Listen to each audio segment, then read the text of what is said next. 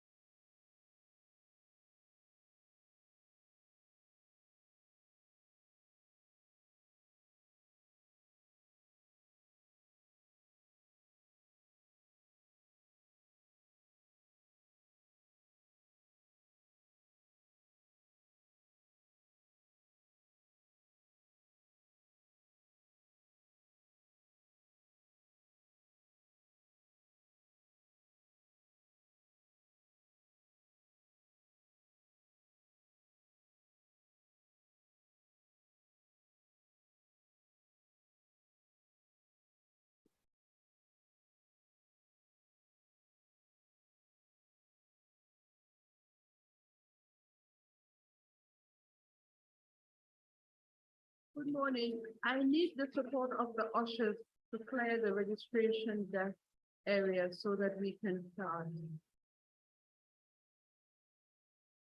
Thank you very much.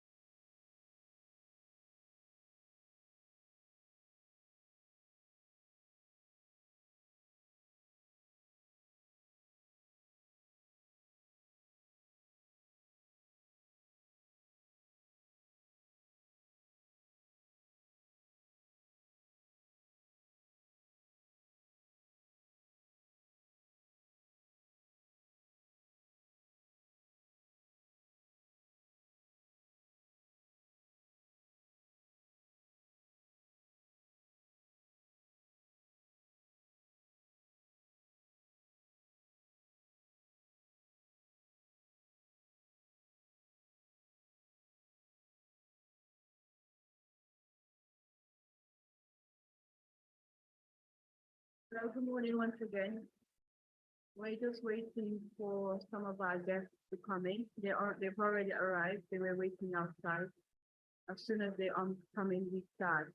We do also have an online audience. So good morning to everybody that is listening to us online. We're sorry to keep you waiting.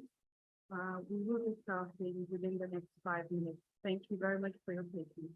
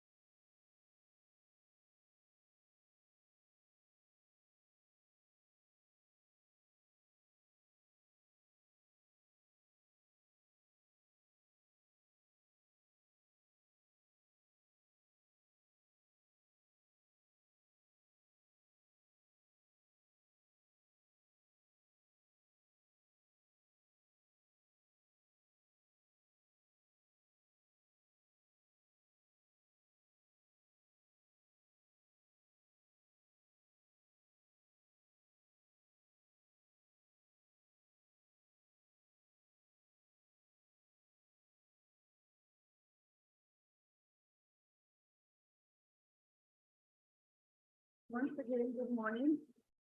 We will start now. I welcome you all once again to the 14th annual WARIMA Workshop and Conference being hosted here in the Gambia. On behalf of the President of WARIMA and the Executive, I welcome you. On behalf of the local organizing committees, I welcome you. I am Elizabeth Dashley. I am the Financial Secretary for WARIMA, and that is being membership of the Executive. But I am also the chair of the local organizing committee. I have beside me Dr. Medlani Tanya, who is my co-chair, and my second co-chair, Mr. James Drummond, is on the far right. So why don't you just go ahead and start the program? We do have an online audience as well. I welcome you. For those that are online, I welcome you all. So it is a privilege to stand here. It is a privilege to host WARIMA. You can all see the smile on my face because I live and breathe research management. My lead director is here, Professor Andrew, and why I say that is the justice employed me for is really director of the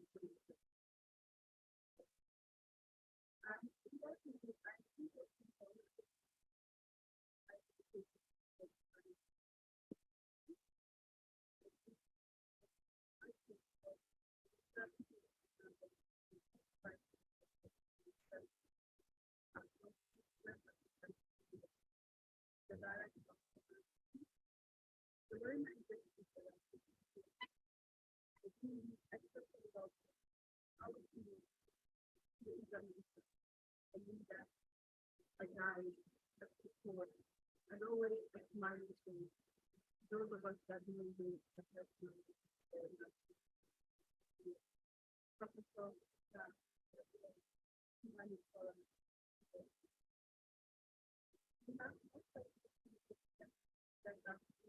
from across the country, from across Africa, and Europe. I do love the world. I look at the way we want to take it up to the right. And we have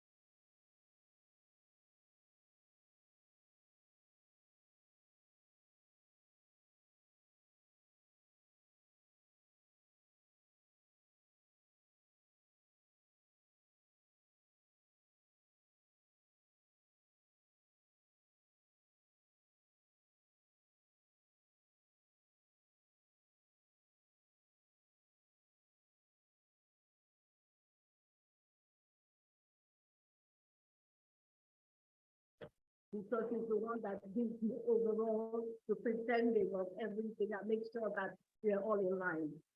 Um, we recognize the presence of, and we're delighted to have Professor Simani Kora, the Director of the West African Research Excellence Foundation and the Director of African Research Development Medical Research Council, and also a fellow, and I believe the previous president of the West African College of Physicians, which is where I first got to know him. And I've been in Gambia for a conference many years ago.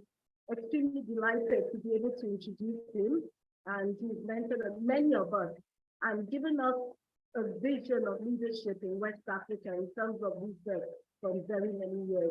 So I'm honored and privileged to be able to introduce a teacher and mentor and research leader, and I'm delighted that he's going to be our keynote speaker for today. And Professor Uber Alexandro, the unit director of the Medical Research Council, the Gambia, the London School of Tropical of Hygiene and Tropical Medicine, and then the president-elect, Professor excuse me, Yalibolo. I should have done the phonetics just the same way that Elizabeth did. I've learned that. I think the director of the NICABA, I'm going to say Lookman, so that I don't mess up the names again. Our resource persons and facilitators, Dr. Leanne Thompson or Thomas from the University of Cambridge, and Dr. Maggie Hen, the UK collaborative on development and research. Thank you so much for coming. We contacted you, less than 2 months ago, and we said we would like you to be resource person for WARIMA. And you honored our invitation. And with Dr. Thomas, has been with us since Saturday or so and has held workshops that have been extremely educative on intellectual property. Dr. Hans, we're looking forward to listening to your address and to your presentation today. Dr. Gary Armstrong has been with us for many years, WHO, THCDRSN. If you're online, we continue to acknowledge your presence and your support to WARIMA. Our conference delegates, thank you for coming. Some of you have been with us for many years and you've kept on coming. And some of you have joined us recently. And even for the Francophone members, I think sometimes it might be difficult to understand, follow when we're speaking so fast in English, but you persevered, and we're so happy to have you on board. And we look forward to having you in future. And for the people that are coming for the first time, we look forward to having more and more of you coming in future. Members of the press, thank you for coming. Distinguished ladies and gentlemen. And if by any chance I forgot anybody, turn around to the person next to you and say welcome on behalf of WARIMA. We are delighted to be hosting this conference in beautiful Banjul in the Gambia in collaboration with the MRC and many of our other partners. The workshops have been held on since Sunday and they were held yesterday as well. They were well attended. We're delighted today to actually officially open the ceremony, the conference, the 14th annual workshop and conference of WARIMA. We look forward to interacting with you individually in the different sessions that we'll be having. Thank you very much. You are all welcome.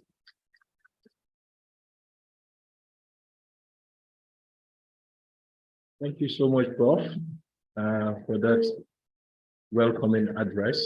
And next on the list, we have our able president, that is Dembo Kante. Welcome on the stage.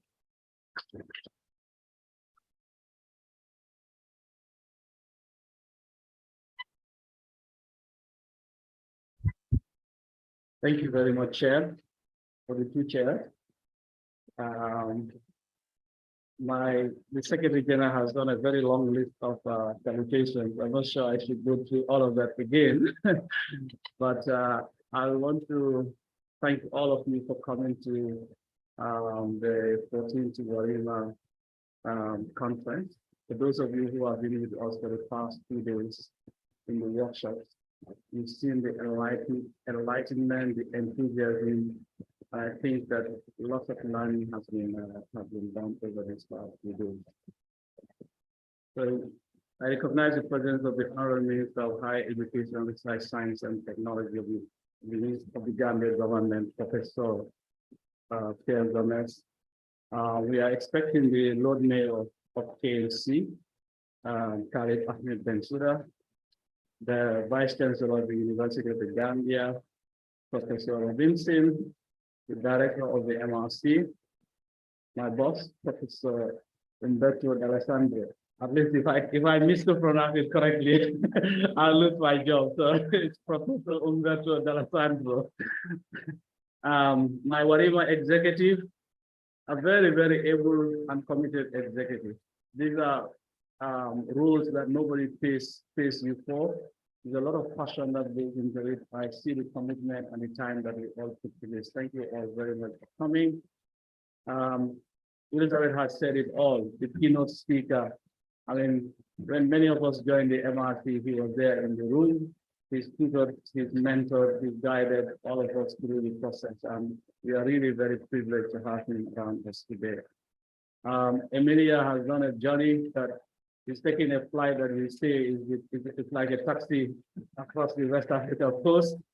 Thank you for bearing all of that.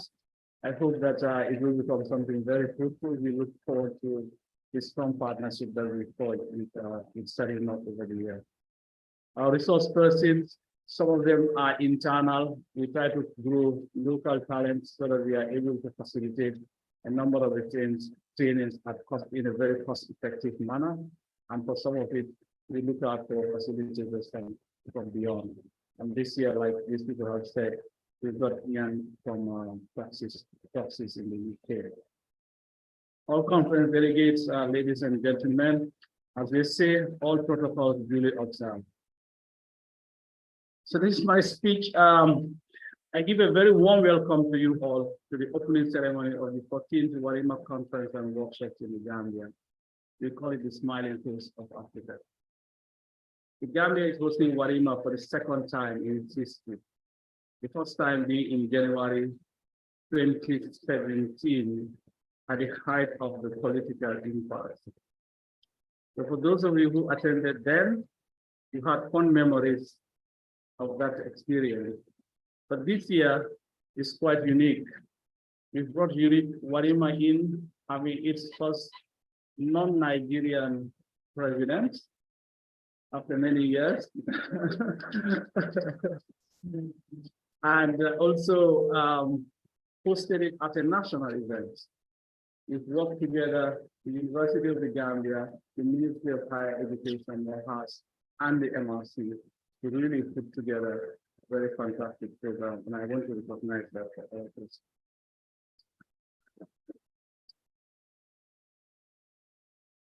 I thank the directors of the three institutions for allowing all their staff to come in their time, energy, and resources in the organization of the workshop. The theme for this year's conference is Research Management in the Era of Equitable Partnership and Open Science. As we will hear from the many presentations during the workshops and the conference proper, Africa and our region, West Africa, needs to speed up the amount of research we do to be able to respond to our disproportionate share of research challenges that we face. Be it in social science, engineering, health science, etc., our region faces a great disproportionality in the amount of research and innovation we do as compared to the challenges we are faced with. Research equity has manifested itself very strongly during the COVID pandemic, with virtually no vaccine research in our region. I repeat that, virtually no vaccine research in our region. I think if compared to the problems that we face, probably we should be the first guys, working hard on that. This has resulted in delayed access to vaccines in many of our countries. Whereas our continent accounts for 12.5% of the world's population, it only produces just about 1% of global research output. Our universities on most rankings are quite low, looking at many measures, including research funding and research excellence.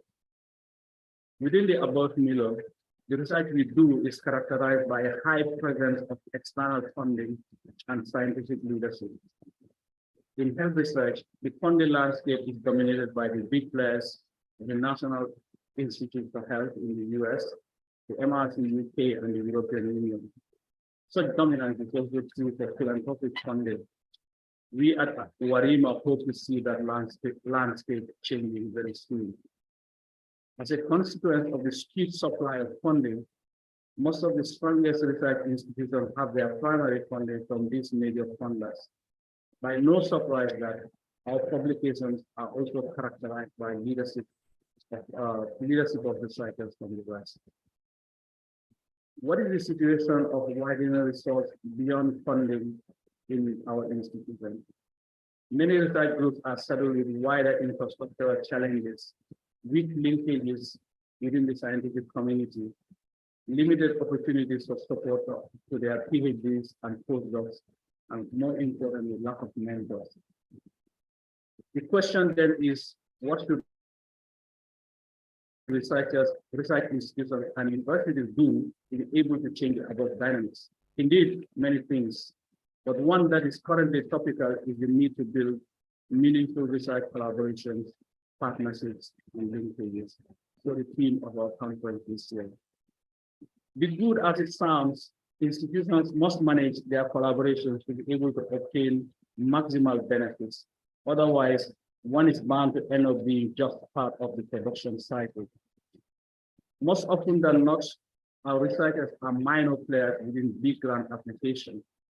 This coupled with the increasing demand for compliance necessitates that our institutions and scientists are better skilled to respond in negotiation terrain for maximum impact.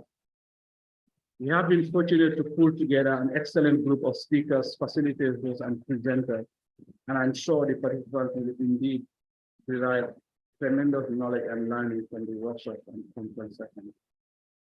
At the organizational level, we are greatly encouraged by the partnership that we have managed to establish and consolidate with Sister Research Management Association. This includes WARIMA, with whom we have consolidated our strong linkages for training and capacity development. The trainings conducted by WARIMA are now accredited by the IPRC of WARIMA with the allocation of required credit points. We have also worked on a number of joint grant applications, outcomes of which we look forward to with great enthusiasm. Praxis Oriel, an association with over 20 years experience training technology transfer managers from across the globe, have readily made one of their most experienced trainers to come out here and run the workshops on knowledge exchange during the conference. I've attended some of the sessions and we're delighted to see the level of enthusiasm expressed by the participants. I thank Praxis greatly for this support and hope to consolidate that relationship into the future. The annual workshops and conferences are a flagship event of the WARIMA Association. They are conducted in fulfillment of our key goal of building the skills of our practitioners, but also to provide opportunities for networking and cross-sharing of experience and knowledge. This year, we have representation from 12 West African countries. More significantly, there is an increased presence from the Francophone West Africa, in particular Mali, Burkina Faso, Senegal, and Cote d'Ivoire. I hope that this trend will continue in future events to make the association a fully West African one. I want to thank our sponsors. WHSF has been a long-term partner of the association, supporting us in different activities over the years. I mean, myself and Elizabeth took the initiative to go to our first WARIMA in 2015. And since then, the MRC has constantly supported our activities and growth. This year, I note we thank the support and collaboration we received from the 1HM project in Senegal. This is a capacity building project funded by the EDCPT and coordinated by Professor Suleiman Bey in Dakar. The Work Big program in Ghana, run by Professor Gordon Awandare, provides meaningful support to participants from Ghana. I hope that we can see more initiatives like that from the other countries too. For the first time, we have received funding from industry. And again, this is something that we look forward to building more in terms of our collaboration with our commercial partners. And I want to give our special appreciation to Intable Biotech for their support to the conference. This support shows the increasing visibility and trust that others have in the association. And I look forward to the future with great enthusiasm and belief. To our keynote speaker, I thank you. Thank you for your acceptance to speak at the conference and also to be a role model, mentor, and guide for the many young African scientists and by extension, institutions that you have provided opportunities for in science.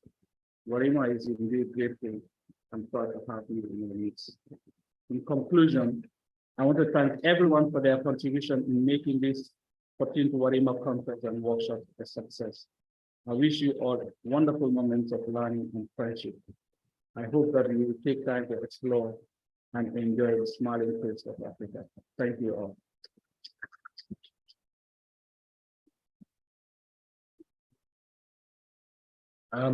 Thank you, Mr. President Dembo, for the leadership and the vision.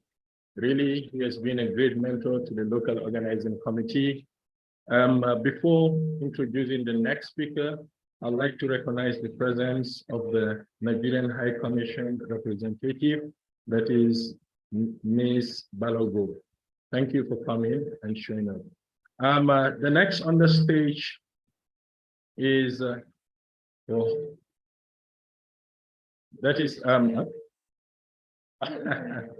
no, I need to introduce my own boss. We'd like to welcome Professor Herbert Robinson, the Vice Chancellor of the University of the Gambia. And thank you for having you here. He is very passionate about research. He's a leader when it comes to research. He has spent his entire career in mentoring, capacity building, and promoting research. Professor, thank you for having me here. Thank you.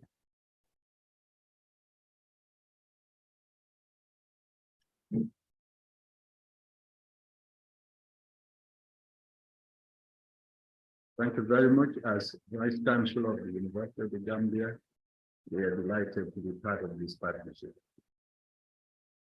Honorable Minister of Higher Education, Research, Science and Technology, Mr. Gomez, Director of Medical Research Council, the Gambia, at the London School of Hygiene and Tropical Medicine, Professor Umberto Alexandro.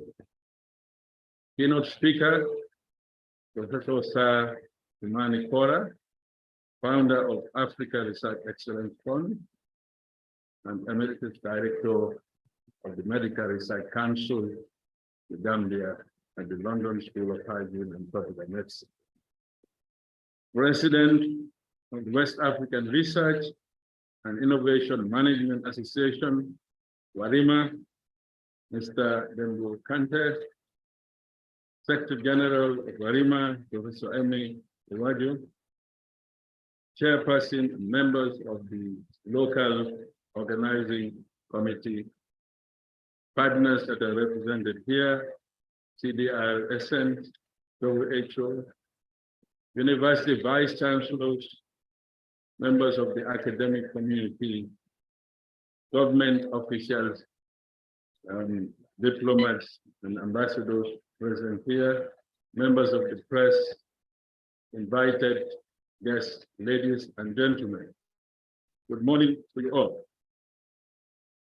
Let me thank you for attending this event, the opening ceremony of the 14th West African Research and Innovation Management Association, the WARIMA Annual Workshop and Conference, on a very important theme, research management in the era of equitable partnerships and open science. As members of the academic institutions, policy officials that are here, other partners, users of research, there is no doubt research is critical. It is critical because It is the only way we can find solutions to challenging problems our society faces. Whether these problems are in health, education, agriculture, or other sectors of the economy. Knowledge is key. Therefore, research is important in the functioning of our academic institutions to support government, private sector, NGOs, other stakeholders in the development process. Put in another way, very simple, research is the lifeblood of well-functioning academic institutions. For us, it's important as universities to inform teaching and learning, but also important to engage stakeholders, the policy community, to support our development agenda. It is important to have a research culture. And that's what WARIMA is trying to do, to build a network of research institutions. But building a research culture involves a number of key elements. First, you have to have a critical mass of researchers. You have to develop the research environment and infrastructure. And research management is an integral part of that process. Why is it important? There is a well-known maxim in management. You cannot manage what you cannot measure. So for me, it's important as we look at how WARIMA evolved to look at some of these key ingredients that are going to be important in tracking progress. But we all know that research output in African institutions very low. They're generally low. We are not very competitive. I think the president of WARIMA alluded to some of these things. We are not very competitive in submitting proposals for international research grants. The international research grant landscape is dominated by powerful institutions from the West. We are not very good at managing research projects and the whole process due to a number of systemic challenges. This includes, of course, our low research capacity, which is what WARIMA is trying to, research management capacity, which is what WARIMA is trying to address in the sub-region. And of course, we know that there are other sister organizations operating on the same thematic area. The mandate simply to address the research management capacity. For me, the question for reflection is, where are we? Where is WARIMA in terms of progress in research management in Africa? This conference provides a platform to take stock of the achievements of WARIMA and to formulate the next steps that are required for advancing that particular mandate. Three things are important. First, we need to have a clear benchmark or benchmark. We need to have performance metrics.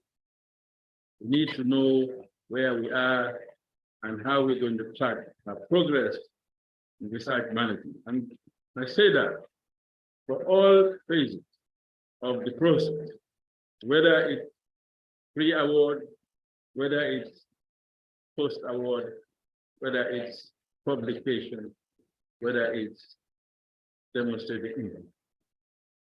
If you don't have metrics, you are not going to know where you are and where you're going to go. So I would urge all of us to look at how we embark on this research management process very carefully. The second thing we need to do, and I think it's already been mentioned by the president, we need to look at how we build our human and institutional capacity to respond to many opportunities from different stakeholders, whether these are the international grant-making bodies or grant-awarding bodies, but also our industry. And I think the president mentioned for the first time they've got some support from industry. But I would suggest that it's important to build our human and institutional capacity to respond to vast opportunities from different stakeholders, diverse needs and expectations. That's important. And the last point is we need quality and sustainable partnerships. What do I mean by that? First, you need to partner with like-minded institutions. And through partnership is based on certain ingredients. One, there must be openness. There must be equality. There must be trust and mutual respect. True partnership, lasting partnership, must be anchored on those pillars. Otherwise, it's not. And if you look at the international research landscape, what we are seeing is unequal partnership. And WARIMA is there to try and address this issue of unequal partnership. For too long, research and dissemination has been driven by individuals and institutions with financial muscles deriving the maximum benefits from their research. So it's sort of exclusive. We need to change that. We need to change that so that Africa can have its share. Because the current system has promoted research in some parts of the world and stifled the development of research in other parts, particularly in Africa. However, recent development in the area of equality, equitable partnership, and open science, with emphasis on equity, access, and dissemination of research, and sharing the benefits from research. That is changing the global research landscape for the better. In particular, disadvantaged scholars that engage in collaborative research are seen as partners in research and not mere members of the research team. So it's important to change that culture of disadvantaged scholars participating as mere members. They need to take leadership. They need to have access to all the benefits of research projects. Increasing access to scientific resources to open science is also allowing researchers from disadvantaged backgrounds to have access to the same resources as those from privileged research backgrounds. Open science also calls for researchers and research collaborators or partners to be more transparent in the way they conduct their research. This means abiding by common principles or practices on various research aspects, such as data management, research integrity, among others. Therefore, as research management practitioners, we must respond to these new opportunities and demands.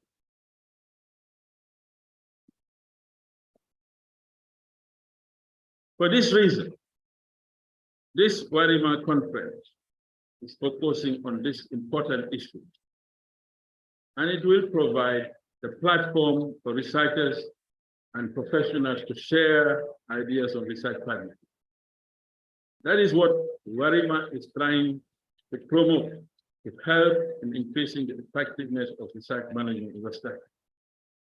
Therefore, the effort of WARIMA leadership is highly commendable. Thank you for this initiative. The capacity building programs such as this international conference, bringing together experts from different countries on research management. It is a laudable initiative to address some of the perennial challenges we face as a continent and in the subject. Therefore, I hope interesting ideas will be discussed that will provide new insight on how research management can thrive in the era of equitable partnership of open science. Therefore, we cannot thank WARIMA enough for offering such an opportunity. So what are we doing at the University of Gambia? Just before concluding, our doors are open for more collaboration with WARIMA as we are working on revamping our entire research management infrastructure to meet not only local needs but international demands. We are ready to adapt to international best practices in research management. We have a very young and dynamic academic community who, when given the necessary support, can excel in what they are doing. The University of the Gambia is also working on having a very good research management infrastructure to ensure the right organizational environment for effective research management.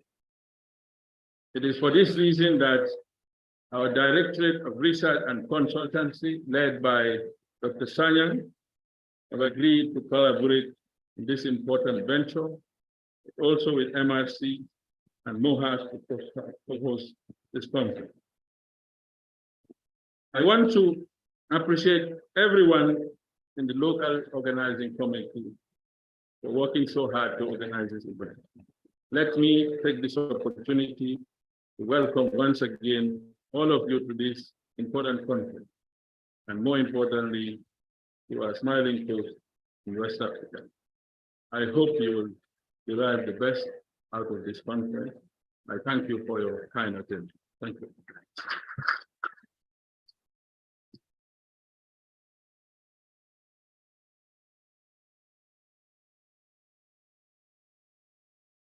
Thank you very much, Professor Robinson. As he said, he's challenged Mr. President WARIMA, he's challenged us, and he's also touched on lots of other important areas.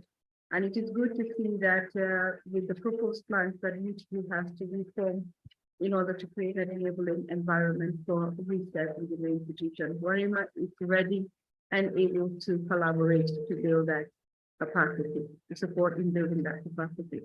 So next on, we will invite Professor Umberto De Alessandro as Dembo, and I said before, he is our boss, he's the unit director of MRC. We want to thank him for all the support that he's given to research management in general.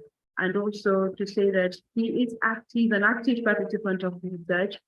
And even though he's my director, he leads by example, because if he does not comply, I go to him and tell him, you're not complying, that you need to comply. And he does not penalize me for doing that. So I thank you. Please, sir. Thank you very much. And good morning, everybody. I'd like to recognize the presence of the Honorable Minister of Higher Education, Research, Science and Technology, Professor Gomez, the Vice Chancellor of the University of the Gambia, Professor Urban Robinson, Professor Tumani Kora, who actually is the reason why I'm here, because he actually recruited me when I was happy doing research in Belgium. But so, and then he also eventually became director. Professor Tumani Kora, who is the emeritus director of MRC, he was director when I arrived in the Gambia, and president founder of AREC. WARIMA executive, distinguished guests, and dear colleagues, and all other protocols duly observed.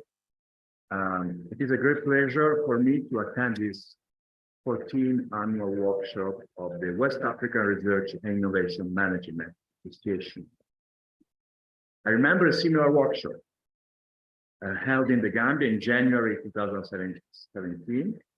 And when I was writing these lines, I was thinking how amazing it is to see how the world has changed since then.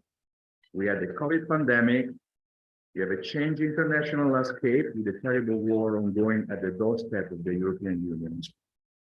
We have the increasing influence, we see the increasing influence of climate change in many countries across the world.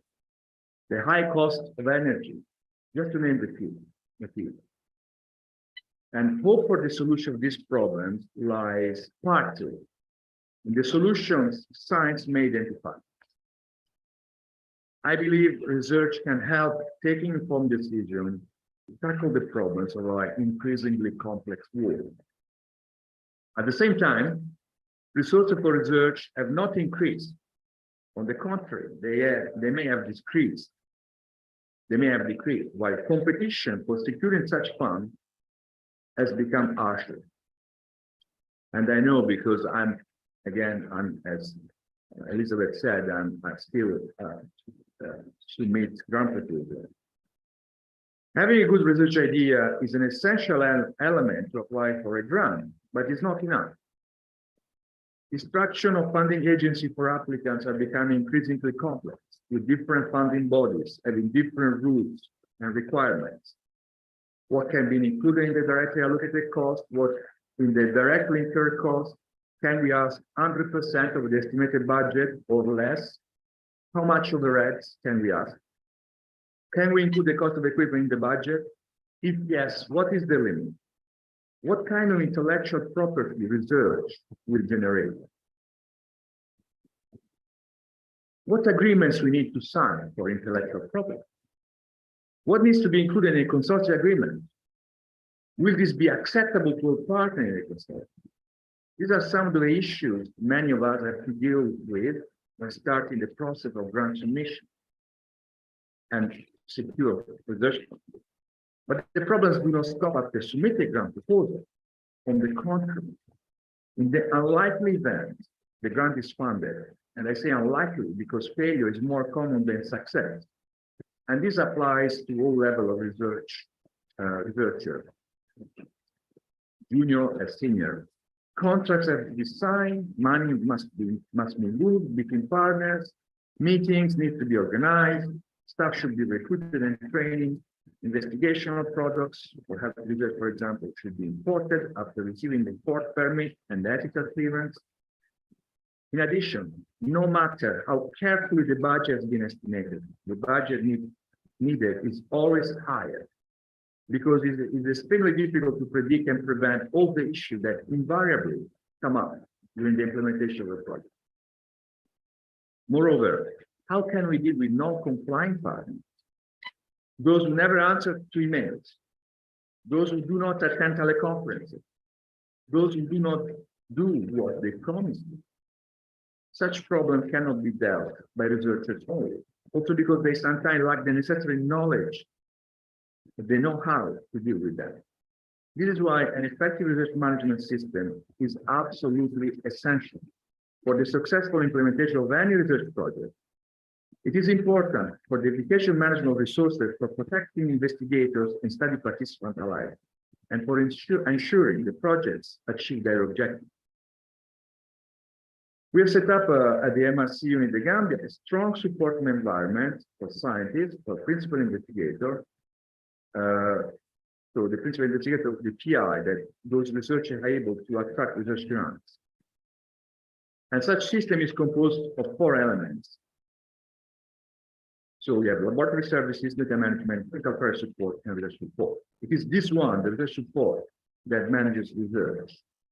It includes budgeting, contracts, staffing, donor compliance, project management, and donor reporting. It is inconceivable for us now to do research without such a support. And this system we have set up is an important reason for the success we had over the last 12 to 15 years. I believe an efficient research management system is essential for any research or academic institution and requires investment, both in terms of resource investment or in terms of human resources. It's also essential for scientists to appreciate that without a research management system, they cannot go very far.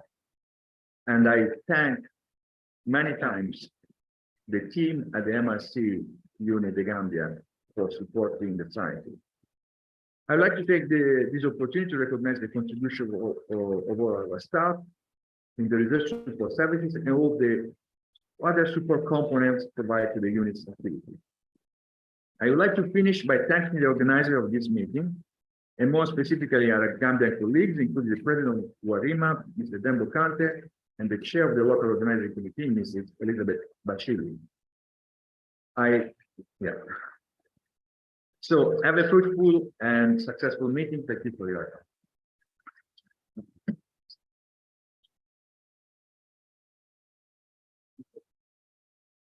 Thank you very much to you. I told him before we started this meeting that I would tell him Prof and I would call him Prof on Saturday, because usually we're on the no on the yes on the And thank you for highlighting the various elements of research management that researchers get to deal with on a day-to-day basis.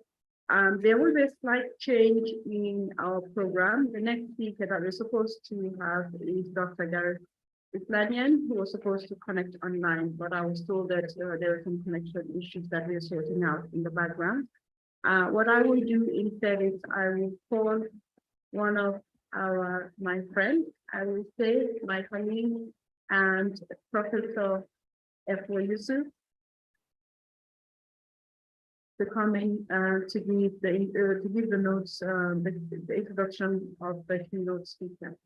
Thank you very much. Sorry.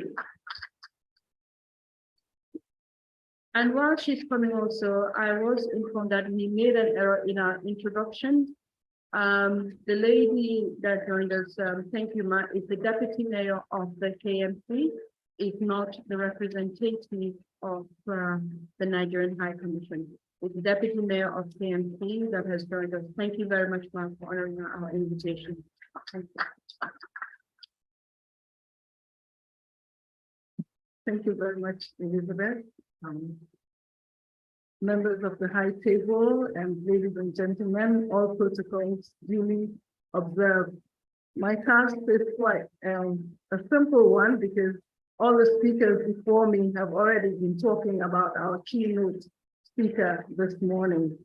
Let me say that the text I'm reading has been peer reviewed, so you can trust what we have to say about our keynote speaker. A significant part of his career has been dedicated to training and mentoring the next generation of young African scientists. And as the founder and director of the Africa Research Excellence Fund, AREF, his vision is to improve the quality and impact of health research in sub-Saharan Africa by identifying and developing outstanding African science leaders for the future.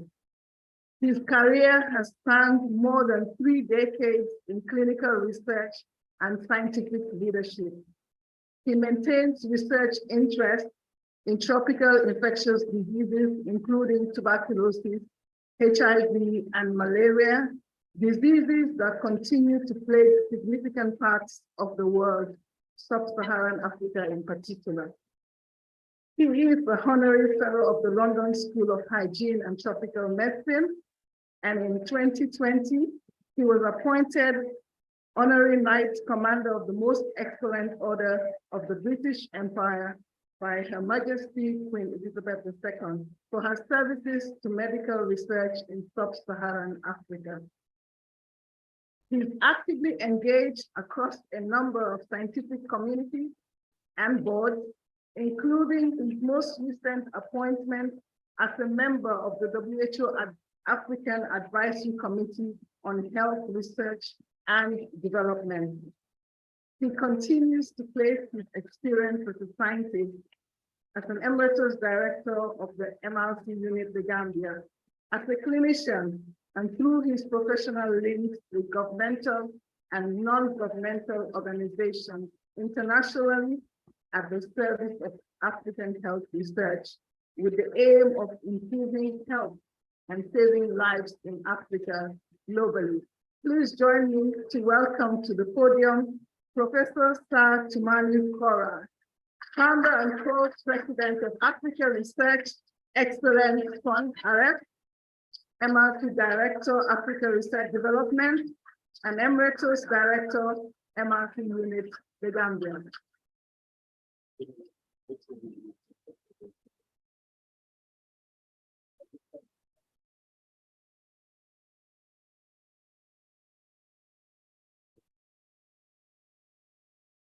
Thank you very much.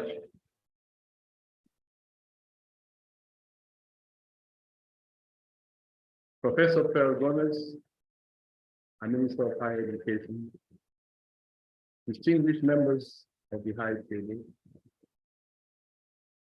ladies and gentlemen, all protocols respectfully in video.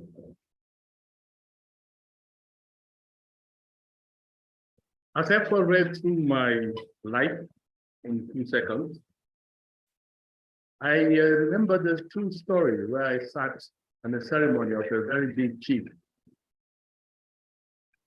and he was being buried. And in the front seat sat the wife and the son. Such lovely things were being said about this man. At his stage, the mother or the wife turned to the son and said, "Son, please check that coffin and see whether it's my husband inside there." That's exactly how I feel this morning.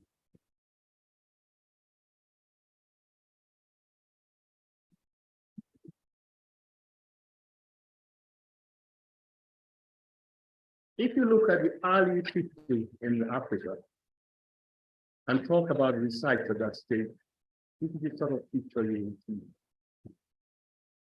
East Africans will say Muzungu and his helpers. The Muzungu was the only scientist that existed in those days. How has things changed? Today, you find Africans and Muzungu working together side by side. Not always that equitable path, but at least sitting at the table.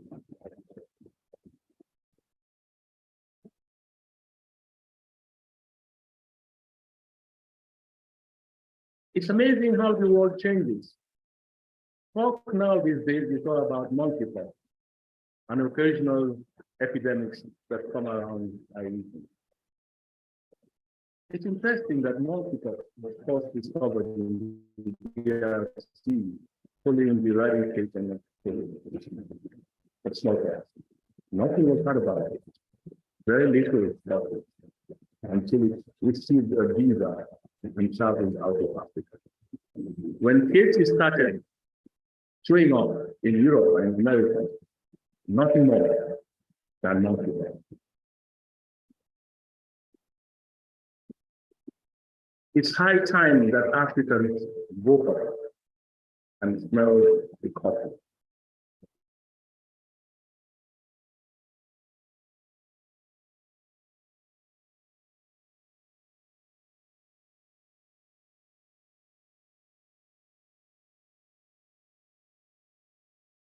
A lot of people, the first case was discovered in 1959. But in 1983, when it got its visa and went all over the world, AIDS became the most popular thing that the world has ever had. The same is true for Zika virus. Zika is a tiny village in Uganda. And the virus was identified in humans as early as 1947. It stayed in Africa, nothing happened. 1982, outside of Africa, everybody has it. And you also know about Ebola. You know what Ebola is. The first cases again were identified in 1966. It was only in 2014, 2016, when again Ebola obtained a visa, went out of Africa, that everyone started talking about Ebola. And critically, potential treatment solutions were being advanced. I've already talked about the human monkeypox, and I just want to say that with the NTDs, no noise at all, because they are not very transmissible, and they remain a problem of the poor, the neglected. We call it neglected tropical diseases, and every time I hear an African call it neglected tropical disease, I get annoyed. Who neglects a disease that affects 1 billion of the world's population, that maims and causes discomfort, and sometimes even killing? and yet we live in neglected tropical countries. It's high time that we as Africans woke up from our sleep and decide to do research that will save lives and improve health. I would say now today that almost every nation needs to do its own research. If you do not do your own research, you need to adapt to the findings of others, and these may not always be what is required.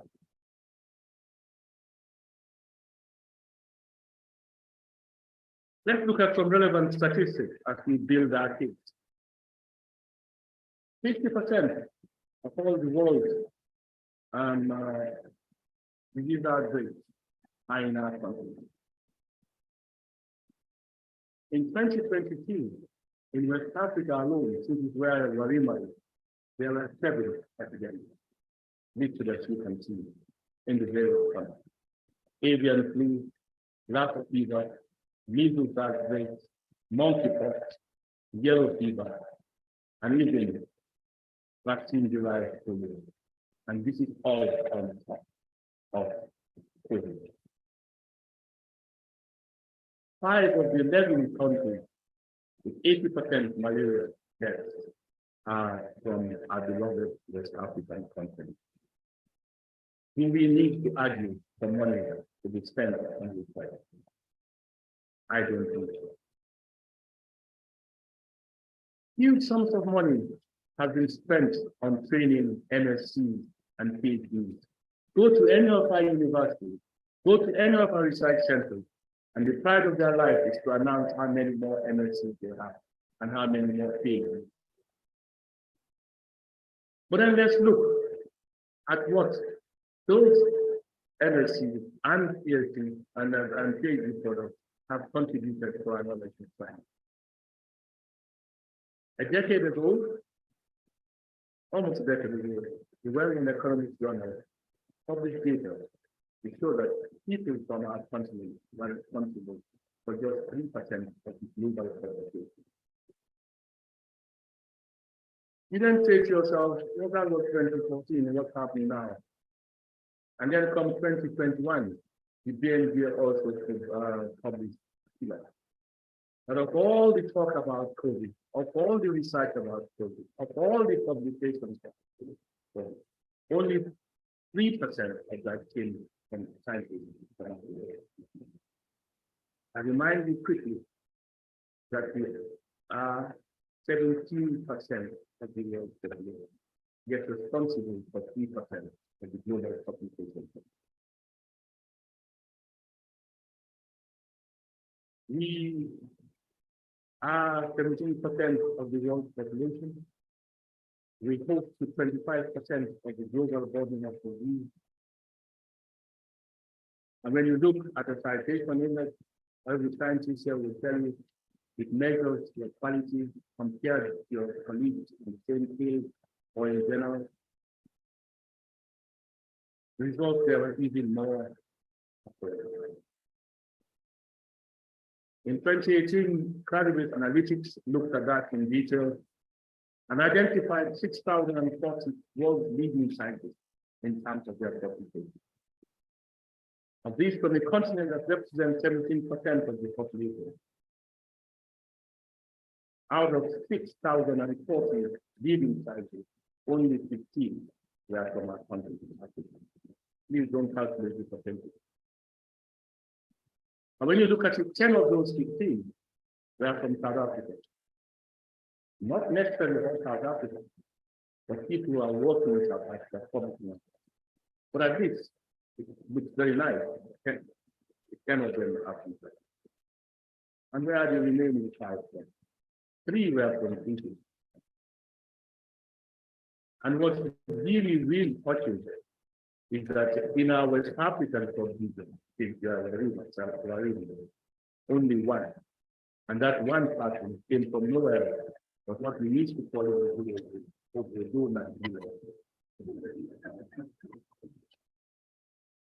we then look at NTVs that we need to do much more work. And when you look at all these things, you start saying to yourself, the amount of money that have been spent in developing African research, is it really worth that amount of money? And I'll say, yes, it was a amount of money, but perhaps there's time to change the way we train ourselves to adapt to the challenges that we face. When you look at even health research institutions, it is quite, again, revealing. It is the Medical Research Council, it is the NIH, it is the CDC, it is the Pasteur Institute. And these are all funded by their countries, their nations, Gates Foundation, European Union funded. And they're all mainly focused on infection and judgment theory. Where are the African institutions? If you look at the top 10, there will be no African funded research institution in the whole of it. You might say, oh, there's a great place in Makerere.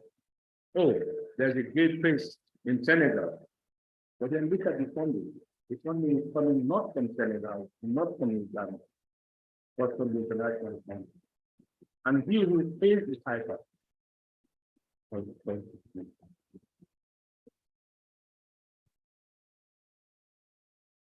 We look back at COVID-19 and we must try to learn from what is happening in our world today. And it's only if we learn what's going on that we can really look at things, criticize ourselves, and see how we can change. It took within a year for two super vaccines against COVID. There are many other diseases that we need vaccines. Once it touches certain parts of the world, answers are thought really different. But then, when you look at it, today, almost 85% of people in Europe have received COVID vaccines, and just 10, 12, 15% have received COVID vaccines in our country. I tell you what, I do not blame any like this. Similar everything were happening in India. They manufactured their own vaccine, and vaccine shortage suddenly became things of the time. You may think Cuba is a communist country, being suppressed, they are bad, they are poor, they are evil. But they manufacture their own vaccine. And this message to us here today is to say that scientific research leadership is key to science. It's not welcome. If we lack leadership, we lack tolerance and experience. You know, one proposal which is still on the table is for us to build manufacturing sites in Africa in 2 or 4 sites. And the equipment is posted into Africa. And then the materials are given to us, and we produce the vaccine. Have you ever seen any country in the world where America, Britain have built car assembly plants who have now started to manufacture their own cars? What Africa needs is the science behind how you get these things done.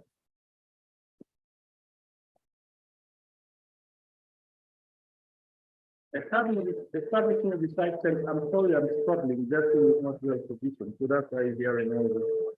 I have to move to zero for my slides, so it's my apology.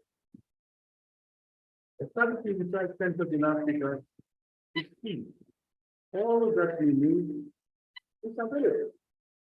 We have high volume of disease, so no problem. We have high disease burden. But then we face a key challenge, under-resourced health. My friend John Kenderson want to start public health in Africa. A story in the and everything. And that's exactly what we are. You know, we have the right body. You have right talented here. But because a system, a health system, under resource, we cannot do it. And these research systems are there. We have the population, we have the sample, we have the data. And we have a massive opportunity for impact to give them. But we are not providing the opportunity on which to them. Our continent thrives on an extractive economy. The farmer spends hours and days on the field harvesting cocoa. What does he do with the cocoa? Sells it cheaply to Europe. It lands in Switzerland and speaks softly with the mind. We seem not to learn the periods of making use of what we have. The improvement for this time. We have uranium, we have titanium, you name it. We can't make our cell phones, we can't make computers. We export it for others to use. That extractive economy is one of the biggest challenges we face in Ghana. We must solve things like that and become innovative rather than people to the attention. We have to find a way of training our young ones to train and infecting the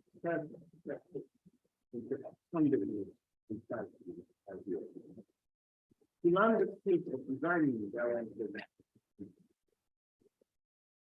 To know how accurately to collect data in practice. To be competent in analyzing and stop. We have this increasing, collecting all these things by night to arrive on everything and make more of it.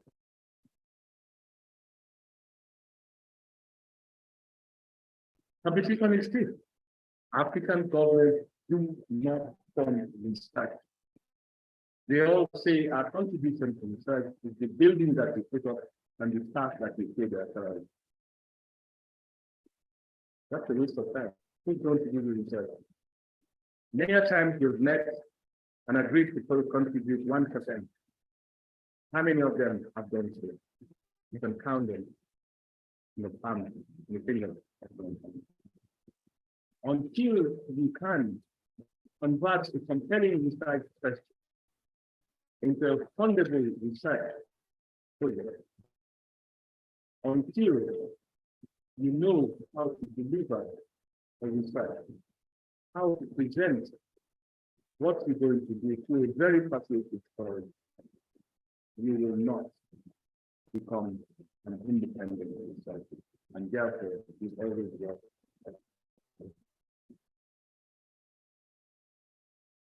We must think about postdoc funding.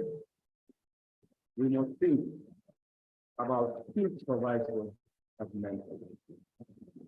And we must also learn the necessary soft skills to provide for research. I have lived in the research environment for 40 years now.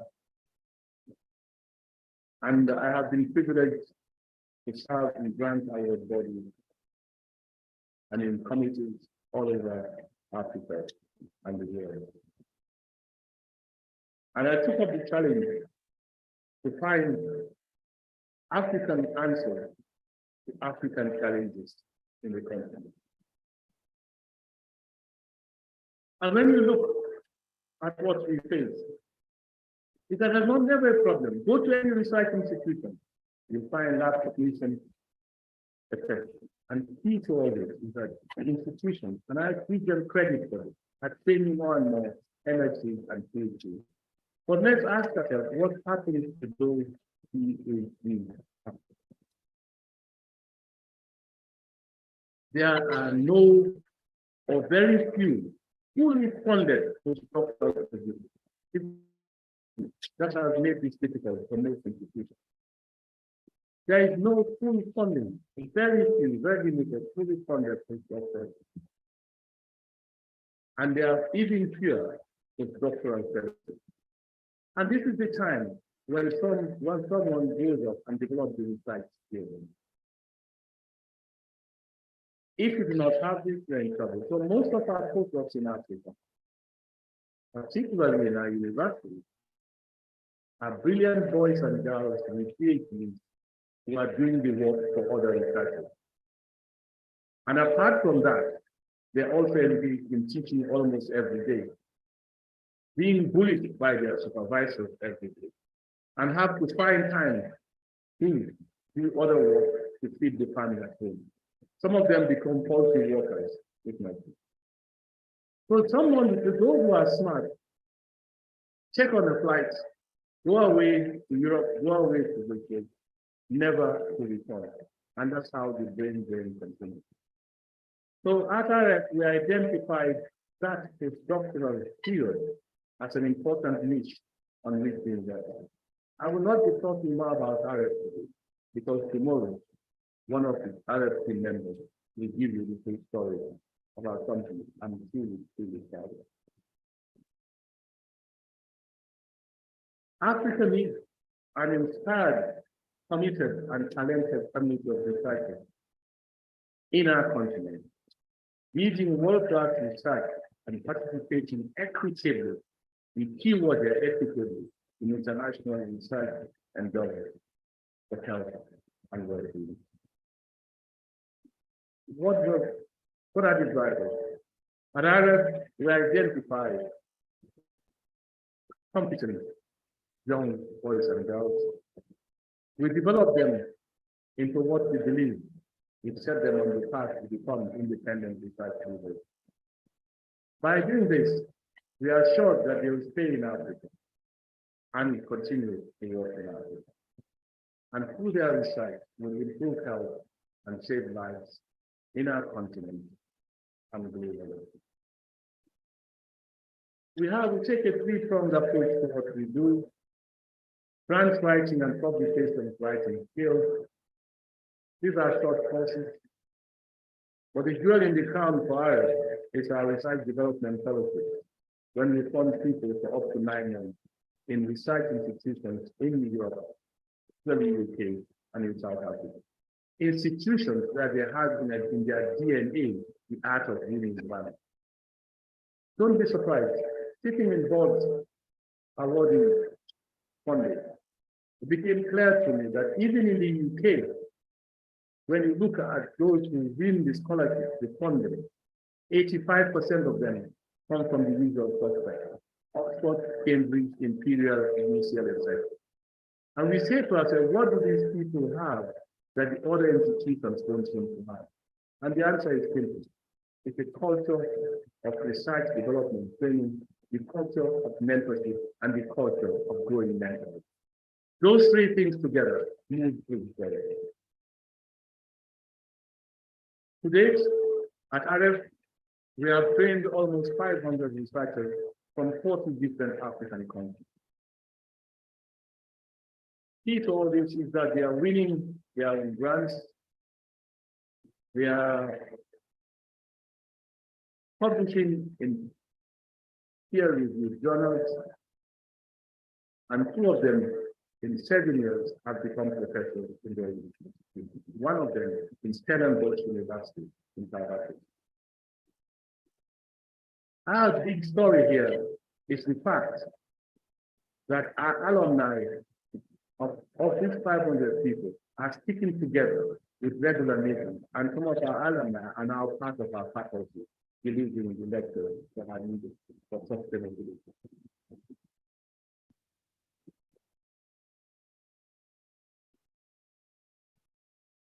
This is the number of people that is broken down in different parts and who are contributing now to our.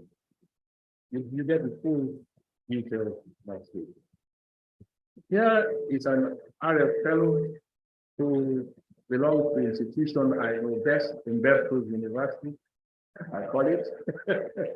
You've been down to others who attended an other grant writing program, who then won another fellowship and went to Imperial College and spent 9 months. Who following that has since won a welcome fellowship of over £300,000 and is back here in the Gambia, working here in the Gambia, doing research on chronic hepatitis, a disease which kills and maims people. We can provide you with many more aspects. From Obodo, Nigeria, we have Ajazemi, who is a training psychiatrist from UCH Ibadan, who has won £500,000 to do his research. We're so proud of that.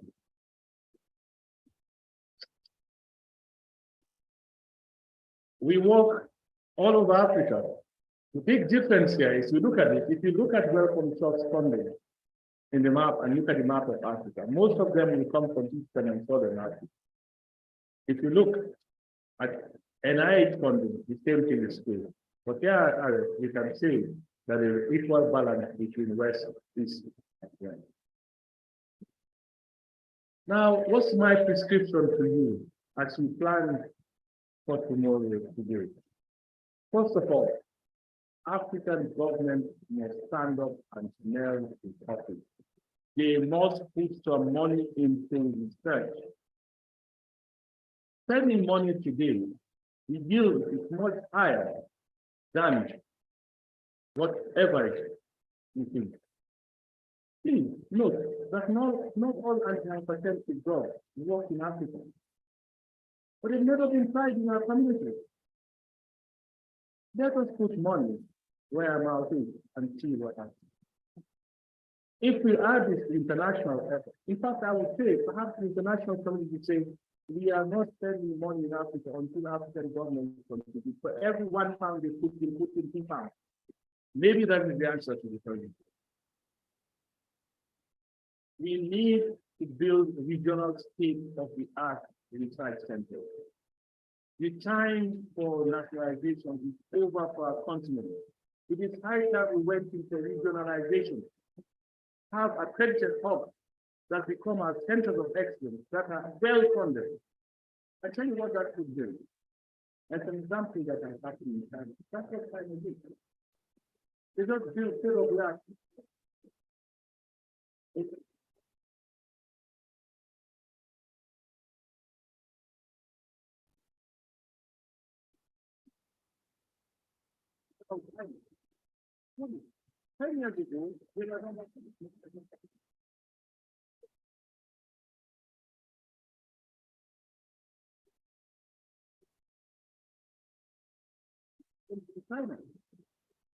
We need to be well-funded clinical science. Again, why couldn't that be expensive? And knowing me, I would say right to the location. Located in Gambia for the whole of West Africa and fully funded. We have shown what we can do with malaria research. No other country in West Africa has done more than we have. So why not make us Gambia the research center for malaria? And Nigeria is well known for viral diseases. Make there the viral research hub. Make them happy to come back. We cannot leave these virologists in Africa. They're fun. We cannot just be spending 5 billion with small research institutions and never tracing an impact. We need to change it. Actually, to build these hubs, and I'm very optimistic that our great scientists from Africa, who are in Europe, who are in Canada, who are everywhere else, will come home. They will come home because they'll be able to continue the good work they are doing where they are. They'll come home, and if they come home, the young African talent institutions will look up to them and say, I can become a Christian happy. I can become an Alfred Bois. I can become a Gilby. That stimulation is what is lacking in our environment, and you need to do that. We need to be able in Africa to define our own research agenda and our research priorities. We talk about decolonizing science and great schools in Europe, in the UK, London School and Liverpool School are talking about decolonizing science. You cannot decolonize science until you government you know put your money where your mouth is and spend money and do it. And bring up your people to the level that they can sit around the table and have breakfast, dinner, and lunch with other scientists who will respect them because of their contributions to that field. This is a must for our country. If we do that, that is the requirement.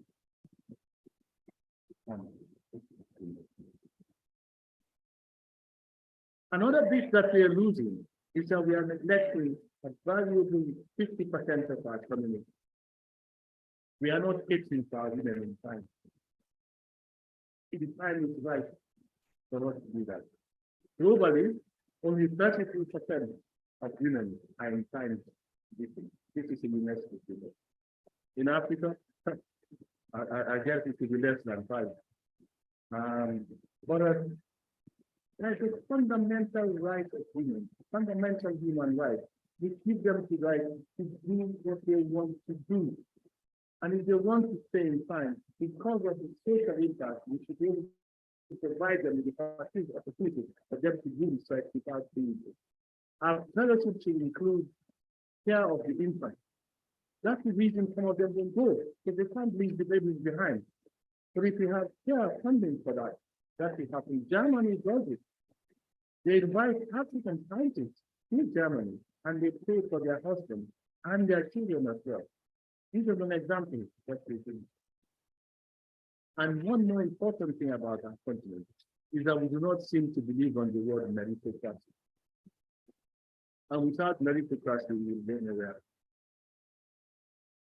You have a post, a key post to fill, and you look at your cousin, your uncle, or your political affiliation.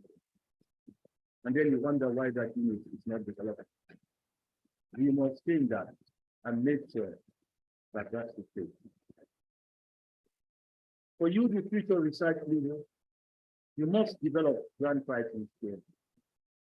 You must be able to sit down and write your own proposal.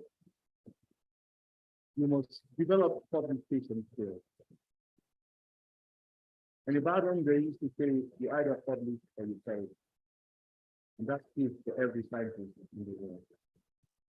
We need to develop strong mentorship, networking, and collaboration skills. We must be able to communicate, not just by writing papers, but being able to talk to the cleaners, the portals, and everyone. But teach all this to policymakers. We do not know how to talk to policymakers. We go there and talk about genome, and they look at you as if you are mad, and you wonder why you're not being funded. We need to acquire that skill. But I say to you, I want you to dream big. Big, big dreams, and be prepared to work your socks off to achieve that dream. If your dream does not scare you, the dream is not big enough. For postdoc, my special advice, if I ever had authority, would be to develop 5-year fellowships, which I define as 3 + 2. 3 + 2, 3 for everybody, and 2 for those who show promise. So 5 for those who are starving. The reason behind it is that so many PhDs are coming out all over Africa now and funding the country. So this is a way to identify the promising ones and keep them to yourself. This is something that RF will be keen to work with the people at WARIMA, with any institution in Africa. We can look for funding together, and we will deliver the necessary skills in grant writing, leadership, etc. That is going ahead. Thank you so much for listening. And once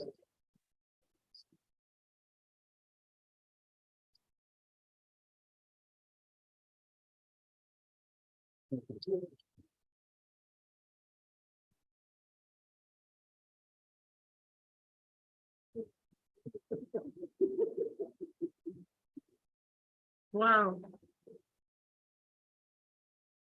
Did I say anything after all that he said?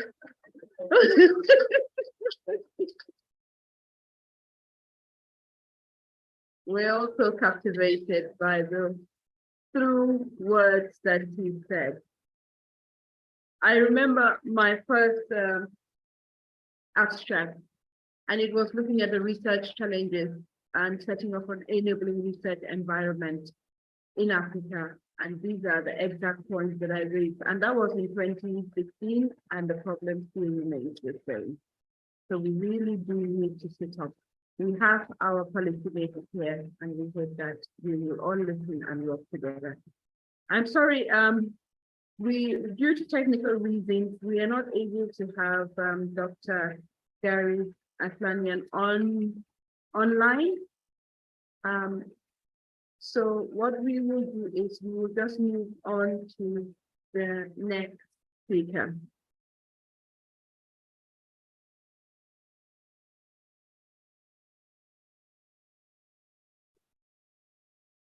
All right. Before we introduce the next speaker, we need to recognize Professor Isaac Oloyedi.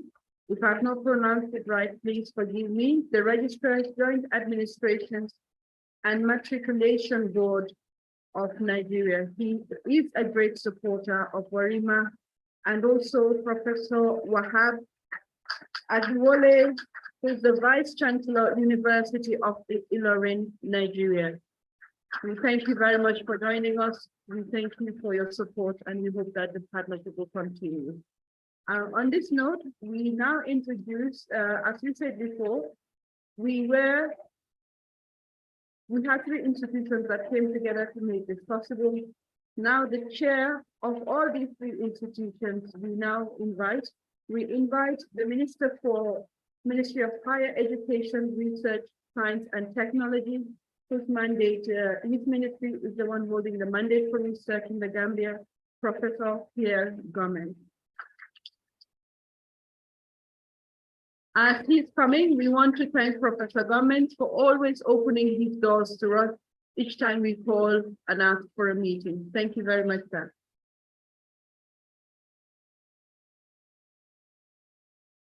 Sorry, bear with me for a second. Oman.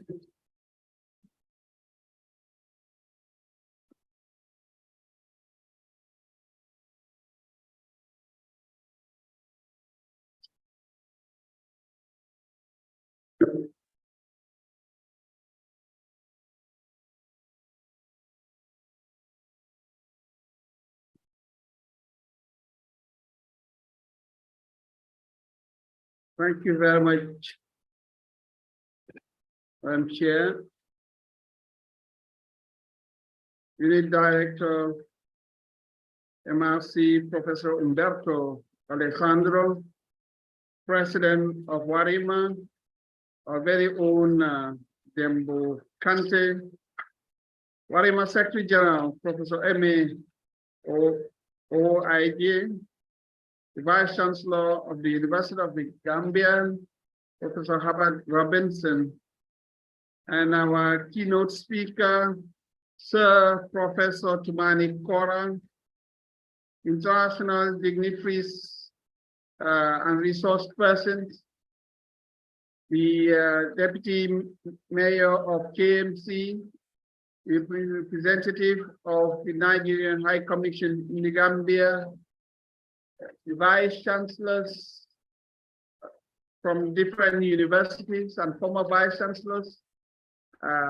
Professor Isaac was introduced as representative of JAM, but before that he was Vice Chancellor many years ago, and he did a lot of work with the University of the Gambia, and Prof also is from UNIOSUN.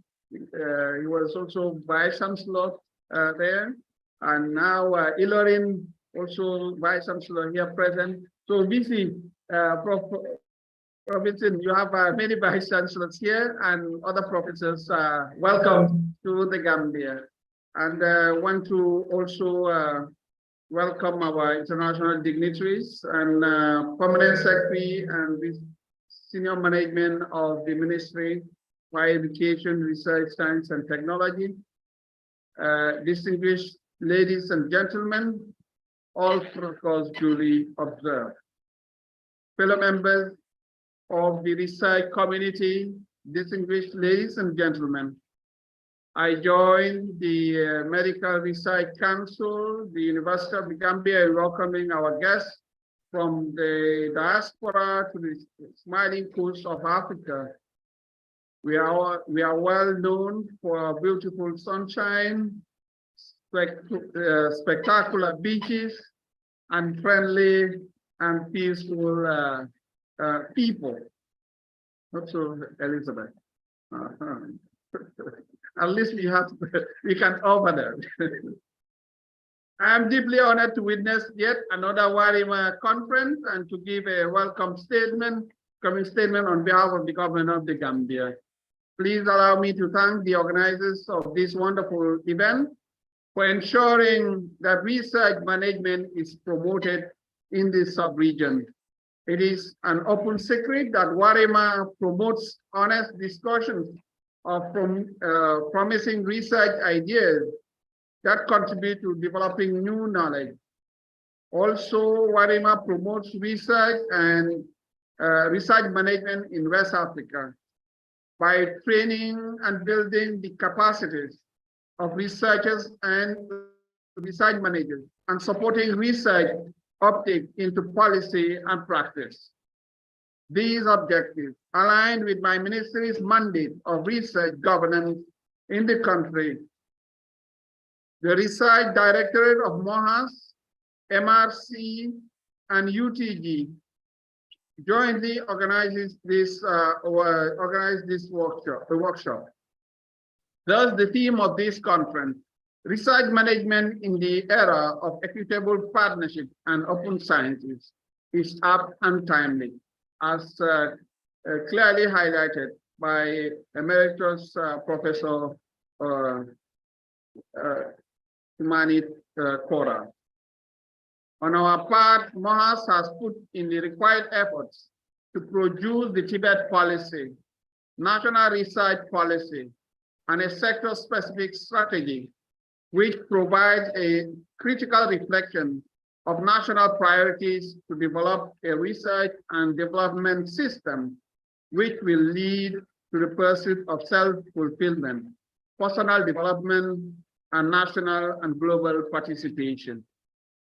The government, through MOHAS, is looking forward to closer research cooperation and partnership within the national, regional, and international communities. Sessions like these will significantly enhance the research community's capacity and strengthen their regional and beyond network. It is a fact that collective effort proves more vital and sometimes more dependable than individual or disjointed endeavors. Therefore, all the parties must communicate effectively and act within their responsibilities. Distinguished ladies and gentlemen, fellow researchers, it is a global concern that we must invest in research, and research outcomes must be implemented. This is not desirable.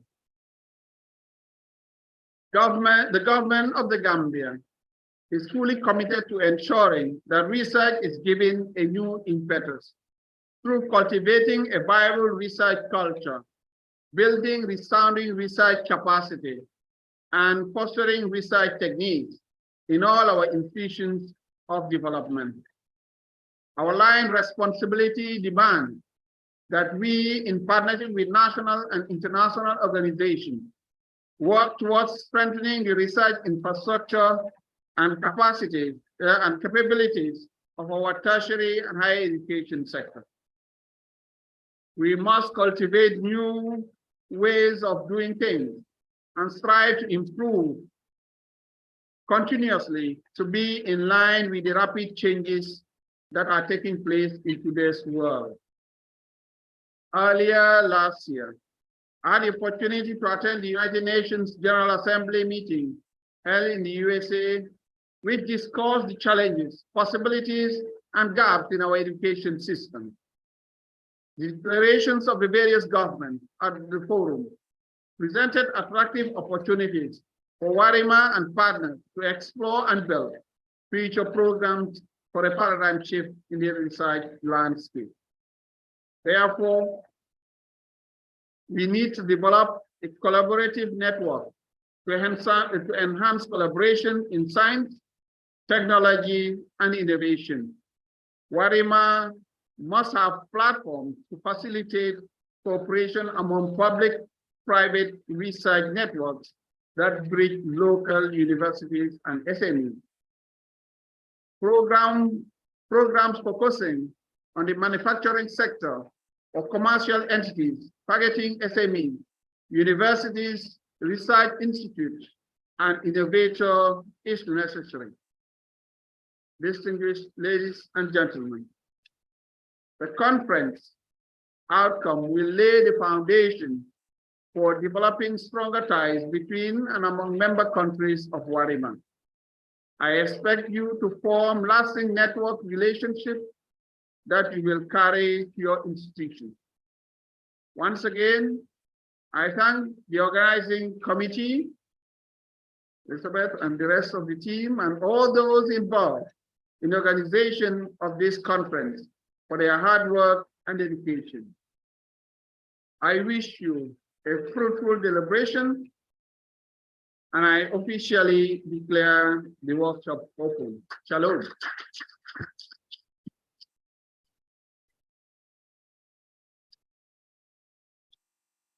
Thank you very much, Honorable Minister, for those words. And as I have said before, the collaboration we bring in 3 partnerships together, and he was the most critical as the policymaker. Even whatever we decide, I've learned early on in my career that it goes back to his office for it to be approved. So thank you for affording us the support. Next in line, we do have a group photo to be taken outside. But before we go outside, we wish to recognize the presence of the VC of the University of Sierra Leone, Professor Samai. Thank you very much, sir, for joining us. Right, so this brings us to the end of the opening ceremony. We do have the photo to be taken outside. I have the ushers in there to lead us to where the photo will be taken, after which we will have a tea break, and then we will assemble here for our plenary talks. Thank you very much for coming. Thank you for spending this time with us, and we hope that for the next 2 days, we'll continue to engage, collaborate, and exchange. My colleague here has something to say. Yeah, so if the ushers can please allow the VIPs to go out so that they can be shown where the photo will be taken, and then we follow suit. Can we please first allow the VIPs to go out, please? Thank you. So I'm reversing roles now. I'm going back to being an usher. Thank you.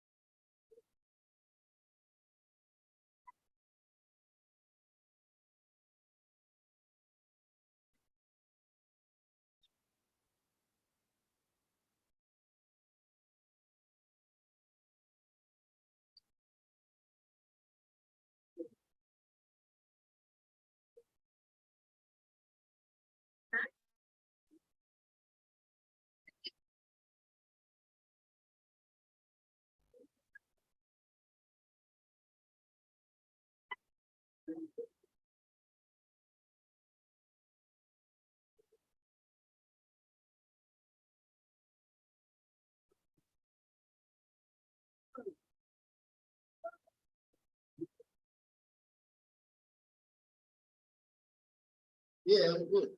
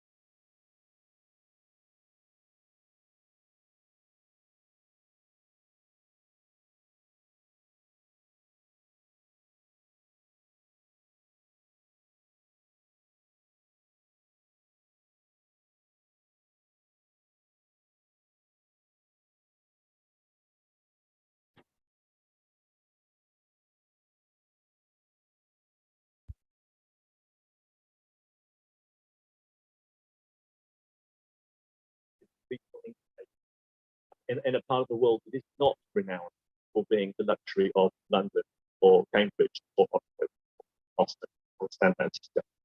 And so I think the message here is that from small things, big things can grow remarkably rapidly if you stick at it and you have an ambition that is big, but also textually relevant. Most people told us that they could not do this. They were told time and time again this was going to fail by the great and the good. They stuck at it and they delivered something of incredible value. I'm very proud of what they did. I wasn't part of it at all. I'm proud of what they did because they stuck at it.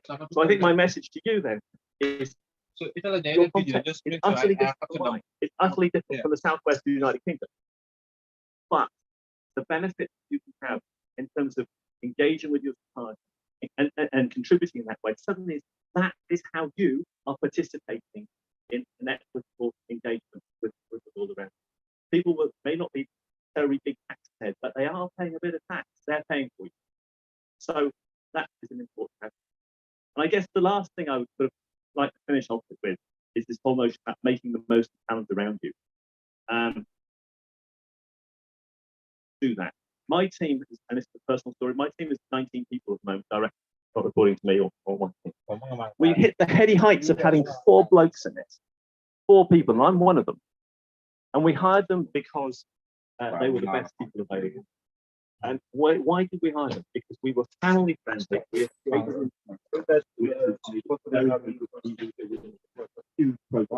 in their careers. And do not wait for the time around you. Try and support your local community to try and deliver some economic and social value. Thank you very much indeed.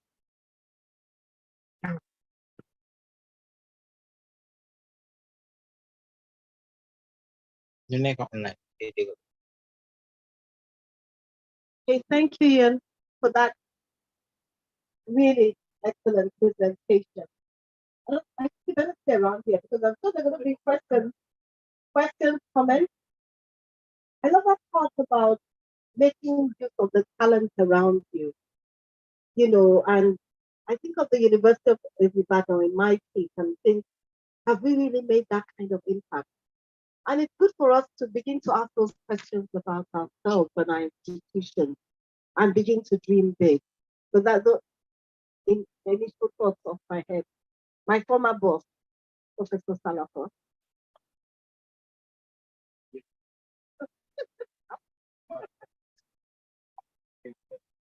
Thank you very much for that lecture.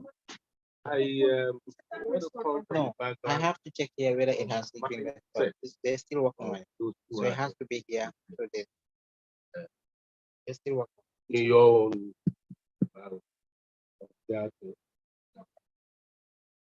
I So I'm believe coming with it once it.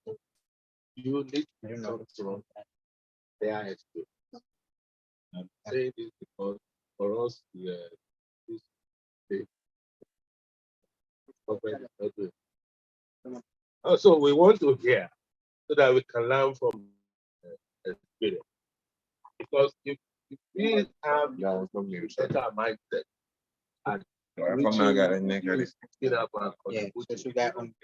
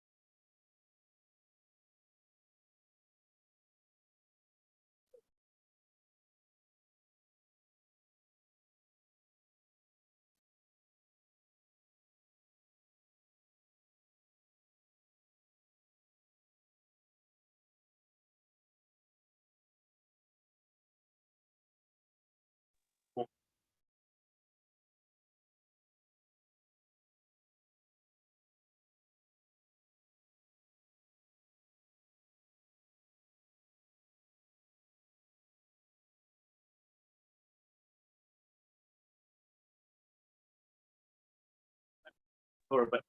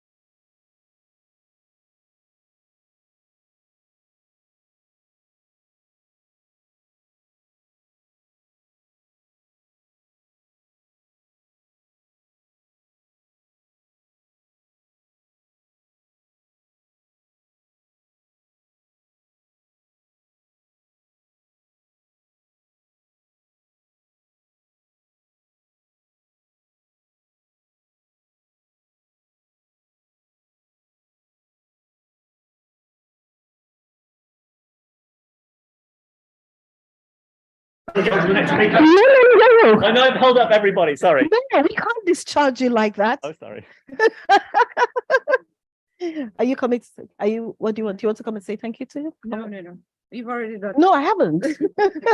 I think give the Tom to get off the stage and move on. Okay. Dr. Ian Thomas, sorry. Thank you very much for coming for our workshop. Thank you very much for coming for our workshop, the training. I mean, I couldn't attend your sessions because my president made me stay in another session and I was facilitating to another one. But a lot of comments coming from that workshop and even what we were hearing across the barrier obviously indicated that your workshop generated a lot of interest. And thank you for sharing your experience and being very practical and engaging about it. Would like to thank you also for this session that you've held, and we know this is your last session, so we'd like to say thank you in our African way. Nothing. LOC, do you have anything for? No, but please, I do know that you're going to enjoy the sights and the scenes of the Gambia and the sunshine. So thank you very much. We look forward to interacting with you more. It's been a real pleasure. Yeah, WARIMA is going to come knocking again and again. And I'm not the only person. Practice Oral community has hundreds of able, willing people. Thank you for offering. We'll take you up on that. Thank you. All right, so we're moving on to the next presentation by Professor Emilia.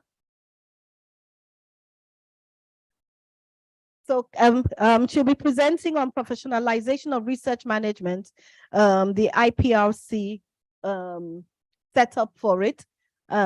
She's the president-elect for the South African Research and Innovation Management Association. I've been warned that rather than just saying SARIMA, WARIMA, we have to emphasize the full names and the titles so that people will know exactly what we are doing, you know. And then when they go back, or when you go back, you won't just say, I went for a WARIMA conference. And, you know, when you say research and innovation management, they'll know that you're very, very serious. And, you know, and we also know that we know what we are talking about. Professor Emilia, please, could you come forward and give your presentation? All right, then. I can help you. Oh, do you want to stand over there? No, Or just to make it work. to make it Anyway, work, I you can can- help you. Okay. Okay, whatever's good thing.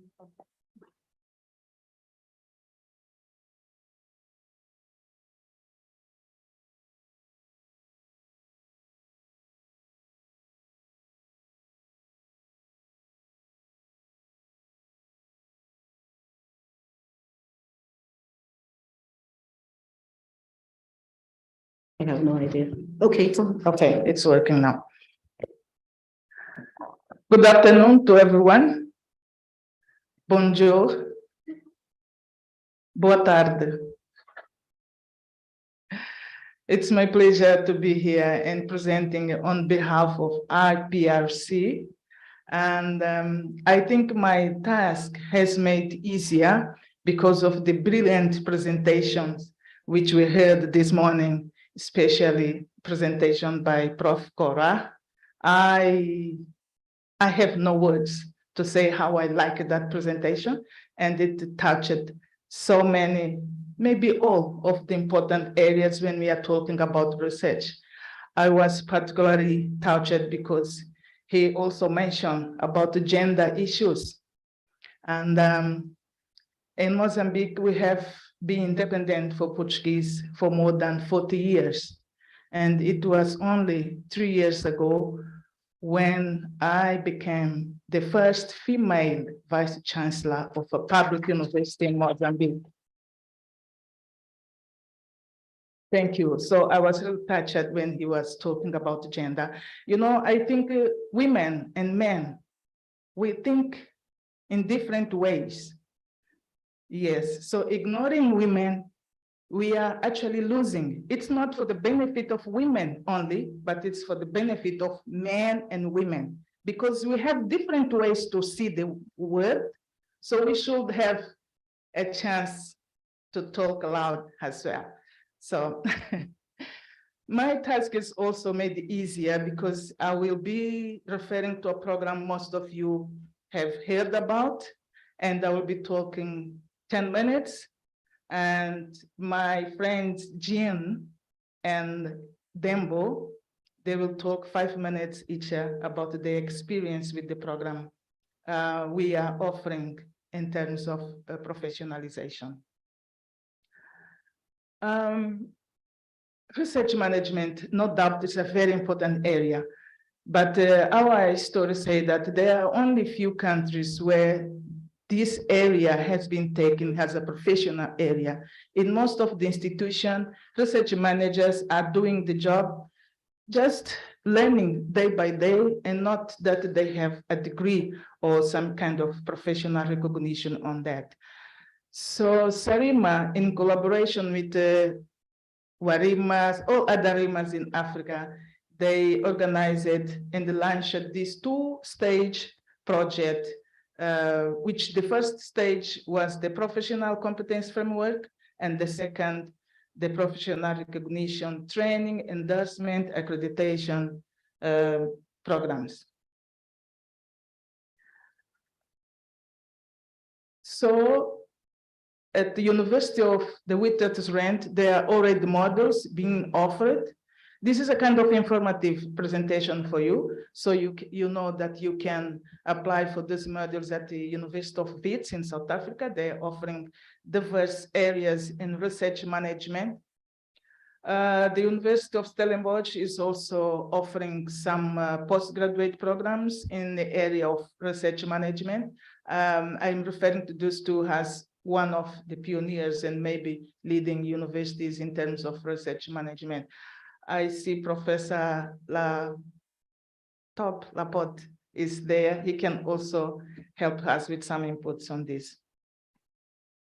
The aim of the profession, the first stage, which was the professional competence framework, was to identify a set of agreed upon key competence that would be necessary for research managers. I think it was also a kind of baseline study to see where we are and what we really need to do for the professionalization of management. I can refer to this paper. It's in open access. It's a very nice paper written by 3 ladies from WARIMA, and they talk about the development of PCF. So please feel free to access this paper and get more information about the PCF. It regarded to different areas, so many areas, key component areas of research management, up to 9 areas. I won't read it. The presentation is there. You can have a look on that. So in terms of the International Professional Recognition Council, which is the one giving the training on professionalization, there are 3 main areas. The first one being the advocacy, the second one, training and endorsement, and the third one, technical review. This program constitutes the professional recognition program. We have the professional recognition, which constitutes an award on professional status,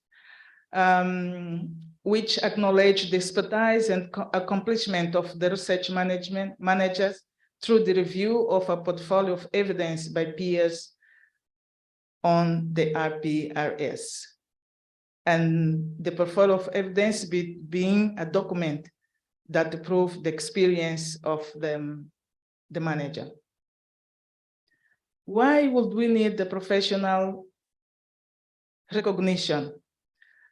I think most of us who have been in this area, we feel like we are doing a lot of work, but at the end, we are not recognized as professionals in that area. It's almost like we love what we are doing and we keep doing, but there's not much recognition. So it's important to show competence, to affirm standing, and to mark a career of progression. Taking this course on professional development, we have a career where we can progress to upper levels, as I can show a little bit later. The professional designation this program has are 3. The first one being the research administration professional for demonstrations. The second, research management. And the third one, a senior level for the senior research management professionals. There is an application process. I think Dembo and Jean, they can talk about their own experience, how this process goes to apply for this course. But you always have a chance that if you're not approved on the first time, you have a chance to review your documents and to apply again. And I can assure you, it will always be possible for you to take up one of the course. So in terms of information contacts, I won't read it. I will pass the slides. You will have the slides so you can have the information. And the key person to be contacted is Karine. Her email is at the bottom. Karine, she's working at the Secretariat, and she is the one who knows everything about these programs, and you can ask her all sorts of questions. In terms of fees, I don't think the matter is about how much we pay. It's really about the quality of the course being offered. But if we think about the price, I don't think it's too much as well. Our institutions, our countries, they can actually support us, because for us to reach the higher levels we are dreaming, we have to have a good research management system. And to have a good research management system, no doubt, it's very important that we have all sorts of skills that during these modules we can get to know better. I think these numbers are updated. When Karine prepared slides, where is Gambia? We had only 2 people from Gambia who had participated in the course, Dembo and Jen. And some countries are doing better than others, like South Africa has always. And we wonder why they are on top of research. When we talk about visibility of research, most of their staff are taking up this course. So yes, I think I said what I would like to say, and now up to Dembo and Jean. They can talk the most interesting part, because I was just telling words and words, and they can tell their own experience. Please, we'll start with Jean. I don't know how to do it. Good morning, everyone. They say I have 5 minutes, but yeah, WARIMA says I have 3 minutes. I don't know why, but you know why. My name is Jean-Pierre Nguessan. I'm from Senegal. Nguessan sounds Ivory Coast. It is not false. I'm native from Cote d'Ivoire, working in Senegal. So the number one that the professor said, showed on the screen, is myself. And it is not Cote d'Ivoire, it is Senegal. So those who doubt my citizenship, my Senegalese citizenship, you have the proof here. So I really thank you, Prof, for coming, for supporting us, for what you are doing. It is tremendous, and we truly appreciate.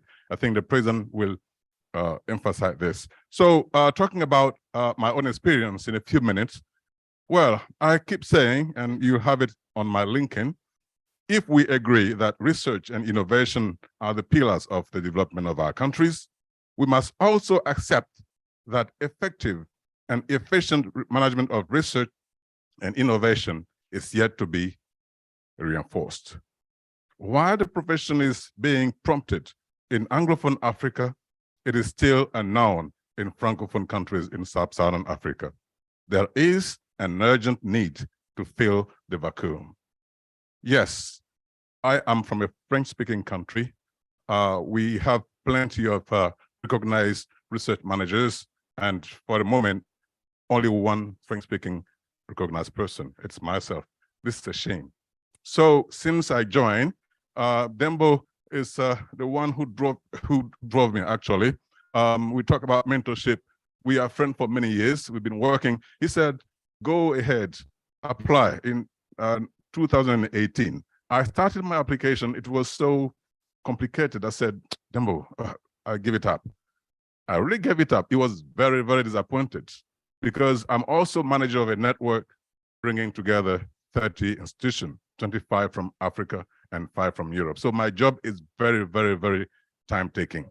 So I didn't, complete my application. So in 2020, I completed and I submitted.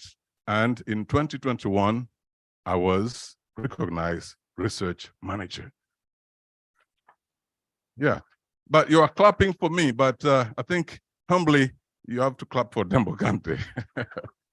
Yes, you clap for Dembo Kante. Why? Because, WARIMA is huge and we are working together very close. Those who know me, I'm between Senegal and MRC. My car even broke down because of that. So now I have to come by air. So Dembo has been very helpful.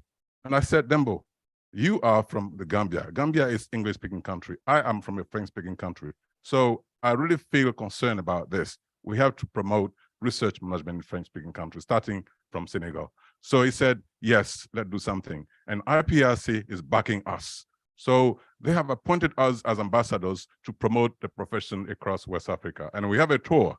We have a tour in Burkina Faso, Naziboni University, and Kizabo University have been listed. Cote d'Ivoire is listed. Senegal with 5 universities, even Nigeria, although they have plenty of research managers there, Ghana and Sierra Leone. I spoke to friends from Sierra Leone this morning. They said, how do we join WARIMA? I said, you are in WARIMA already. So we have to really relink and start working together. So it's amazing. It's a passion to work. And I'm sure that we will get there. And this morning, I feel so happy because when I see what we are doing here, I can say, thank God and thank you all. Dembo, the floor is yours. Thank you. I will have the chance to talk a little bit into more detail tomorrow morning when I talk about professionalization of research management. But I am a member of the IPRC, that's the Technical Review Committee for Accreditation. I think what is important is that we want people to document their body of knowledge. And I think when I look into this room, you find lots of people who are doing different things that are very much central to research management. All we're looking out for is people coming forward and say, well, I have got evidence that I am skilled in this area and in this area, and document that so it could be peer reviewed, and then hopefully we will be able to give the accreditation. We run the program twice in a year. So I think there is already an application process that is open that's going to close in March. And then we'll have another one opening up in June, closing up in September. But just excuse me a little bit on the timing. We need to catch up on time. I'll explain a little bit of the detail tomorrow morning when I talk about professionalization of research management. Thank you.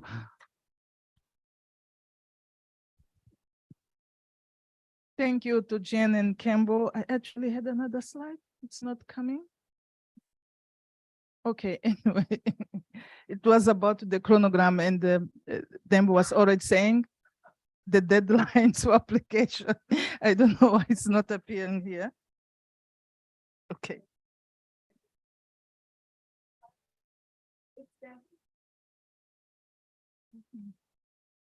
Oh, okay. No, that's okay, but you can always check the slides to see the deadlines for applications. Okay, that's okay. And with these words, I would like to thank you for your attention. I'm hoping that I have in shorter time convincing all those who haven't applied for this professional recognition. I'm hoping really that we manage to convince all of this. And I was taught yesterday, Jeff.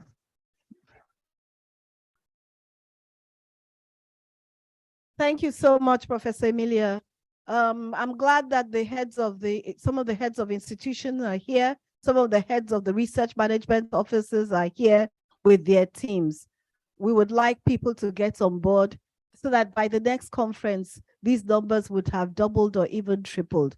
We need to get this research management profession out there. We need people certified so that even in our institutions and outside, they'll know that we are serious about research management. Now we'll be moving on to the next session, and we'll be splitting into 2 rooms. So press room 1, which is this one, the theme of the presentation is research impact, management, engagement, dissemination, and utilization of research outputs. Then we have another session in press room 2. It will be press room 3 and 4, the far end, Okay, where we were yesterday, for those Okay. that don't know, near the registration desk. okay. So if you go out of this place and you get into the central area, just keep on moving straight. So we have presentations by on research culture, building a resilient structure for research and development. So we have the co-chairs. I hope they've been informed. Professor Martin Antonio and will be staying here with his co-chair. And then Elizabeth and you and James Gomez will be going to the other session. Thank you very much. We'll break for lunch at 2 o'clock after the sessions. Thank you.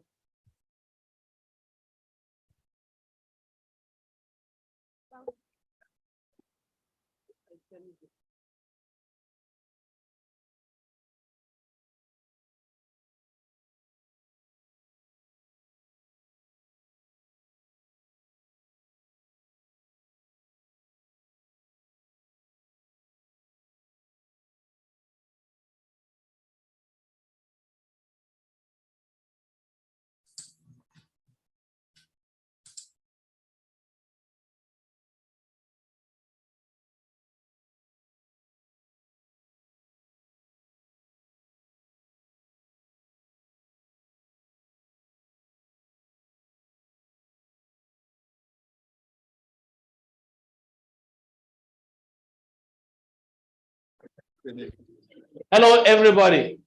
Room 2 has a fantastic lead speaker.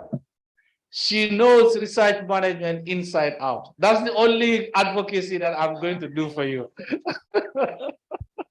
But having said that, I will encourage all of you to stay in this room. So this is room 1.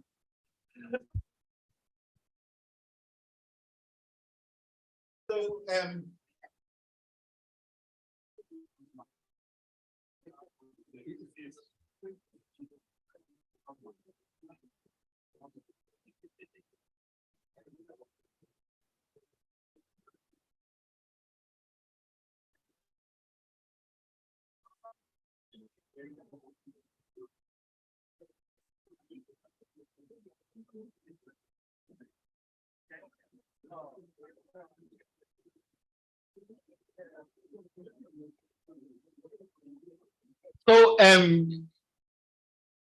just so you know, in the interest of time, we're going to start in 1 minute. So please, if you wish to join theme 1, please stay in this room. Can I encourage all of you to move forward if you can, so that we can look at each other noses. If we come forward a bit, those who are to join room 2, please, if you could step out, I'll be so grateful. Thank you so much.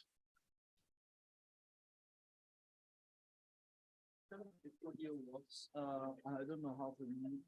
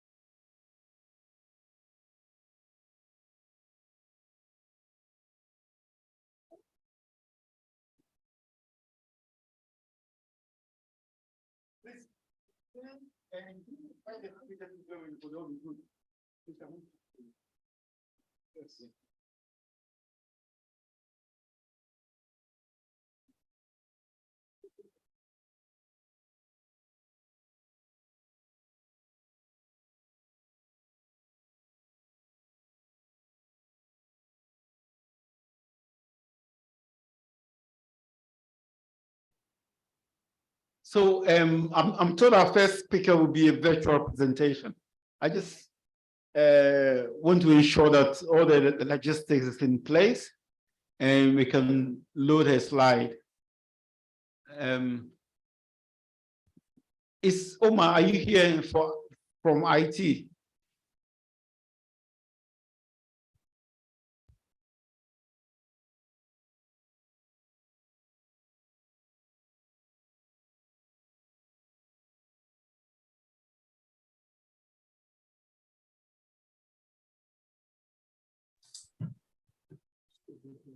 How do you load the slide? Yeah, you look right here. Oh, you look up.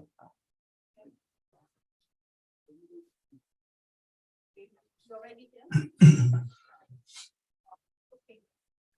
That page here. That page here. Let me just check. I'm here. Okay. Welcome. Thank you so much and good afternoon. Fantastic. Okay. Okay, so can you hear me? yes, I can hear you, and I'll introduce you in a second, please. Okay, all right. But well, let me just say that my slides are not loaded yet. You want to share from there? Please, if you can share your slide, that would be useful. Okay, I would love to do it, but I don't know whether I have the rights to share. Let me go quickly. Share. Yeah, it's the first presentation. If I'm given the right, so one person can share one or multiple persons. Let me see if I can share. I don't have the right to share. Okay.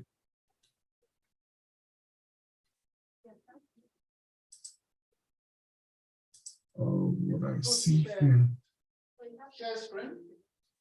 I should go to share screen. Yes, please. Oh, just a minute. Let me close this. I go to share screen, yeah? Yeah, so the share screen is down. No, what he's saying is he doesn't have the permission yet. There's a screen. There's screen, there is whiteboard, there is iPhone. Let me go.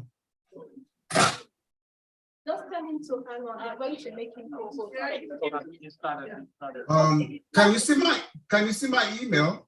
Yeah, I can see your email, yeah. Okay, let me see if I sent no.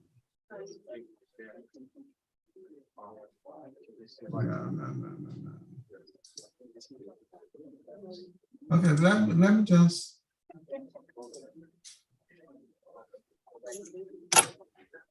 So all of us who have presentations to make, let's make sure that we give our presentation today.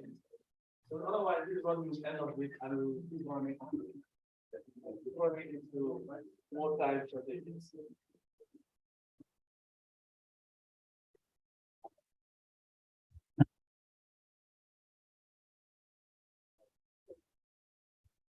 So apologies about the late start. We're still struggling with the presentation. Now, if we can't, maybe what I would suggest that we go to the second speaker, if that's loaded, whilst we sort out the technical problem.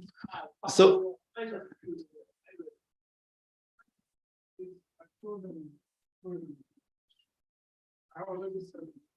can you load your slide for us, please?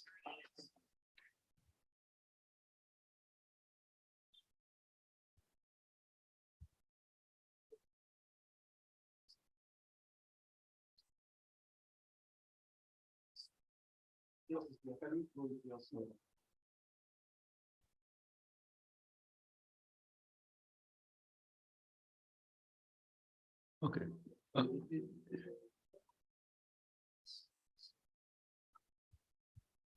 All right, again, and sincere apologies for the late start, and thank you all for sticking with us. It is my pleasure to co-share this session with Fabian. I'm not sure whether Fabian is around, but his theme is research impact management, engagement, dissemination, and utilization of research output. My name is Martin Antonio. I'm based at the MRC unit in the Gambia, the London School of Hygiene and Tropical Medicine. So I'm going to hand over to Mfaro Kamara to start this session for us. Thank you. Kamara. Thank you, Prof. Good afternoon, everyone. My name is Famara Kamara. I'm one of the project managers at MRC. Today, I'm going to present on collaboration and networking and how they contribute to research institutions' visibility. My presentation will focus on MRC, the Gambia. We have seen globally, collaboration and networking has changed the research management landscape, and it helps researchers to meet together and exchange ideas, share resources, and also share blames, because when you collaborate, when there is success, you should all celebrate. When there is failure, it comes to all of you. So if you are a researcher and you did not collaborate, you are limited. You will not be able to do certain things that you want. Oh, you are not hearing. Okay, all right. So what I'm saying is, okay. Oh, with this loud voice, people are not hearing. Okay, what I'm saying is, we have a lot of scientists, we have a lot of research institutions nowadays, and all those people are competing for funding from very similar institutions. So because of that competition, it is important for us to collaborate. There are institutions that lack resources. There are institutions that lack the facilities. So when we will collaborate, we are able to produce higher impact. So that is why collaboration is very important. And in collaboration, we should be ready to share ideas. There are people with very good ideas, but they don't like sharing. But when you want to collaborate, you should be ready to share ideas. You should be ready to share resources. You should be able to share work. And you should also be ready to share blames when you are collaborating. So at MRC level, research collaboration is very essential, and it is embedded in all our activities. We always ensure that we have very good collaborators and we deliver to the max. So all our teams, if you look at all our research teams in MRC, we have collaborators all around the world. So you will see our list of collaborators and networks as I go. So basically, this is who we are as MRC. We are based in the Gambia.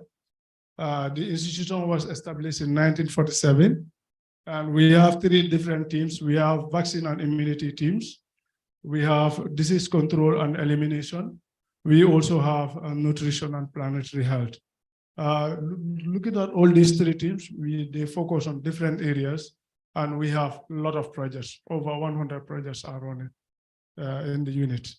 So we manage a budget of 23 million to 25 million annually. And at the time we were collecting these statistics, at times these things vary. 39% of our staff are co-funded and 61% of our staff are externally funded. These are people that are funded by projects or grants. These are our collaborators. We have 67 collaborators and 19 networks around the world. So you can see the budget. In 2016, we have over 10 million. You can see every year it increases because we have number of scientists that are also winning grants around the world.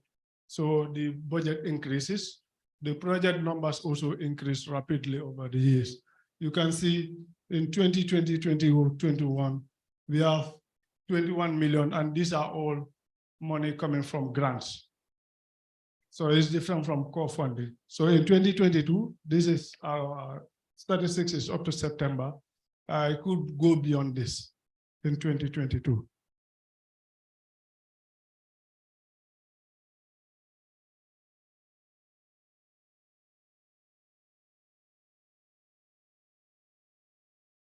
Okay.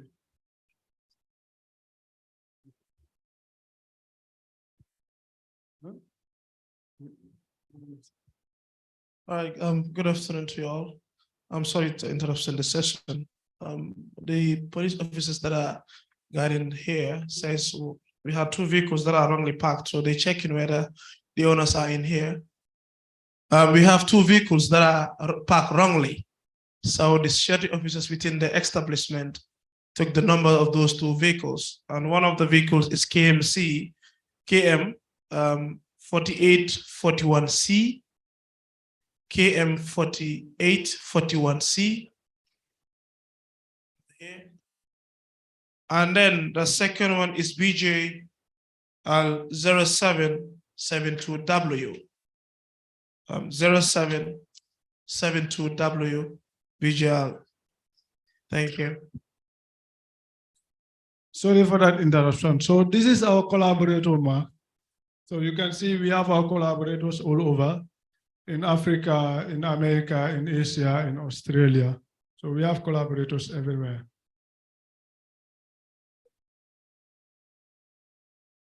So in the unit, we have a collaborator database that was designed internally. And the collaborator database captures all the projects and the areas that researchers focus on. So if you are a researcher and you are interested in collaborating, you can always search in the database to know which areas you are interested in and who you want to collaborate with. So these are the various areas, and these things also increase. It's not limited to this. New programs are coming, new researchers are coming. So this is not limited to this, it could increase. So you can see infectious diseases, neonatal and child health, immunology, injuries, communicable and non-communicable diseases, reproductive health, and so on.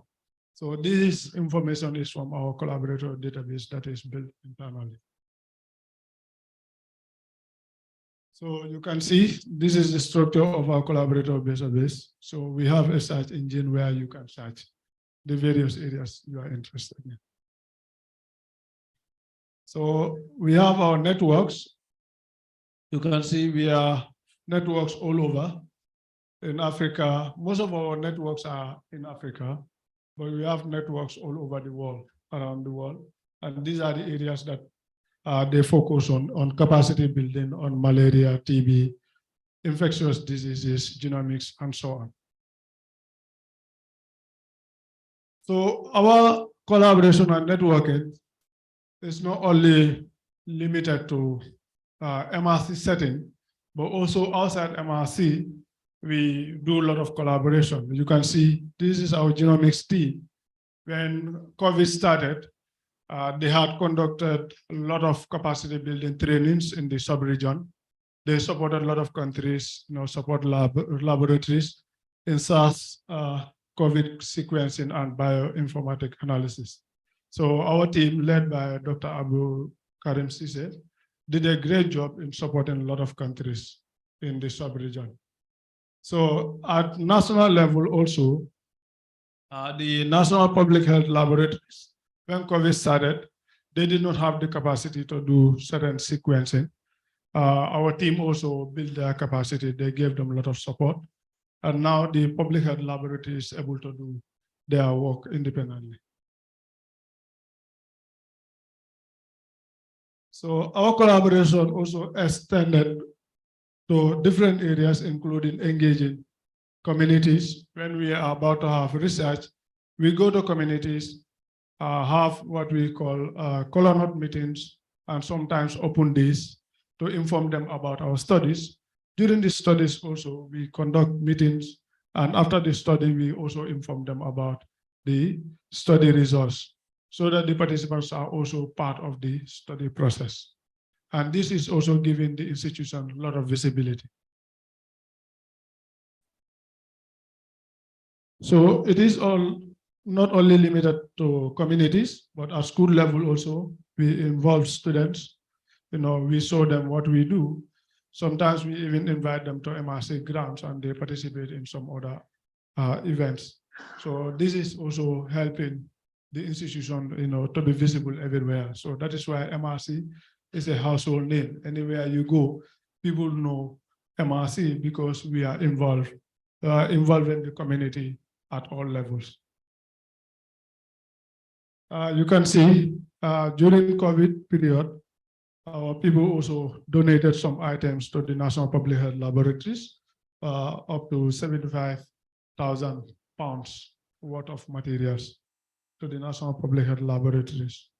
So this is also our contribution to science in the country, but also showing the institutions, visibility everywhere. So you see, this was a training conducted at the unit. This team, they came from Lusaka, and they came for a training in the Gambia. So this is also an important thing. Okay, so this was a recent training that we conducted on vaccine safety in the Gambia. We invited the national team. We have the National Adjudication Committee members here. We also invite senior medical doctors. We invite EPI and also Medicine Control Agency. So the training was just meant to capacitize those people who are involved in vaccine safety and monitoring in the country. So the team comprised of people from WHO, Regional Office, and CDC in America. So one thing also that is giving the unit visibility is our publications. So recently we have seen a lot of publications in MRC. Most of the postdocs, a lot of young scientists are also writing. So we have seen open access publications in the unit, and that is also giving the institution high visibility. Some of the images are not coming. Anyway. Okay, so at national level also, we involve the president and the ministry in most of our activities. And you see, even our 75th anniversary, it was graced by the president and the ministers. So at national level, we do a lot of collaboration. We also collaborate a lot with the Directorate of Health Services. We also have social media platforms. I don't know why the pictures are not showing. We have Twitter and Facebook accounts, and also a unit portal that we publish all our activities, and that is also showing visibility in the unit. Oh, they are coming. Okay. Challenges of collaboration. Prof, I will soon be done. Challenges, communication challenges. If you are collaborating, especially in our region, where people speak multiple languages, it is sometimes very difficult to collaborate because you need to have a common language to communicate. So one of the challenges you can face when you want to collaborate is language barrier. The other issue is when you have a dominant collaborator, sometimes changing the relationship becomes a problem, because especially if they are the ones handling resources. So that could also be challenging. It is difficult also to meet everyone's needs when you have a lot of collaborators. They have competing demands. So sometimes, in fact, opposing interests. So it's also very difficult, to handle such situations. If you are managing a large network also, it can be challenging because you require time and also resources to collaborate. Okay, in conclusion, now to maintain the institutional visibility through collaboration and networks, we have to ensure that we maintain effective communication with all our collaborators, conduct frequent collaborator meetings. We need to continue to share knowledge and best practices. We also have to ensure that there is transparency, because when there is no transparency, then there will be suspicion, and that can also bring problems during the collaboration offer. This is what I have for you. Thank you all for listening. Thank you so much, Pamara, for a really insightful presentation. In the interest of time, what I will do is that I will take questions at the end of all the presentations. So please have a seat there. I just wonder whether our keynote speaker slide is now up so that we can go straight to. I've shared, I'm sure. I don't know whether you can see now. I can see. Can you go to slide 1, please? Put it on. Yeah, that's just the title. That's the title slide. Can you see? Is that on his slide? Okay.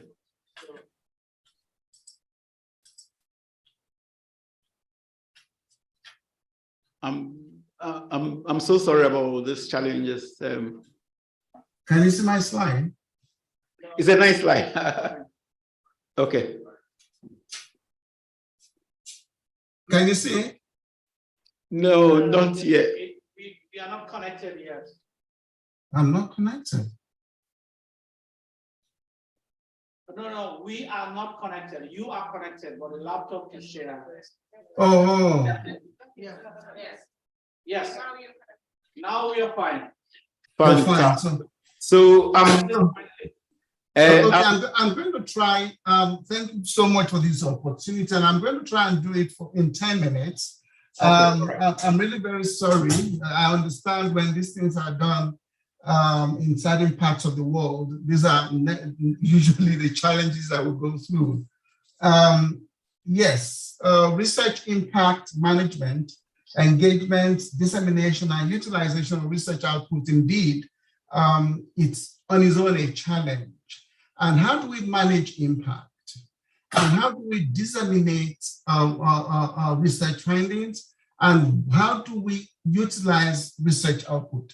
Most times, what I'm going to say today will be based primarily on some of the best practices that we've seen and some of my practice at my university. I will declare that upfront, that I'm going to use the research management doctrine or principle of my university, which is Northwest University in South Africa. We use the business model. We use the research entity approach, and that management has really worked. And it is one model that I'm happy to share with us all today. But however, I think it's important for us to be able to position our conversation within some legal frameworks. But before then, it's also important for us to begin to look at the different possible policies that could be developed within the legislative frameworks in our different countries. Let me also say this upfront, that in case we do not have legal frameworks that are supposed to be used to manage research in our countries, we can use international laws. Within the jurisprudence, legal jurisprudence, that is acceptable. You can use international laws to manage your research in your country. But now, for you to now establish policies, you position your policies within available legal framework. For instance, in South Africa, we have the Constitution, and the Constitution is the supreme law of the land. And I'm sure most countries in the world, and most countries in Africa have their own constitution. And of course, Section 32 of the South African Constitution clearly states that everyone has a right of access to any information held by the state and by any information that is held by another person, whether it's a juristic person or legal person, and that is required for the exercise or protection of any rights. And of course, we also have the Promotion of Access to Information Act. Section 31 stipulates that the language of access should be in favor of the requester and makes it peremptory. Peremptory means it is not negotiable. It's not negotiable. It's a must. Sorry, before I continue, can I just confirm if I'm audible? Yes, you are. We can hear you. Thank you so much. And again, the African Charter on Human Rights, that's the Banjul, I refer to it as the Banjul Charter, also recognizes the right on equality and all forms of exploitation and rights to receive information. So, look, colleagues, it clearly states, and this, with all this, it shows that we now have to put our own policies within our universities within the legal framework. There's Section 32. Let me go to the next slide.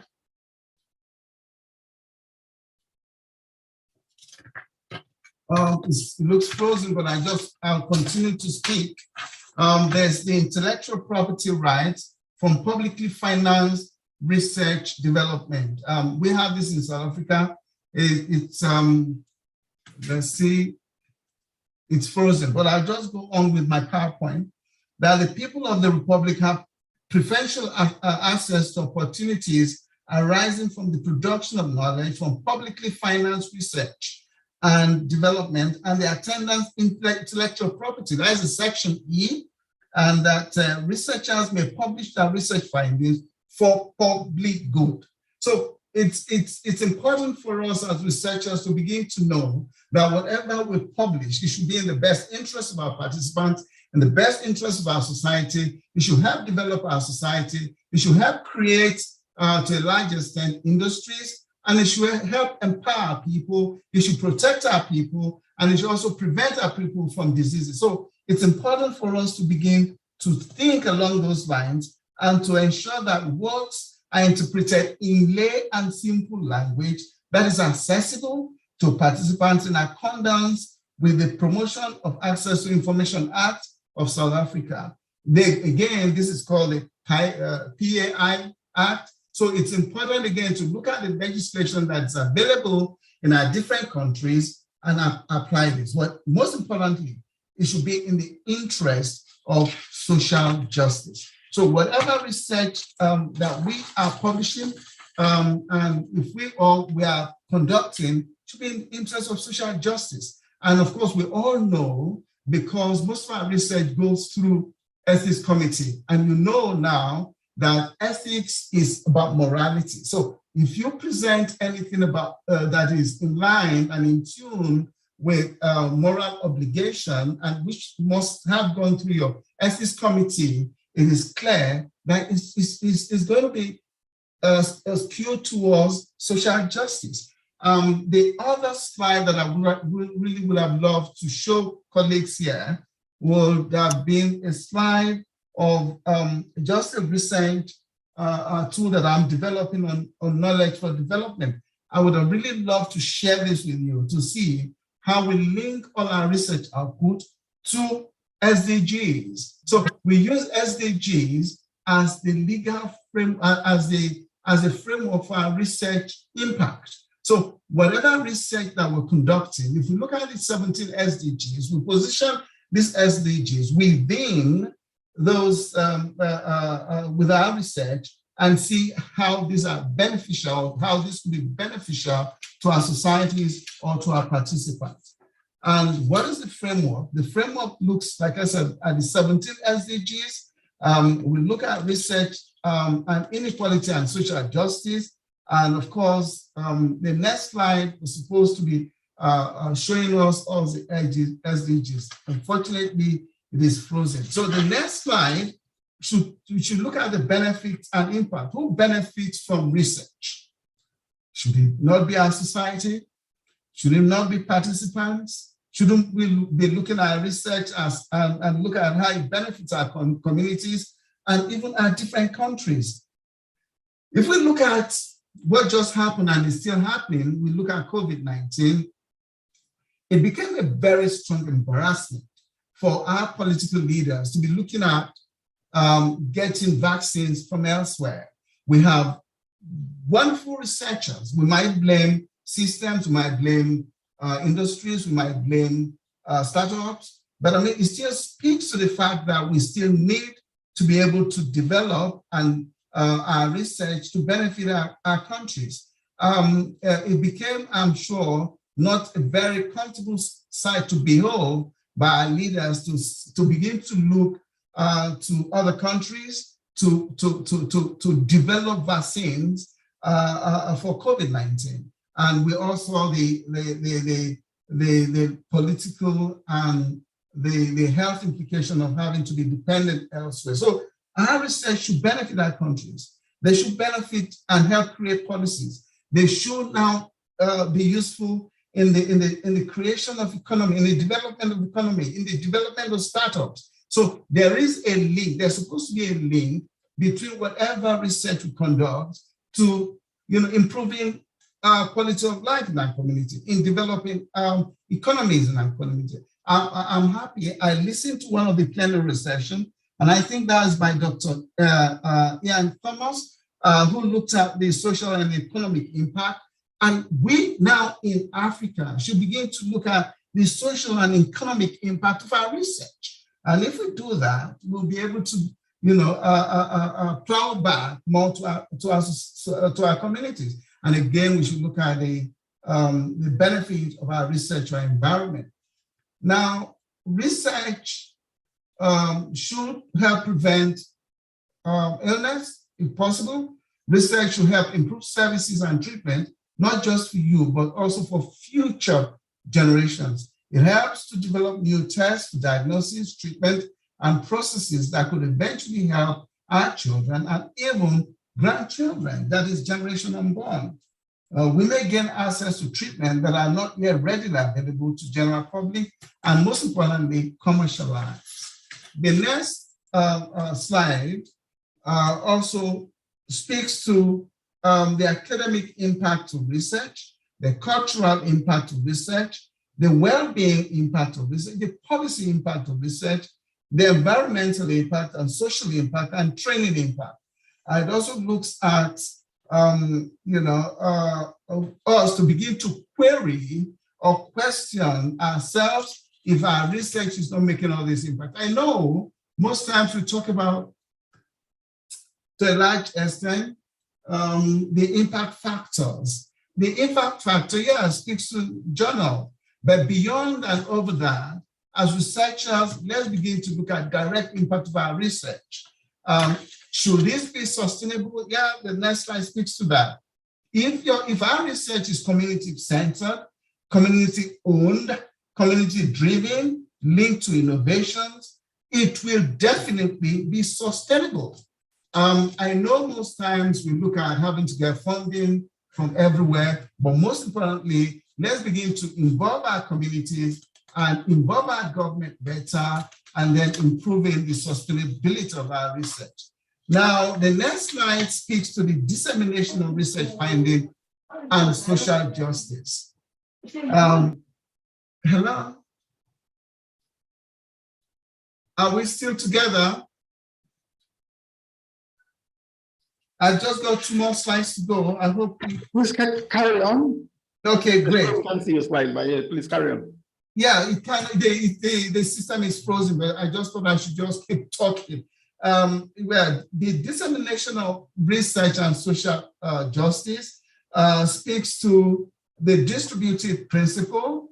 And of course, we should share research benefit to those who are taking the risk to participate, and who is what is owned to individuals and communities and population. It should be solidarity based, and this actually it should be associated with compensatory justice.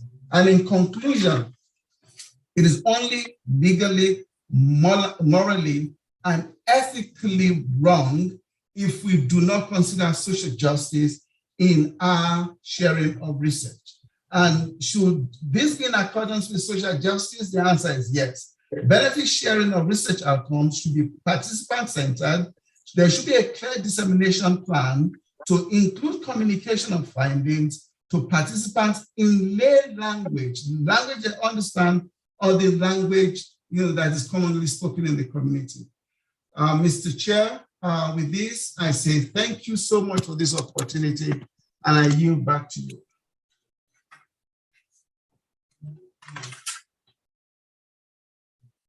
Thank you so much for the keynote address. We really appreciate that. I was going to take all the questions at the end of this session, but because you are online, I'm going to use my chair's prerogative to actually take 2 or 3 questions so that we don't lose you. So I'm going to ask the audience if you have any questions, please. If not, I could start about the benefit. So, Sakura spoke to us. We're going to that we need to Sorry, you're breaking. You're breaking. Okay, sorry. So that the first one come to us, the African governments do not necessarily contribute monetary aspect to research. And so my question to you is that if we are thinking about legal and fairness, and I wonder if you have any thoughts about the fact that our continent do not contribute to research. So how do we demand justice? Thank you. Though, like I said, can you hear me? The line is so poor. Yeah, the line is so poor. If I got your question correctly, you're talking about our continent does not contribute well enough to research, and then how can we talk about social justice? Am I right? Yes, correct. Yeah, you see, again, that's the thing about research, and that's the thing about, again, if we link this to ethics, we talk about malfeasance and we talk about beneficence. And remember, when we actually submit our proposals through ethics process, one of the things we look at is what is the implication of the funders of funding to this research and research output? Will the funding determine or influence the possible conduct of the research? If the answer is yes, it becomes unethical. And if it becomes unethical, it becomes immoral. And if it becomes immoral, then social justice comes into place. And that's how it works. And unfortunately, I mean, if we really want to look at contribution in terms of financial terms, then of course, we should just be aware that we do not exploit our participants in the process. Remember, most of the participants come from our communities. If you look at when the first COVID vaccine was tested, it was tested amongst health workers, most especially in South Africa. At that point in time, a lot of the health workers were so careful and not wanting to participate in it because they didn't have enough information. And the risk-benefit analysis was still looked at, but we still went ahead and got vaccinated. But having said that, though, yeah, it is important for us to stimulate our different countries to begin to invest in research and look at their GDPs and contribute to research. However, it is not enough for us to say, research that will speak to human and humanity. We do not we cannot reduce this to should I say funders bias. The more money you put, the more information you have. Yeah, there's what we call patents. There's what we call intellectual property. Yes, and I think it is most of the time we do not play enough role on having to protect our own intelligence, so or intellectual property. A property is defined in law as your legal, you can own a property, you can own a house, you can own a land. The same thing, you can own something that comes from your intellect. So that becomes intellectual property. And most of the institutions do not value intellectual property. They see it as, they don't see it as the, having the same local standing as you having a car, as you having a house. But those funders from elsewhere know the value of intellectual property. So that is why as soon as it's generated and identified, there's patent and there's protection. And once we have that protection, we become disadvantaged as, should I say, Africans or most African countries, because we've already ceded the protection, we've ceded the right to those who fund it. So, but having said that, it is not fair.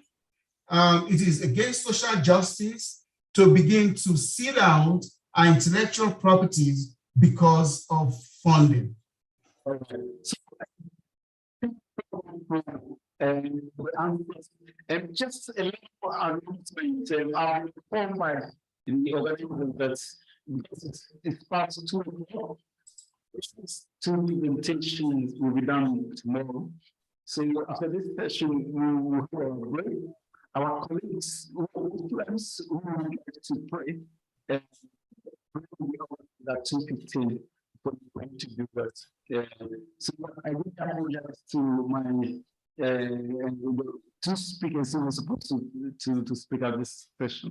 So I'm going to ask for this question if you have any. If not, I'll close the session. Any questions from the audience? No, it looks like you have time. Sorry. If not,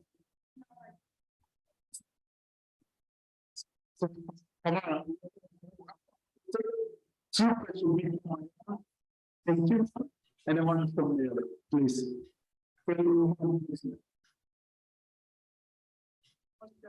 Yes.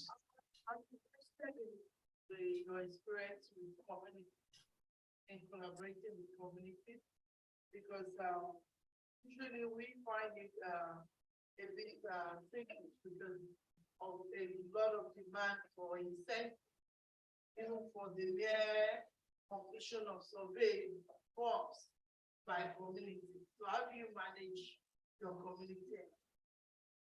Yeah, I think with communities, if your objective is very clear, the communities will also minimize their expectations. So if you go to them and tell them that this is research work and there's no benefits attached, because the moment you put benefits forward, people are likely to accept your study because of the benefit, not because they want to join voluntarily. So you have to take out the benefits aside and this is the research work, and when we are successful, it's going to benefit all of us. So the moment you put in place benefit first, people will join the research work because of money or because of the incentives you are giving, not because they want to participate.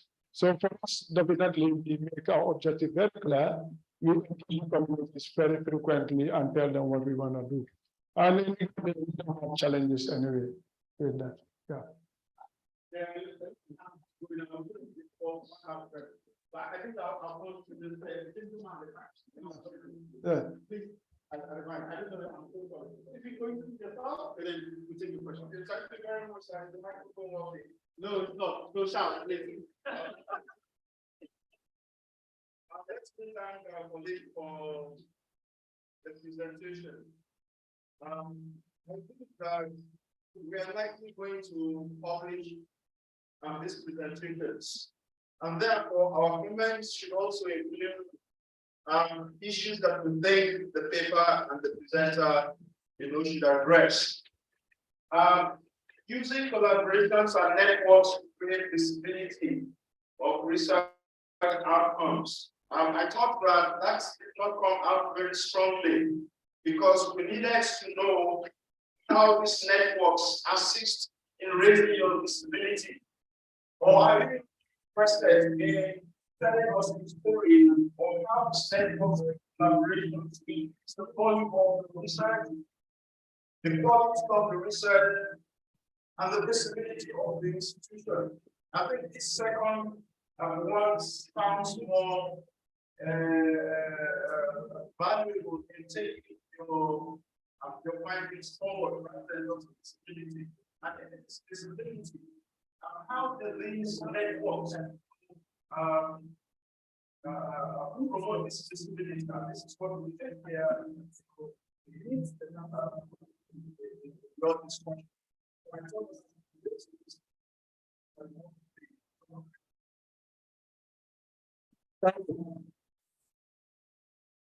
Yes.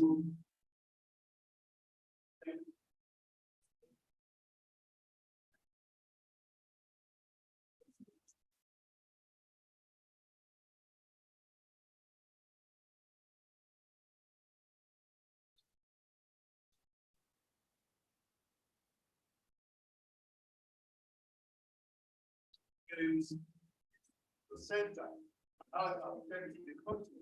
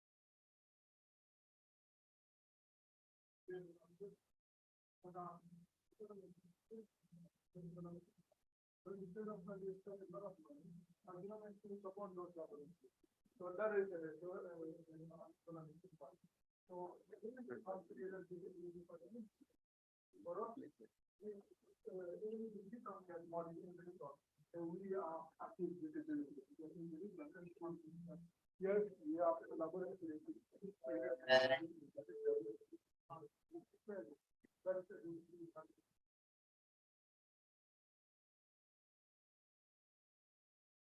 I'm not going to take any more questions. This is the end of the section. I really want to take the opportunity to thank all the speakers for this afternoon. I'm so sorry about it. That the last two speakers, as I mentioned, this will be taken tomorrow. Please, you have 45 minutes for lunch. Those who want to pray, I believe that.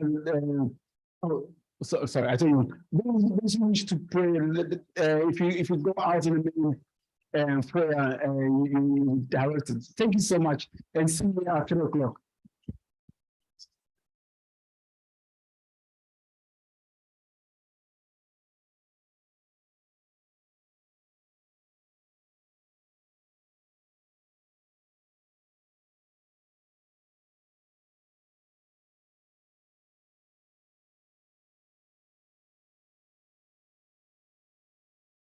No, you've been amazing. It's such 2:30, you know the time.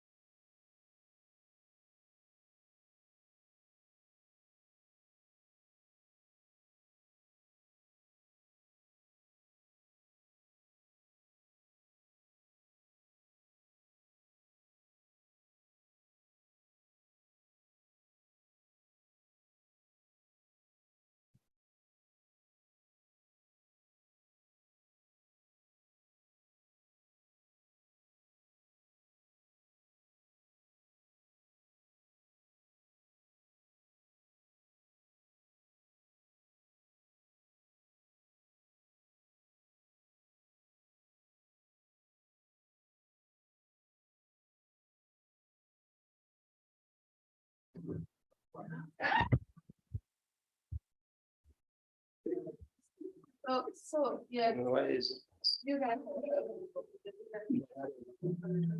You want us to get it?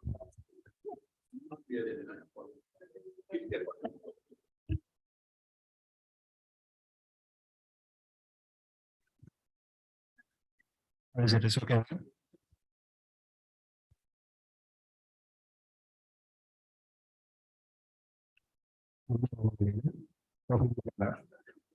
Okay, so it's only hand feedback with it. Okay, lady.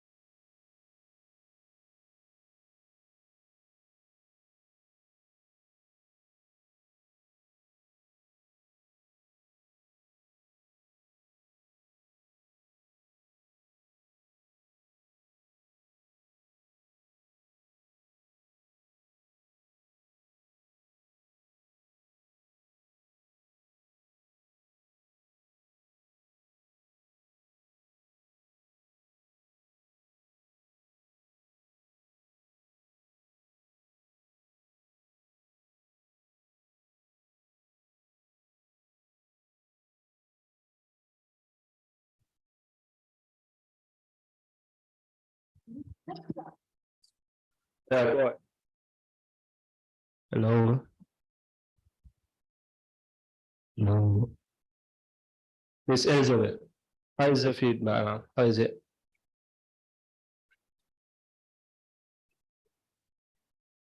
I don't know whether there's too much of fullers and jolas among you guys. That brother. It's okay. Thank you.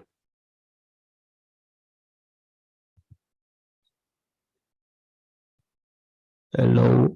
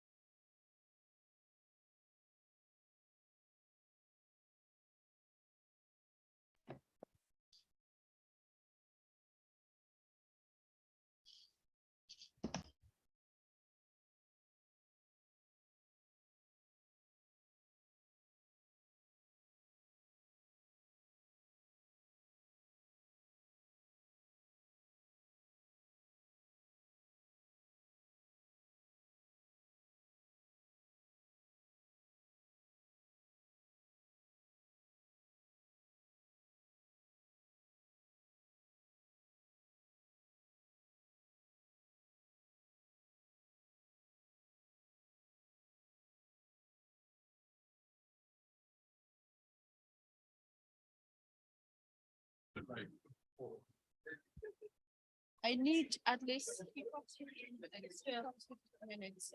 And then where's the time?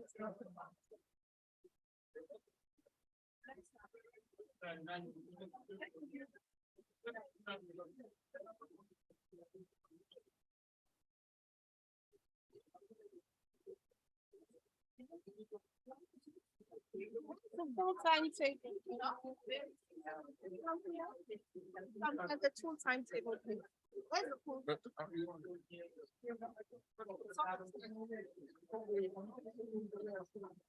I know, I just want to, I know, I want to go. Right. You have the timetable.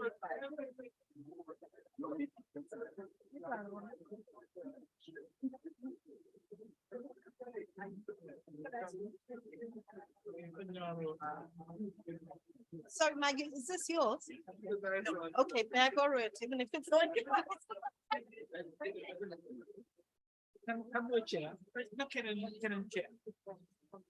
Okay.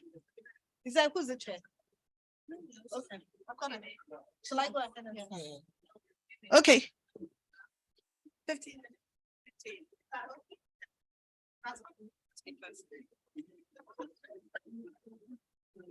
Good afternoon, everyone.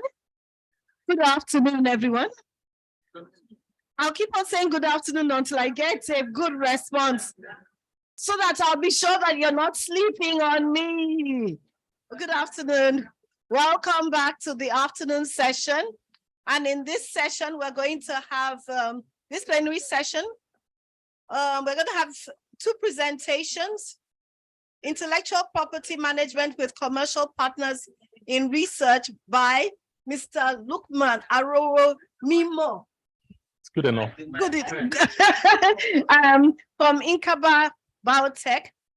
And then after him, Dr. Maggie Hens from UK Collaborative on Development Research will talk about equal partnerships. Good afternoon, people on the left-hand side. It seems as if we have another group, but we don't have a dividing section. So can we have everybody together? Say hello if you can hear me. Hello. Okay. So over to you, Lukman. Thank you very much, Prof. So 50. I'll try to keep it at the time. So usually I have to start most of my talks by teaching, the audience how to pronounce my name. So it's Aroro. I hope that's simple enough. Oh, wow, good to see everyone is practicing. Anyways, let's move right along. So just as a quick disclosure, I'm not an expert or authority on intellectual property. So for this talk, I'll mostly be sharing my experience. Over the past 10 years or so, I've interacted with scientists, researchers, and policymakers across, I think, the country in sub-Saharan Africa. And I'm from the industry, by the way, from a company called Inkaba Biotech. And I think over the past 10 years, I've learned quite a few things, which I hope to share with you today. So the first thing I learned, that looks like a very silly question, right? But 5 years ago, I realized it wasn't so silly because I was addressing some PhD graduates from a university in Nigeria. I won't mention the name of that university, but I can tell you it's represented in this room today.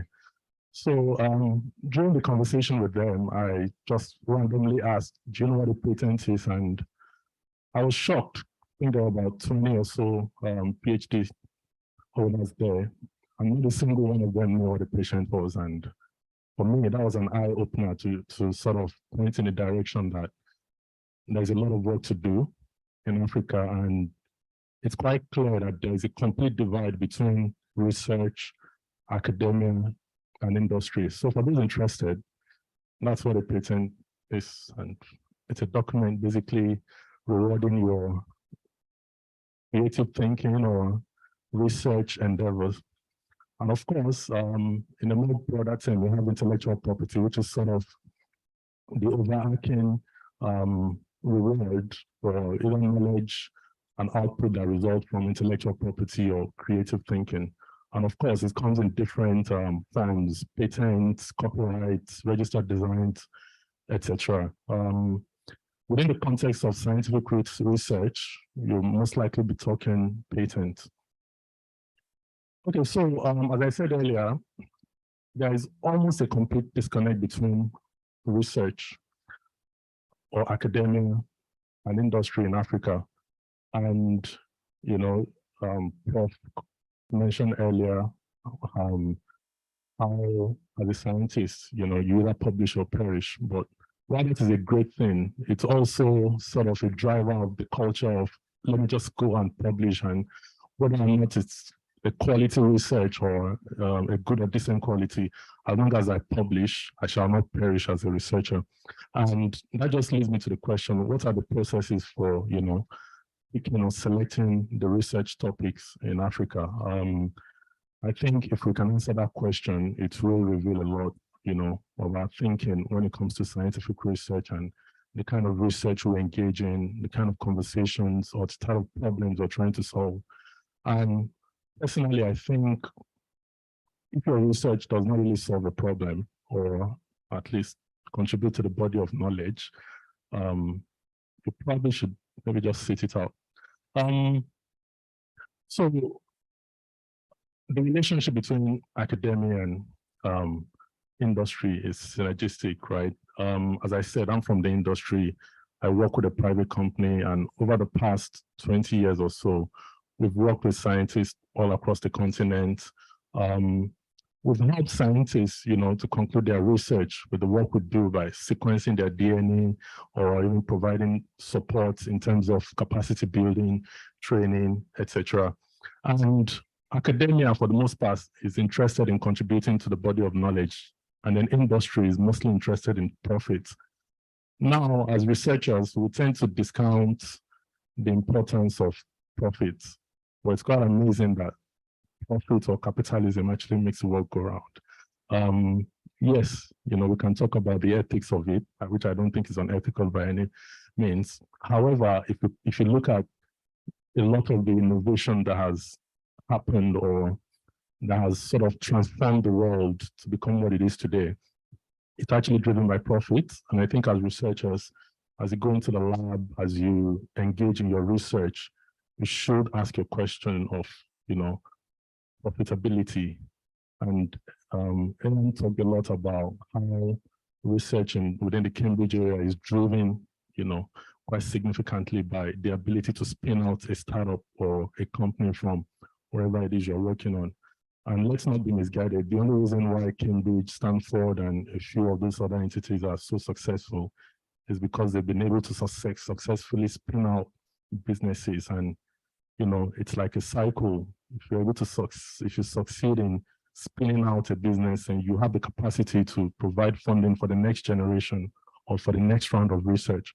So it's extremely important. And as researchers, you know, I know companies can be very annoying and too persistent, you know, and there's that natural disposition to just chase them out. Like, what are you trying to sell to me? But it's really important. And my company, for example, one of my hiring principles, right, is I tend to hire people who I know, you know, during their research days or during their study days, right?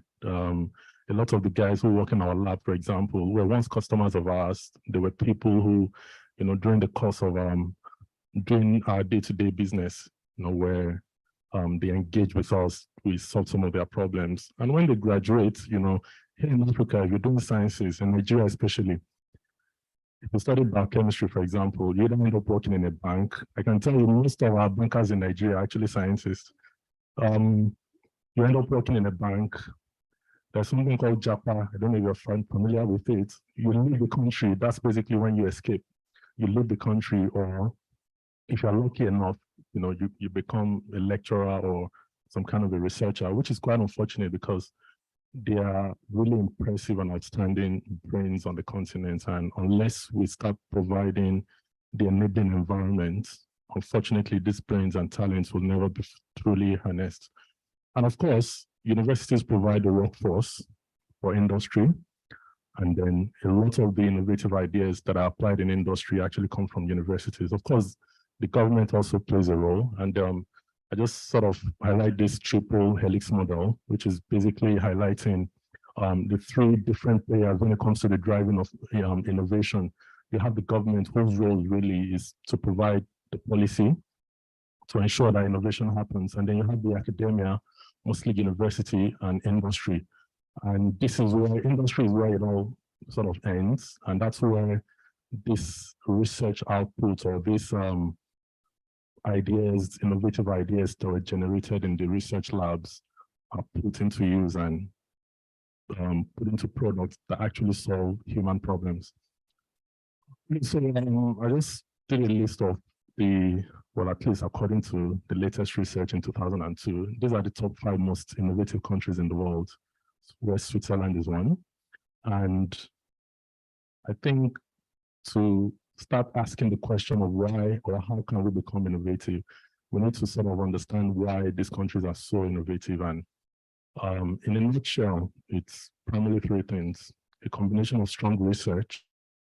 I think in Africa, we do decent research, could be better if the funding was there, and the ability to provide financing for this innovation or to fund this research and obviously design an MVP that then becomes a product. Finance can come from anywhere. Nowadays, you have all sorts of funding, venture capitalism, obviously grants, etc. And then the rapid application of private sector technology in economic markets. This is a company I like a lot because it's a good example of what could be if research is applied the way it ought to be. So every year, I don't know if you're aware, but Samsung contributes about 20% to the GDP of South Korea. In 2017, it was about 20%, and 2021, about 20%. Let's just try to visualize and imagine having one Samsung each, in every country in Africa, and try to imagine how that would transform the economies of these countries.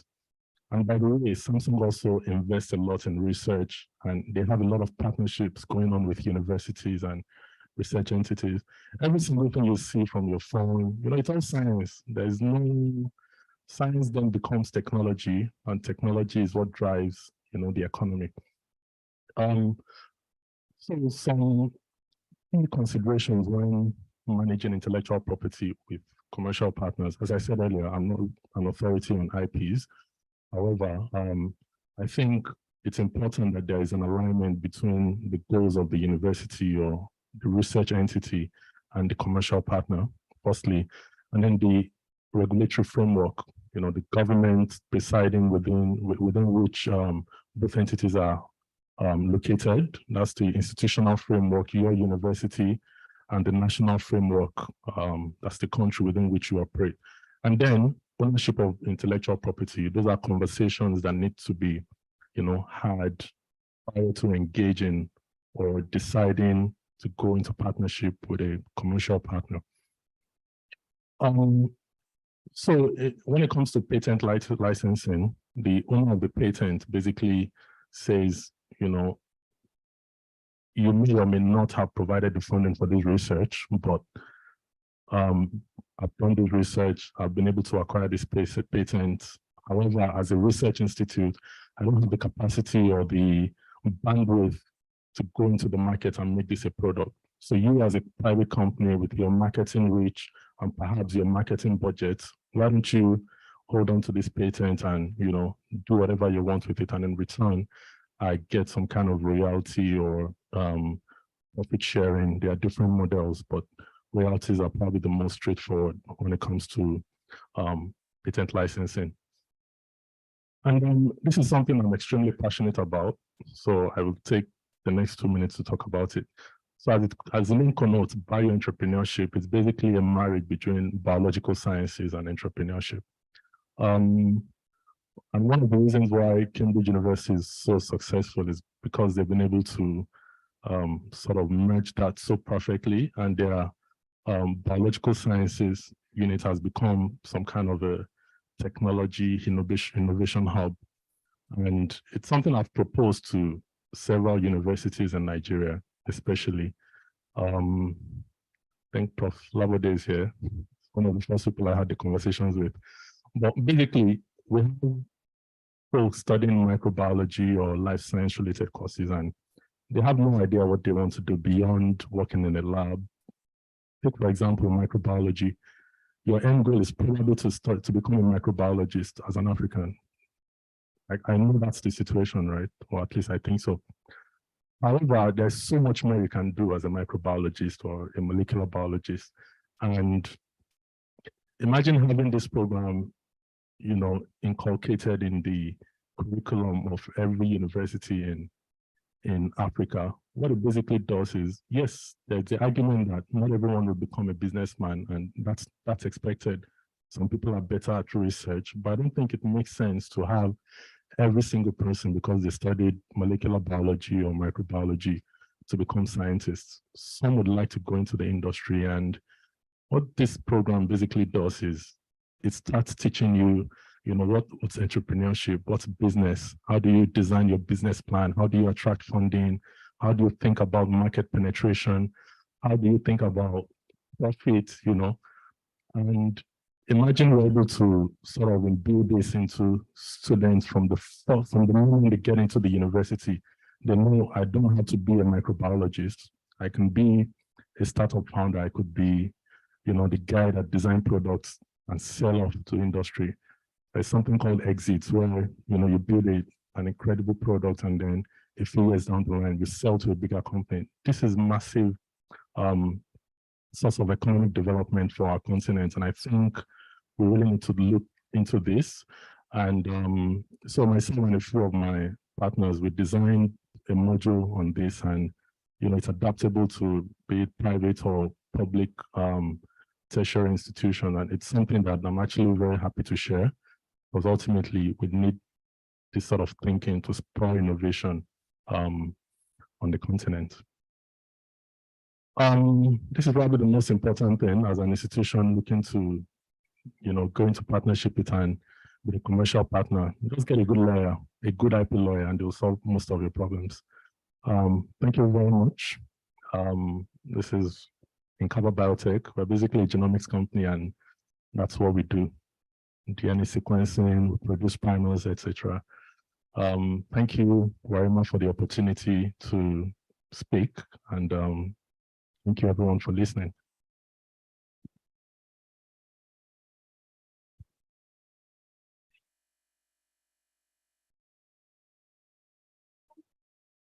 I think Maggie, it's over to you.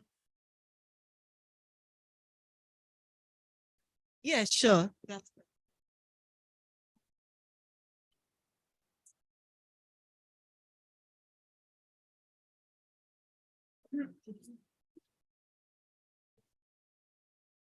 Yes, so how does it go? Just yeah, okay. Thank you. Good afternoon, everybody. My name is Maggie Hines. I'm Director of UK CDR, which is UK Collaborative on Development Research. It's my pleasure to be here today. It's my first time in West Africa, as I think Ian mentioned earlier. And yeah, I'm very, very happy to be here. Just before I start on the work that UK CDR does and speaking about equitable partnership, just wanted to flag that I've been a research manager for almost 9 years in higher education in the UK. So I'm very much passionate about research management as a profession, and I've seen the difference that it makes to have PI with research management support behind them. I supported lots of large consortium building activities where the UK PI has a little army behind him, and sometimes our counterpart in Africa will have some support and sometimes they don't. And I see the difference it does to have a good research managers on board. So I'm very passionate about that and about equity in research partnership. So who are we? So we are the Collaborative on Development Research. So we are a small organization. We are 12 at the minute, and we work with the UK funders who have an interest in development research. So please note that we work with the funders. I am not a funder. So we just work with them, and especially those, sorry, can you still hear me? And especially, that doesn't work. Can you hear me if I speak loud? No. Says mic on.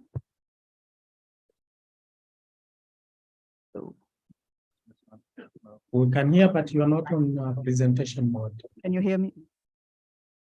Okay, it's back. That works? Can you hear me again? No? Yep. Yep. Okay. So we work with the UK members who have an interest in development research. So I've listed them at the bottom of the slide here. We work with the Department of Health and Social Care, so Foreign and Community Development Office, the Department of Business, Energy and Industrial Strategy, which are the UK Agency and the Development Trust. So we have both in London in the Development Trust. The vision of UKCDR is to accelerate global development as a power of research and knowledge. And our mission is to emphasize the value and impact of research, and we do that by working as a funder to help promote coherence and avoid duplication in funding. So we have in our work, by the work of funders, we have bring into the table to exchange knowledge and share information about the funding goals, again, to ensure coherence and verification, and we do a lot of information sharing, and we're going to present to you the document and the sharing information.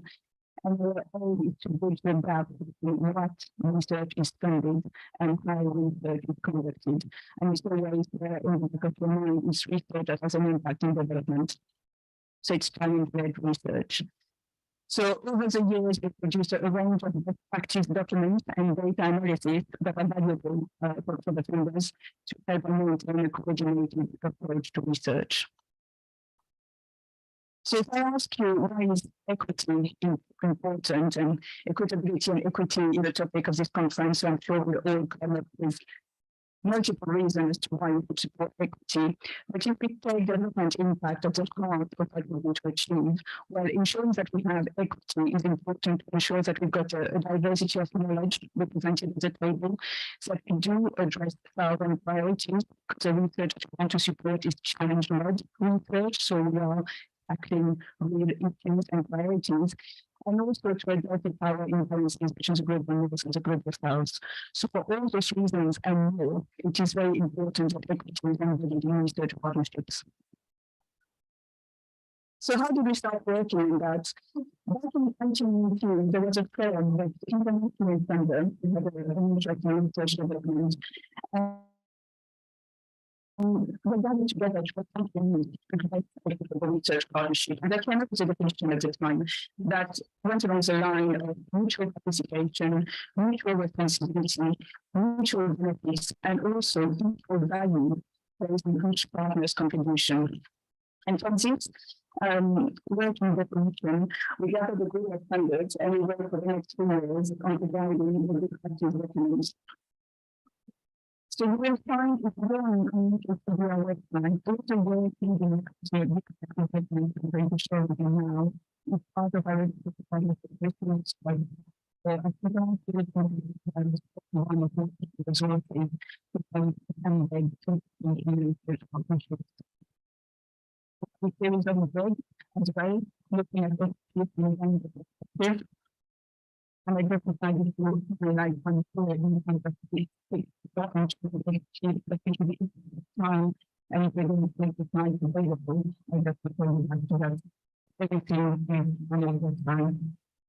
So what I'm going to do today is the good practice recommends and we share the times others to share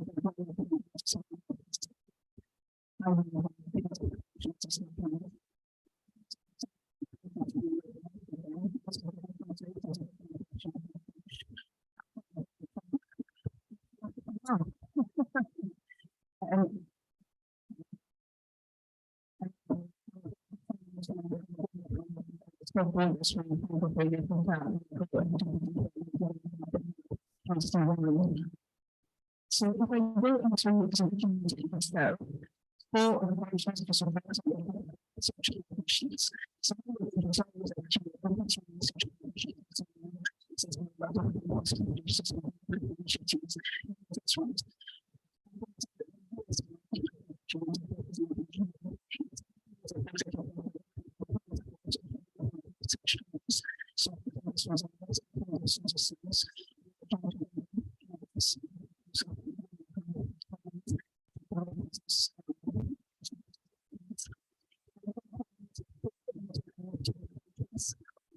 To support equity in the research partnership and is going from the overall ecosystem level down to the very nitty-gritty of contract, IP, etc. And it also provides practical recommendation at 3 different levels. So it's aimed at funders, but it's also aimed at institutions, how from an institutional point of view, you can make sure that equity is embedded in research partnership and at the research teams level, because it's something while we are all aware that we need to work more equitably. It's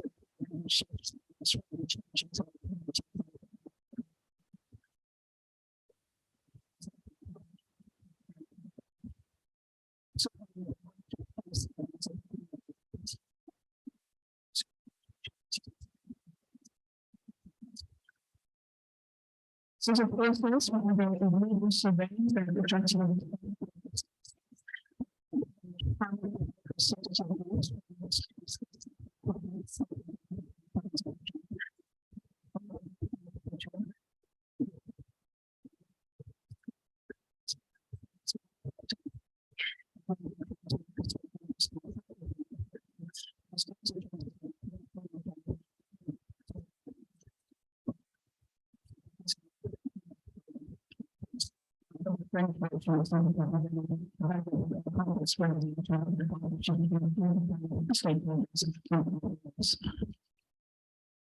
So how to use a document? So we'll just provide the reason that we have solutions and themselves.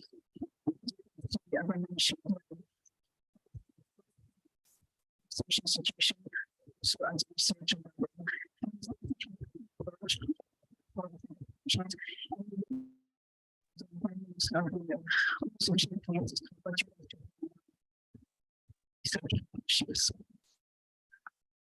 so the equity phone, so that's something that's trying to be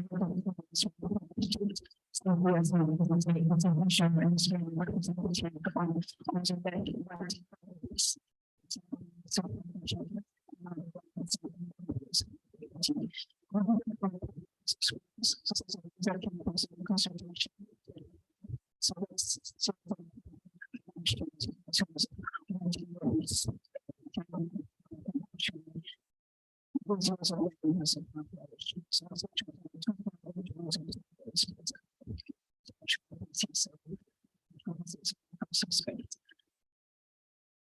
So the four approaches, so I would say it goes from the entire ecosystem to consider research measures and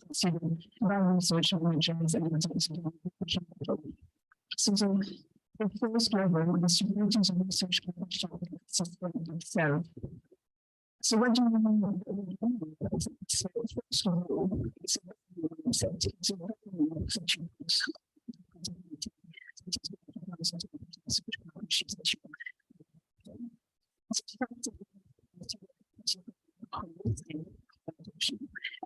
goes from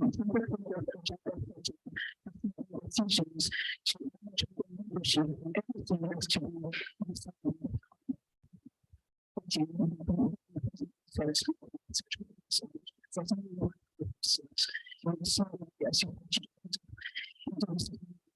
so it's including social sciences and service because you just have to show that you're just so you can there's a very strong discussion about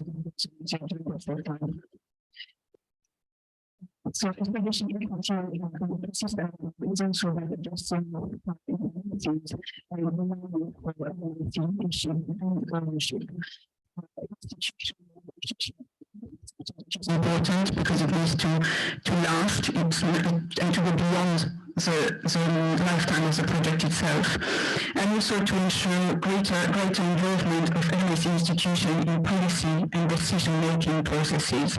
And we just mentioned the long-term sustainability of the partnership. It has to go beyond the 3 years life cycle of the research itself. And here we just put an example of recommendation aimed at research managers in terms of reviewing and evaluating existing research partnership.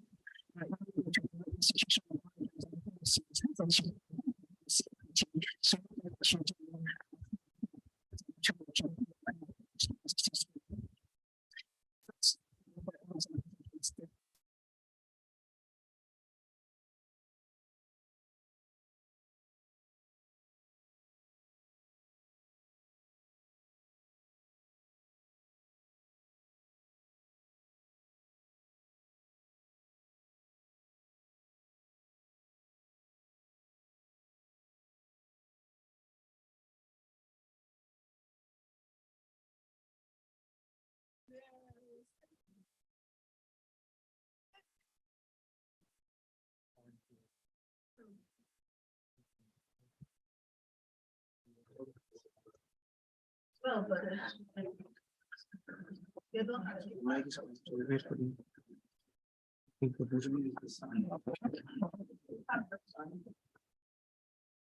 Cover the slides.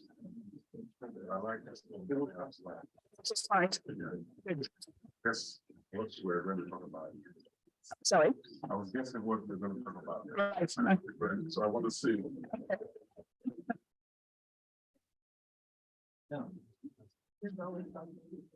Is that the next slide? Yes.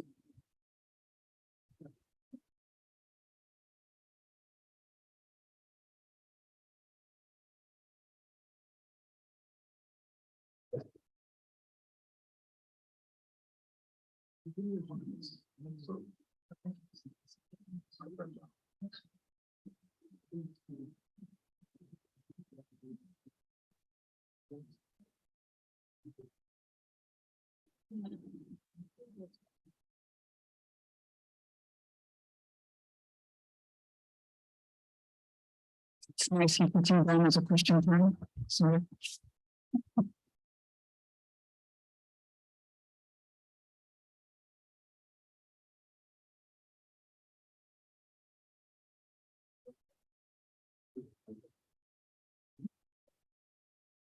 the microphone. So much.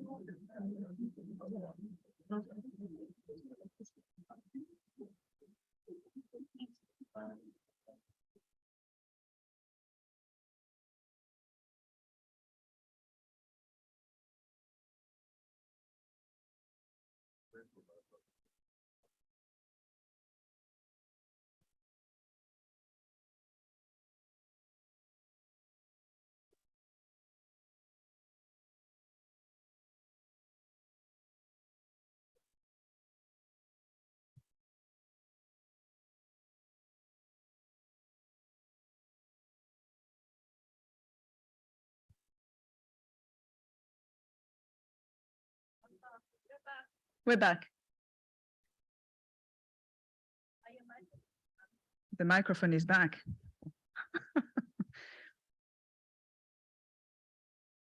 Yep. So here I just showed an example of a case study that we do have in the good practice document. So we've got 9 of those, and for each partnership we did send people involved in the partnership a questionnaire asking them to define what the project was about, how they went about ensuring equity in the research partnership, and what they thought worked and didn't work, what were the barriers, what were the challenges. And that's what I'm very keen to replicate in Francophone countries, just to have something that is context relevant in the French translation. Approach 2 is about strengthening research relationships and research systems themselves. So what do we include in this category? So one thing that we don't stress enough, I think, and is my first bullet point, is that research partnerships are two-way learning. it's not, but that's what equal mean really, but the knowledge exchange should be in both direction, and we are all there to learn. So it's very much a two-way learning process. And also what actually academic mainly in the UK, I don't know for others, I'm not necessarily aware of is how the knowledge of the context is absolutely key when it comes to inclusive agenda setting. So now I can't read my slide anymore because that screen is not on. So if I turn like that, or if I can have just the other microphone.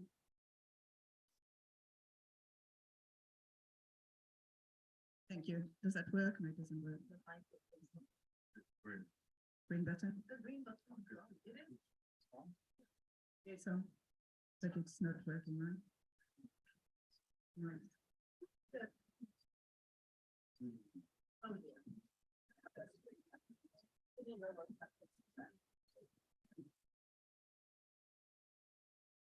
The laptop should be on, so we can move the laptop. Can we move the laptop?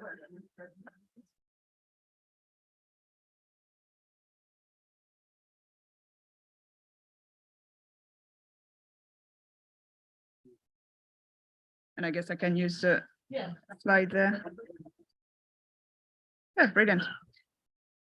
Okay, we're back. So two-way learning and knowledge of context, how that is important when it comes to setting up research partnership, because it helps building mutual understanding of the context as a starting point, and you know that you will be addressing research priorities that are of interest to the government or to the countries that you're working with. So it will be proper challenge-led research. Also, the need to work with government, funders, and research communities in LMICs, so being very much inclusive. And I've taken part in a variety of events on equitable partnership in December, and everybody stresses the importance of including Indigenous knowledge and reaching out to communities in developing partnerships. And also the knowledge of LMIC's political economy and research ecosystems themselves is key. In terms of strengthening the research partnership, it's all about the co-element. We have to co-design and we have to support the co-creation of guidelines between low-income country and low-income country partners. And enhancing the capacity at the individual, institutional, and ecosystem level. And finally, one point that was that I'm very passionate about and stress whenever I can is to ensure that there is an investment in research management. So an example of recommendation when it comes to strengthening research relationship and research system is the use of existing resources and training to enhance awareness differences in research ecosystems, as well as regional discrepancies, language barriers, gender and ethnic inequalities, etc., in order to improve the partnership building process and policies. I'm going to skip that because it was more for a detailed presentation, or if I have more time, it was about consortium building activities and the elements to bear in mind that we want to be inclusive when setting up a large consortium, the weaknesses that could be there, also the checklist to ensure that consortium are inclusive, equitable, and address transdisciplinarity. And that was from looking at the objectives.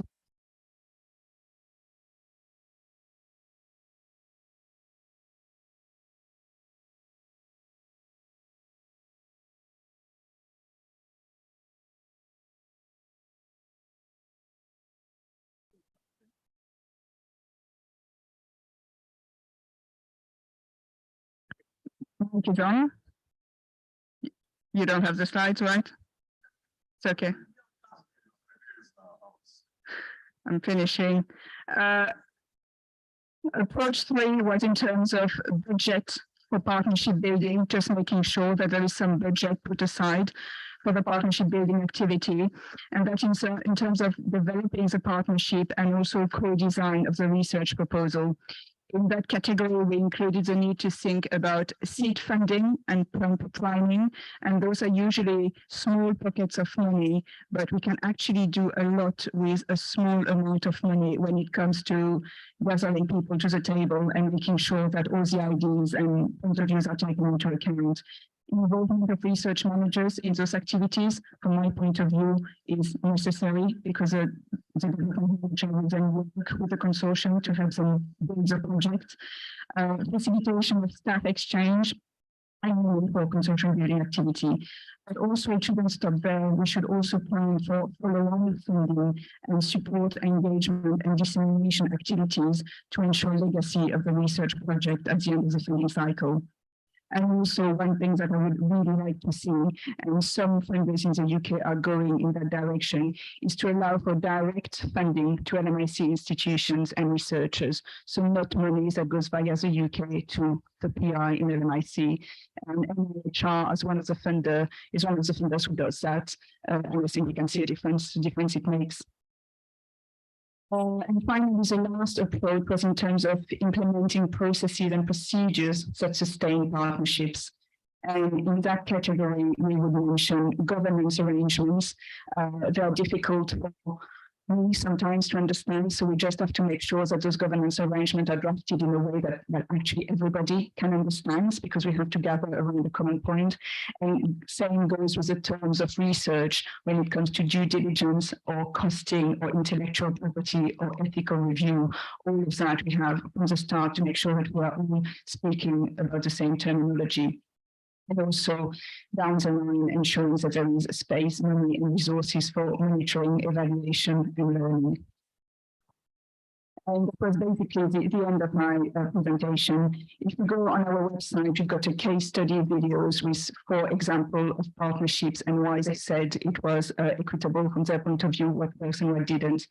And you also have, as I said, the equitable partnership resource and a range of resources on research capacity building and also safeguarding resources if you're interested.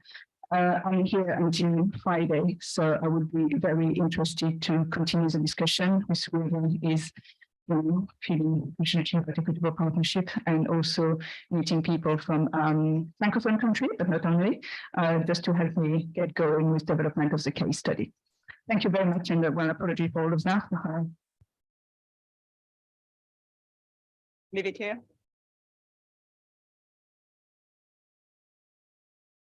Thank you, Maggie. Thank you, look. So I think in talking about equitable partnerships, also you've got a taste of some of the challenges that we have in Africa, and it helps to understand the terrain. Not that we make excuses, but it can be very challenging for us to, conduct the research. But yes, I'll take 2 questions because we should have finished this session by now. So anybody that has burning questions after the first 2, yeah. So after the first 2, even if I see other hands up, I'll have to close. So. Going, yes, well, I'll take the 2 together. Even if you came out of the 2, I wouldn't have a choice. Well, I need to first, but then, Rainbow. Yes, mine is not really a question. Mine is really like a contribution, because I'm looking at this in eyes of WARIMA. I'm looking at this in terms of the fact that we've had problems with equity in partnership, in terms of the fact that usually we get a call asking us to collaborate onto the tech, and usually we're just too excited with the amount and the work to be done that we don't actually sit to discuss the other nitty-gritty things involved, such as the IP. Who gets what, the F&A, the proportion to be taken. Sometimes some of these things, even trainings that we could have gotten for free, we don't try to negotiate on this kind of things. And I see our own kind of organization, what they are doing now, is something WARIMA could into helping out to have a consultancy group that assist organizations within the region, where you have a call, we can help you look at the documents, help you talk about negotiations and things, so that we stop this act of doing the work. And in Nigeria, we say, monkey they work, bamboo institution. Thank you. Over to you, then. All right, I'll try to go the African side.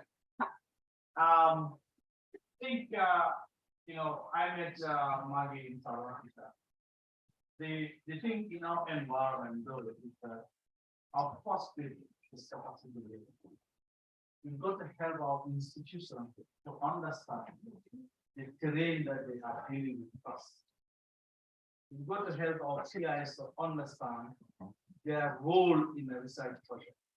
But I think sometimes it's very, very frustrating that we are doing one and we ask for 10 on the budget side. Then it frustrates our partners. In some of our places, the PI will go and do the negotiation, the money is going to hit the bank account, and the PI will not know where it is. So once we get our acts together, I think then it makes us better prepared in our negotiation. Anybody who comes to the table. People say F&A is 8%. I always tell you, F&A is what you want. The question is, how do you define what is F&A and what is not F&A? So if in your institution you develop a policy that is very clear as to what your indirect costs are, how you compute your electricity cost, how you compute your security that you need to provide, how you compute your general landscaping, how do you contribute the pay that the director should get? If it is clear, then you are in a better position to map it out in a proposal and write out a justification against it. Many often what tends to happen is that we don't know, we put something inside, when it comes to implementation, we want to do it our way. I think those are the things, if you get those ones right, and that's where I'm trying to do a lot of focus on capacity building, training, to make sure that we are all strong to be able to go into the negotiation. Once we go into negotiation, then the case studies that are beginning to come out, then helps all of us able to further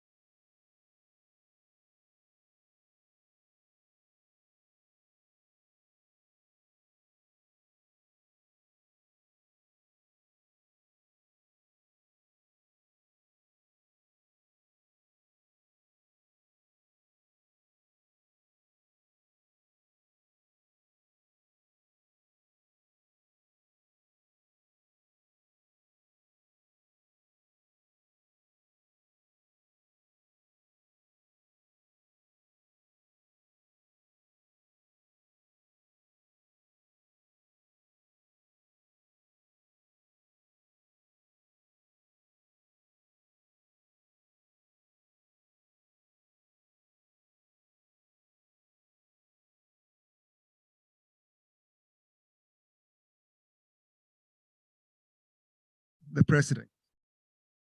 Am I on? Okay.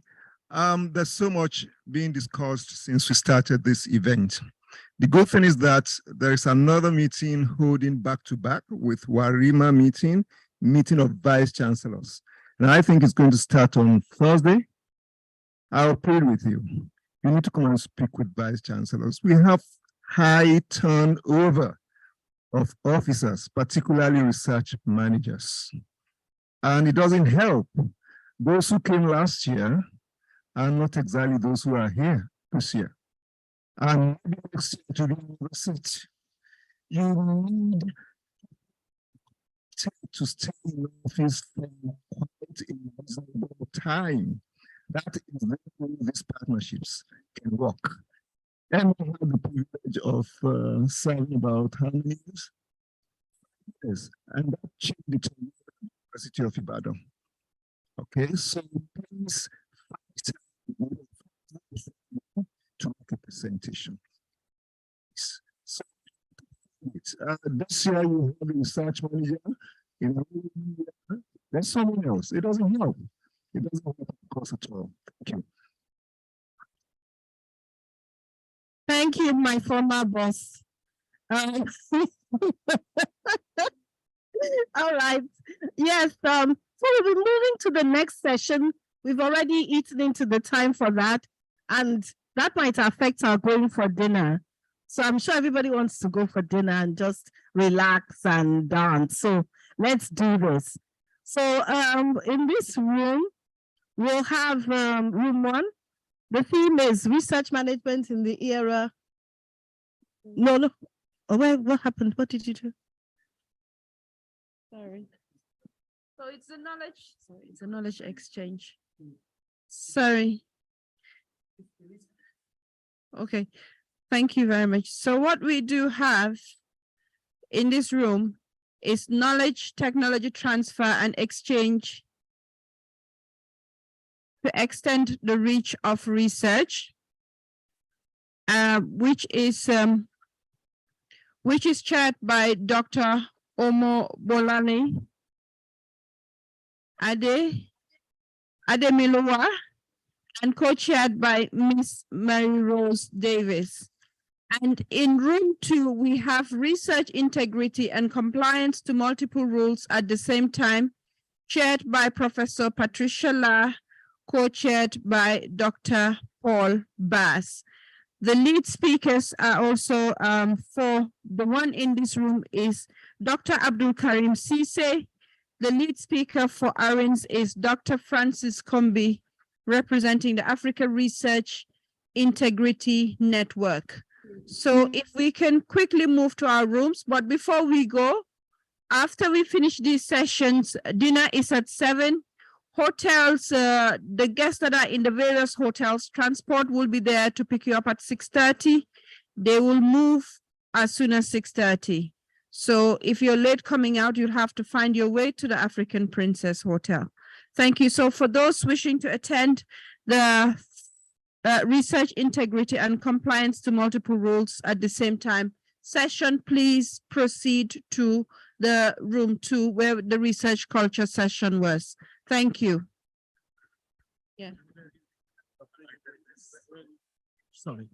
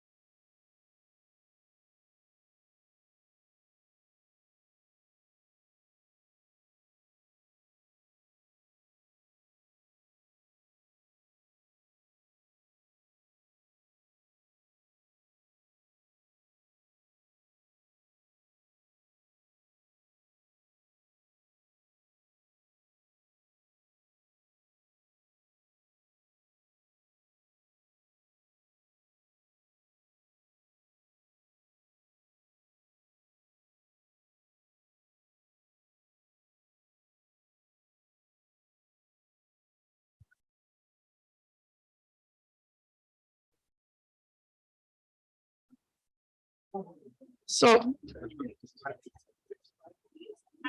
ladies and gentlemen, in this room, we're having the theme knowledge or technology transfer and exchange to extend the reach of research. So can we have presenters to come to check that their papers are loaded? Are you, thank you, sir. Please sit down. So I just want to ensure this was it. Angela Itegboye. If anyone is supposed to be online, which system are we using? Which system are we using? Oh, okay. So let me check. If anyone is online, I'm present online. Then Ebrima Jalo. James comments. Which one? Soma, they're still calling to say, you know, you do your.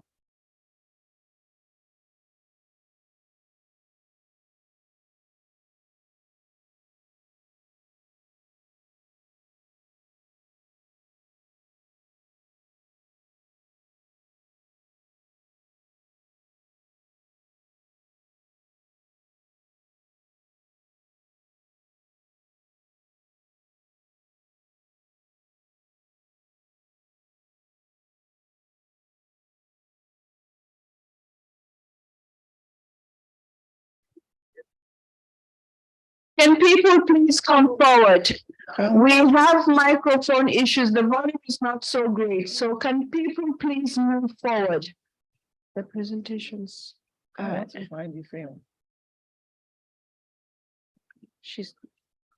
So how do you assign to? Okay. Let me get. They're here.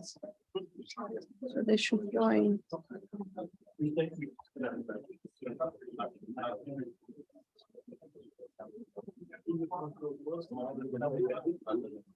And then we make her a pose.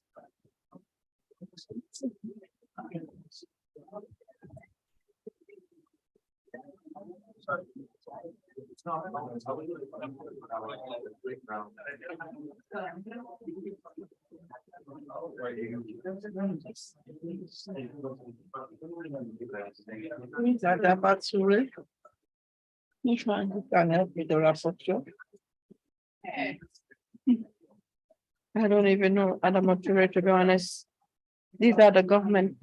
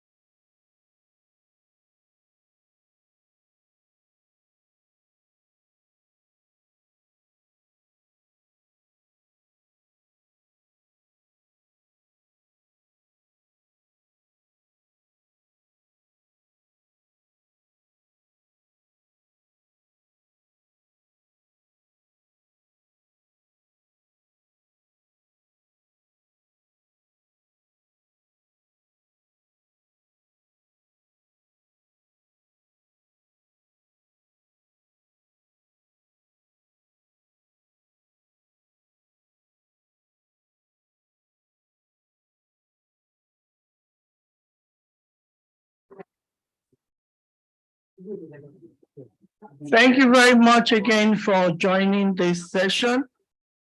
The theme is knowledge of technology transfer and exchange to extend the reach of research. I'm Bola Ademiluwa from the University of Lagos. Our lead speaker is going to speak on pathogen genomic surveillance of COVID-19 in the Gambia and in the sub-region, knowledge and technology transfer, and exchange to extend the reach of research. And he is the head of Genomic Strategic Core Platform. He is Professor Abdul Karim Stacey. You're welcome, sir. Thank you so much. I do speak quite loud, so I'm hoping that you guys can all hear me. Okay, thank you. Firstly, I would like to thank the organizers, the organizing committee, my brother, the chair or director of WARIMA, for inviting me, for giving me a chance to speak to you about my work. Okay. My first slide, so the actual outline of my presentation is to talk about the genomic facility at MRC. And again, maybe there's an opportunity for the work I did that I don't have to explain what genomic is because of COVID. So it's an opportunity that's given me for me not to have to explain what genomic means. And really also some of the work, which in fact Dembo was instrumental, is actually try to push this capacity building exercise to other institutions in our region, and especially the National Public Health System in the region. This is actually a weird picture because it's a circular picture of my life in a way. So if you can notice, there is the young Dauda Jawara in one of the picture. But actually, the three women in that picture are my three moms. So it's not me in drag. One of them is actually my mom. So my mom's Gambian, and the first time Jawara went to Sierra Leone, hence my accent, they were the welcome community for Jawara because they were the Gambians that were in Sierra Leone. So it's circular, but so I grew up in Sierra Leone, lived in UK and worked in a couple of institutions, a great building. I spent a couple of decades in that, and then they moved to the Creek. Then I decided to come back and chase my mom because my mom's still here. So I'm back here, not because of science, but because of a family issue. So, it's genomics. I mean, it's really becoming a huge player. I mean, if you're talking about epidemiology, looking at outbreaks, so genomics has become a huge aspect in terms of what we do. And in our region, and so I also put this picture because the guy from Inaba was talking about technology. So the first time there were, the nanopore was released, there was 1,000 pieces that were released to the world. So I wrote a small project and got one of those 1,000 pieces of nanopore in 2013, 2014. And actually thought this is something that the region, it would be good because it's a small device, it's smaller than your mobile phone, and it could do a lot. Actually, COVID has proved that I wasn't so wrong to dream that it's a technology that would change the landscape of sequencing. On sequencing, I mean, we're talking in my region, why I'm here, is that when they sequence the human genome, it costs 3 billion, but now you can sequence your own genome. If you give me £1,000, if you got all the ethical clearance, I can sequence your genome in a day or two, for about £1,000 or £2,000. So it's gone down quite a lot. That's for your own genome. I could always use this question said, would you sequence your genome? And then we'll have a debate that might take longer than my 30 minutes or 25 minutes I've been given. But really the large projects for genomics are not done in our region. I mean, that's even for now. This was an old picture that I put down, but even now, if you look at the landscape, there's no large genomics project that's done in our region, and that makes a lot of difference in terms of the access, support and all those things that people make, because just economic reason. So when we talk about all of those things, there is a reason why genomics is still a challenge in our region. This thing is telling me a lot of things which I don't know. Close all rooms. Should I do that?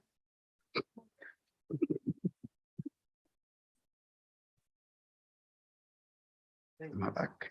Yeah, so you can just go to the next. Okay. But also, a lot of our samples have been sequenced out.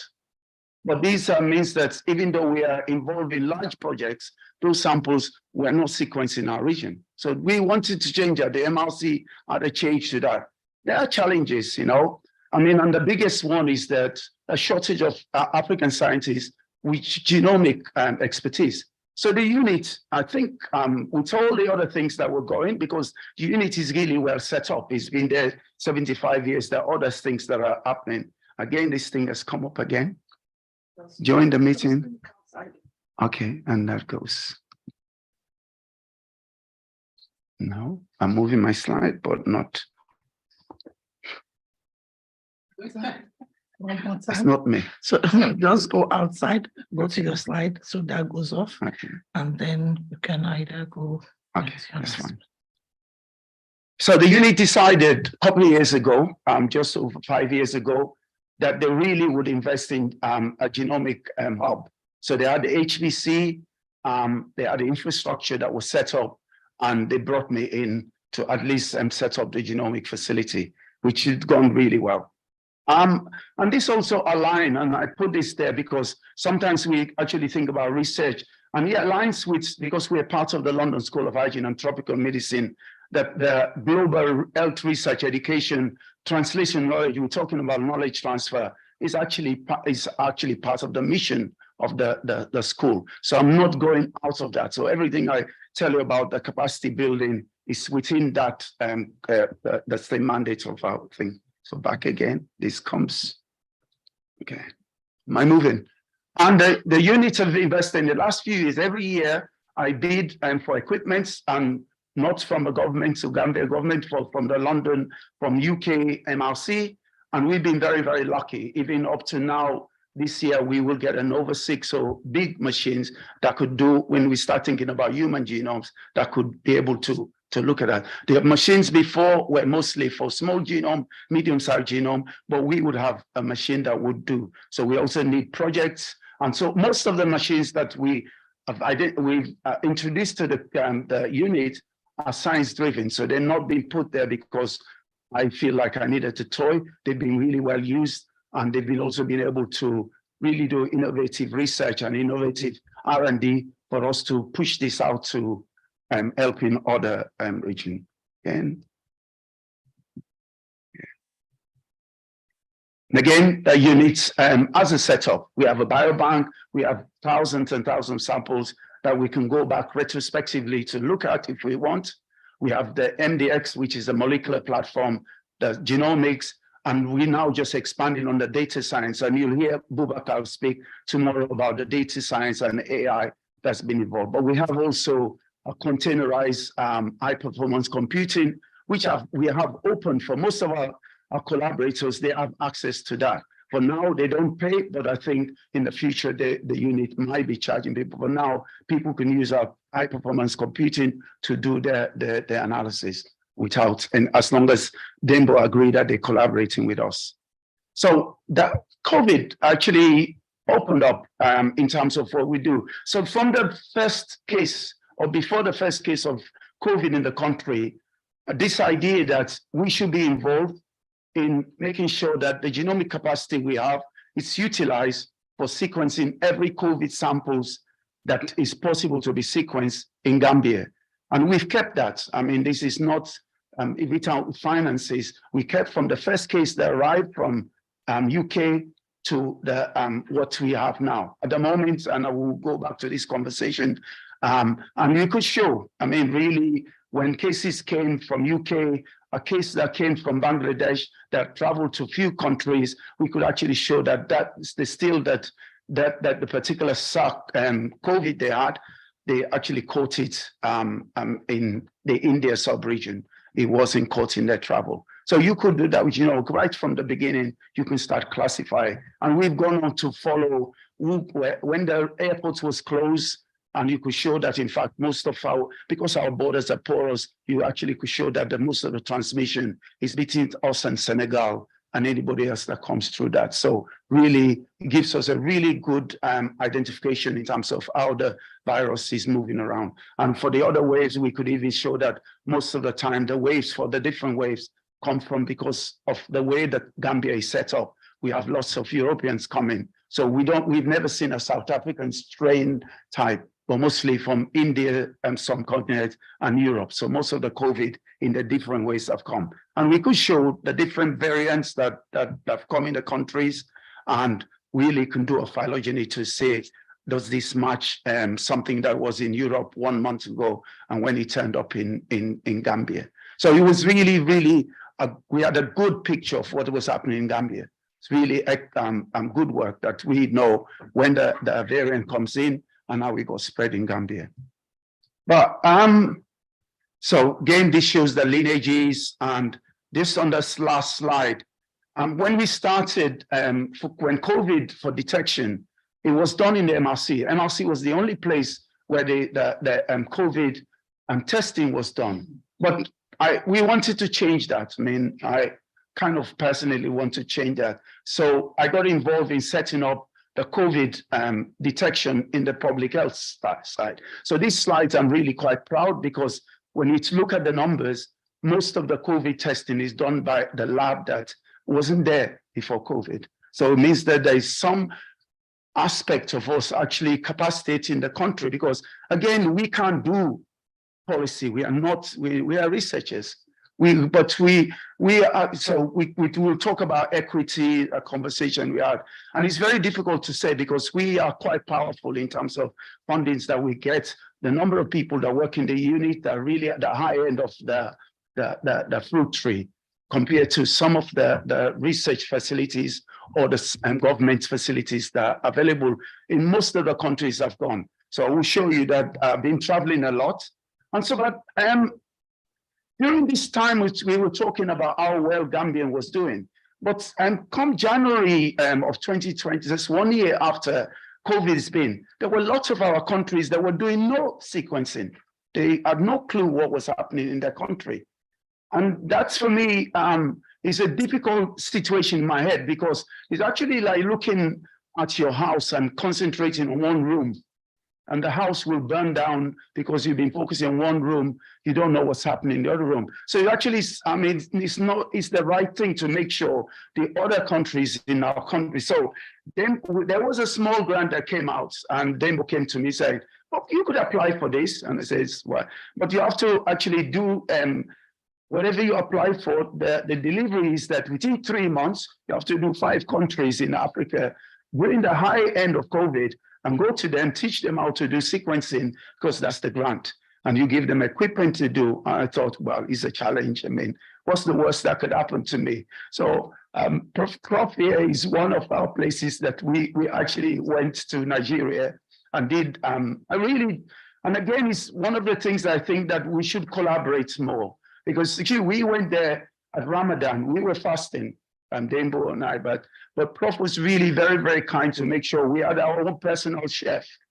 She nearly killed us with pepper, but apart from that, and Nigerians like pepper and me. Apart from that, it was really just a fantastic way to spend your time and interacting and really seeing how the people that you train coming down the line, how they developed and moved forward, way forward than where I am. So I'm really quite proud of this association. So it's my what I call my senior. And we're thinking about bridging the gap, you know, connecting the dots. The units have been doing training, capacity building. So this is not new. It's not new what I was proposing. But for now, we've been, to many of our African region, big regions like Senegal, we've done 3 labs in Senegal, and I know that they're doing quite well, and they're developing, they're sustaining. So it's not about training. So I have also an idea about what does training mean. You know, you train people, you train many people, you move away. And genomics was in Africa, in COVID, and during Ebola, there was genomics in In Nigeria, they sustained it. In Sierra Leone, in Guinea, in Liberia, it was there. But I've been to those countries afterwards. It wasn't sustained. It wasn't there. Some still have equipment, but it wasn't sustained. So we need to think about the way we change that model, even the way you support people. It's a lot of responsibility because it actually means about mentoring, coaching, going back in this circle, and really where you go back to the lab and see what they've done, and it not making excuses saying, oh, but they're not there, because people want to develop. Most of the labs ago, the people really want to develop, but there might be the structure doesn't sustain what they want to do. So we really need to invest in that. And it means invest in more people, more genomics, more experts. And we do have, whether they're in the diaspora, when they're in the industry, we could bring them in to actually support and sustain our capacity building going forward. Okay, and again, easy move. Okay, yeah. And I think we've had most of the people talk about how do you prepare? And I think you prepare at an individual level, have the skill set. I cannot support anyone if I actually don't have the skill set, I don't have the training, I don't have the kind of knowledge that you need. Yes, I've been fortunate, I've been out, but I've also been fortunate that now that I'm learning a lot about how the structure and how things work in our region, which I didn't know. So I learned from people who have stayed, who have been around. So it's a learning process. And I've learned a lot more in the last few years than I've actually taught anyone. And equity, there's this big picture about equity. It's difficult for me to say that we run an equitable with a research lab in Gambia. Because I don't have issue with electricity or water. We don't. So we are sitting in this big hall and we still have issues with power and all those. So equity, it's things that we need to really go back, and I like the conversation, the talk previously from that, is really think that we need to go back on. But we can't do, I'm just looking at, yes, so this is just some word cloud about equity. But one of the publication that we just accepted to Lancet Global, he has as many of government people in the publication as MRC people. So it's all the people in all the national public health institutions that work with us, from the director of planning to the case management to RRT. It has to be a collaboration that is it's a win-win. It can't be because I go there and tell them what to do. I want to know what they want from me. Then hopefully, if I don't know what to do, I will find a person that knows exactly what to do going forward. Again, so in the last few months, I've traveled a bit, I've learned a lot, and I still got quite a lot of travel still to do in the next few months, but it's something I really think it's been what I'm doing, and I hope that people are inspired to think about doing this in their little setting. I'm just one person and with not a lot of knowledge. So I'm very, very thankful for the MRC organization, the funders that have been supporting my thing. And the next phase, as Denbo said, is that we capacity build, but what is the research question? So I'm hoping that once people have a capacity, have the knowledge, the research question is there. It's not something that we need to invent. There is so much genomics that needs to be done in our region, so we all can just put it. And technology, I think, is the most easy thing to do. If you have somebody that's keen to do it, what I'm doing is not difficult. I teach O-level students to make libraries and sequence. So most of you are much more smarter than at West African level. So I'm hoping that we'll do. On that note, just to say, this is what I traveled in South Africa recently, and I saw this just as you go into the airport. And then I had a conversation with someone, why do you do it? And I think, actually, it's the only thing I could do. So that's why I do it. Thank you so much. Thank you so much, Dr. Sese. Now, we have a few minutes for questions. While I start up the virtual one, do we have questions, contribution? It's been thought-provoking. I just wonder if we need to wait for emergencies before we start thinking of capacity building. a true need for us to extend our knowledge beyond our countries in any way we can. Yes, so I have two hands up. Yes, Prof.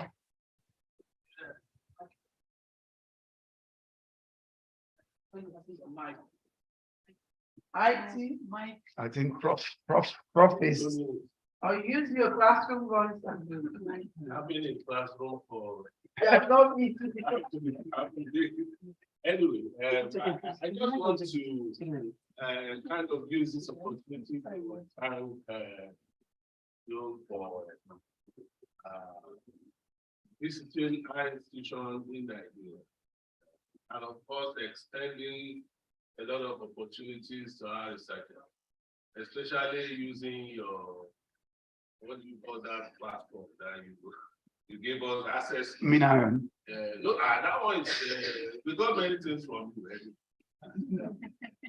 Later, they will have issues about analyzing their results, and then you also extend to them the opportunity to use your platform to give them access. High performance computing. Yeah, I'm not the economics person. So I want to thank you for that, because that has really eased their job since you left. Then also to put on record that you voluntarily gave us one of the main items. Since then, we've added like 4 to that. And it's easy for us now to do samples, and in fact give to my original university, one of those. The thing to say to support your lecture is to say that we can actually have South to South collaboration and network. We learn easily because hands-on is easy. Our problems and challenges are similar, and therefore thinking and finding solutions to them should not be a problem, which is what has been demonstrated through your visit. Since then, we've been very close to MRC, and we've gained a lot from MRC, and we are still expecting them to. So I want to thank you for this. Thank you. Thank you very much. Yeah, I'll go back. Yes, from the name, I guess you are from Sierra Leone, from the background. Yeah, I mean, you know that we have one of the best labs in Sierra Leone, in one of our projects, Simova. Yeah. And it's being headed by Nigeria, one Bola Awa, and even the one representing him, Abdullah, is also from the Gambia. Yeah. In fact, at the time, I remember we had to send some of our laboratory technicians to MLC to learn gene experts. And I just want to know, when are you going to give us an opportunity for you to go to Sierra Leone, because that's one of the areas where we have some challenges. When you go back to Sierra Leone, to train some of our young scientists in this ways. Thank you so much. So my disclaimer is that my name is spelled like a Sierra Leone. Yes. Because I was born in Sierra Leone. But I can't do that now because the Gambians have claimed me back. So that's really the disclaimer. But actually, what you mentioned, in fact, I was in Sierra Leone 2 weeks ago. So I support the National Public Health Lab. And I know Ebola very well. I know people in that lab. They have this WHO project on the vaccine. And they would like to. Please come, I'm trying to make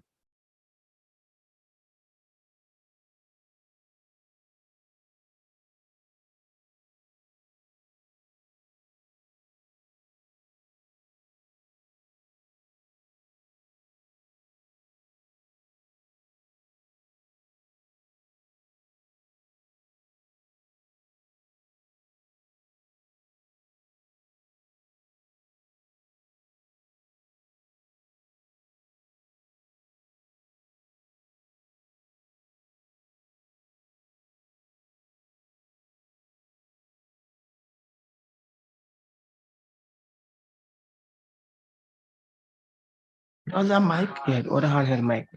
Whosoever sees it can bring it. No, let her do it, please. I hope they didn't take it seriously. Maybe they took it away when they were. I think they did. They took it in the other room when they were. Yes, yes.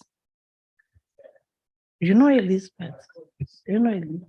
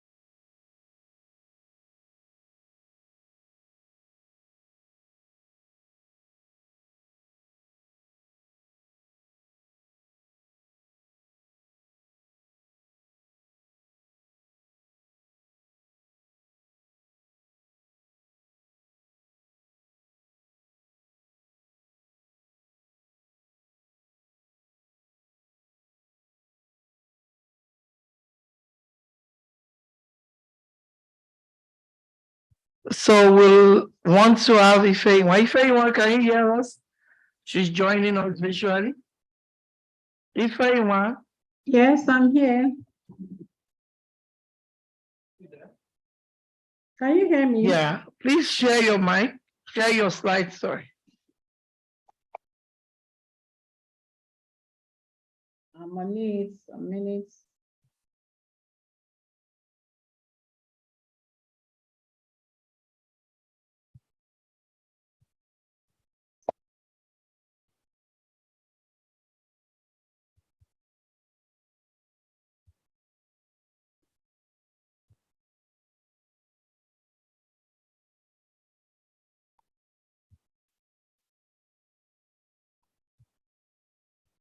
Where is this? I see.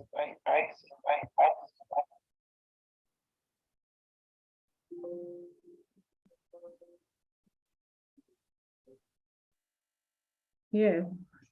Please, can you all hear me? Good evening, everyone. Can you all hear me? Please hold on. Please hold on.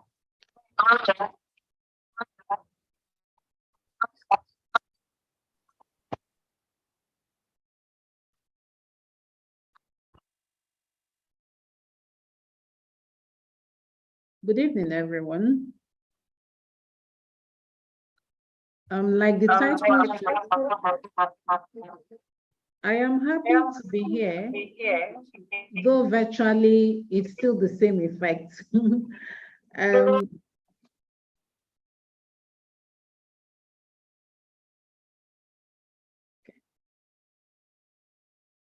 The title of the paper is Exploring the Management of Intellectual Property Rights in Research Engagement, Dissemination, and Utilization of Research Outputs. The trends in global innovation policies spotlight the importance of intellectual property rights as research management officers and the offices. We see the value of intellectual property rights, and then how do we manage them? It's taking a new position in the process of generation and diffusion of knowledge and innovation. So within the scope of research engagement, dissemination of results and utilization of the research outputs, intellectual property rights affect and direct how persons can utilize research outputs. It's not enough now to go into research. For those in sciences, it's not anything new. Those that home to invention, the creation, innovation is not new, but the issue now is how does one register the intellectual property rights? Is the researcher aware of the intellectual property rights? How do research management offices manage intellectual property rights? General principles recognize that creators or inventors own the intellectual property rights in the works they produce. Essentially, these rights arise from innovative products of the brain or the mind that become intangible assets, as opposed to personal or real properties that you acquire and you can hold. The extent. Hello, Ifeanyi. Yes. Ifeanyi, can you I hear can me hear now? you. My connection.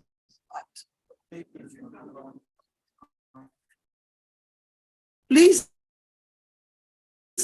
Ifeanyi, if you can hear me, I think you should log out and then it's you stripping off.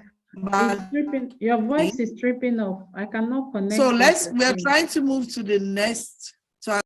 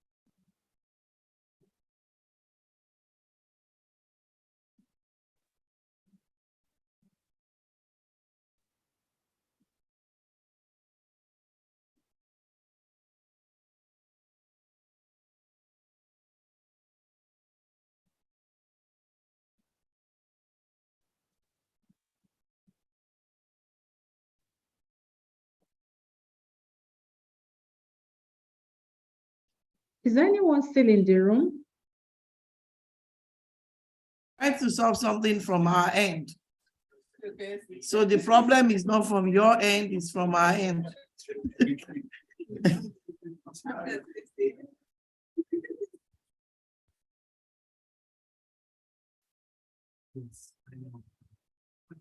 Yeah, this is not our screen. Yeah, screen. Click it now. But we need this to be maximized. And I don't think no, we're not going to option at all. It's not one option. Yes. View, out of view. Full screen, no, not full screen. Whenever we go full screen, something happens. Yeah, come to your IT. Are you not the IT? You know about the system. Well, can you hear me? I can hear everything you're saying. Yeah, we can hear you, but we can't see your slide. That is very important. No, it's not from her. It's from us. It's from us. Okay, I think we are fine now. So if anyone, go back to the beginning.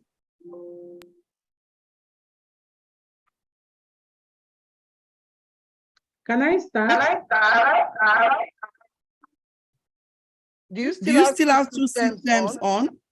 No, I don't have, do I? I don't have two sets on. Okay, Okay, that's fine. So if anyone is joining us online. Maybe there's someone online using gadgets.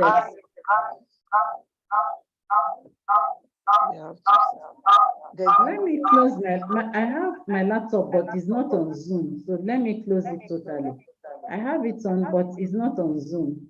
I'm not in any Zoom meeting on my laptop.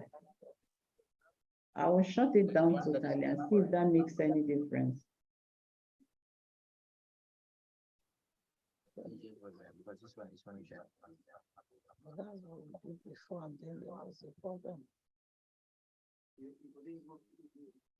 Is it still the same thing?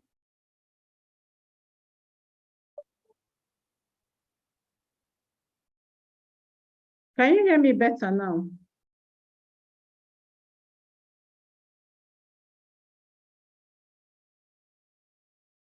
Of research outputs. Yeah, can you hear me better now? Please go ahead. Okay, the topic, exploring the management of intellectual property rights in research engagement, dissemination, and utilization of research outputs. Global trends, trends in global innovation policies spotlight importance of intellectual property rights in the process of generation and the effusion of knowledge and innovation. Within the scope of research engagement, dissemination of results, utilization, and research outputs, intellectual property rights affect and direct how persons can utilize research outputs. This is what we have before us. And how does this go? General principles recognize that creators or inventors own the intellectual property rights in the works they produce. These intellectual property rights arise from innovative products of the brain or the mind that become intangible assets as opposed to personal or real property. So I'm speaking through this, not, yes. The extent that intellectual property rights are maximized is a function of strategies integrated into the research proposal and management. It therefore behoves research management in institutions to establish and integrate strategy and framework to guide researchers. The research management determines the administrative and operational function of the research work and output. So within that function, they have to take care of the intellectual property rights.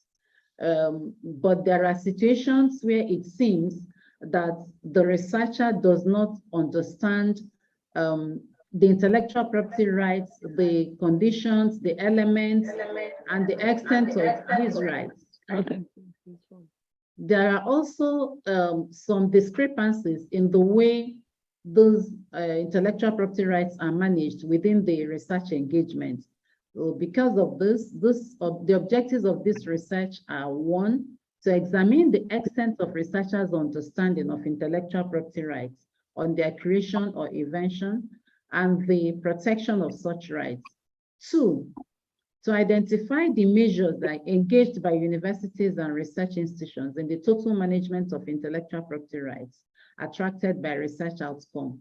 And three, to examine the processes available in research institutions or universities to assist researchers in knowledge transfer and commercialization of research outcomes.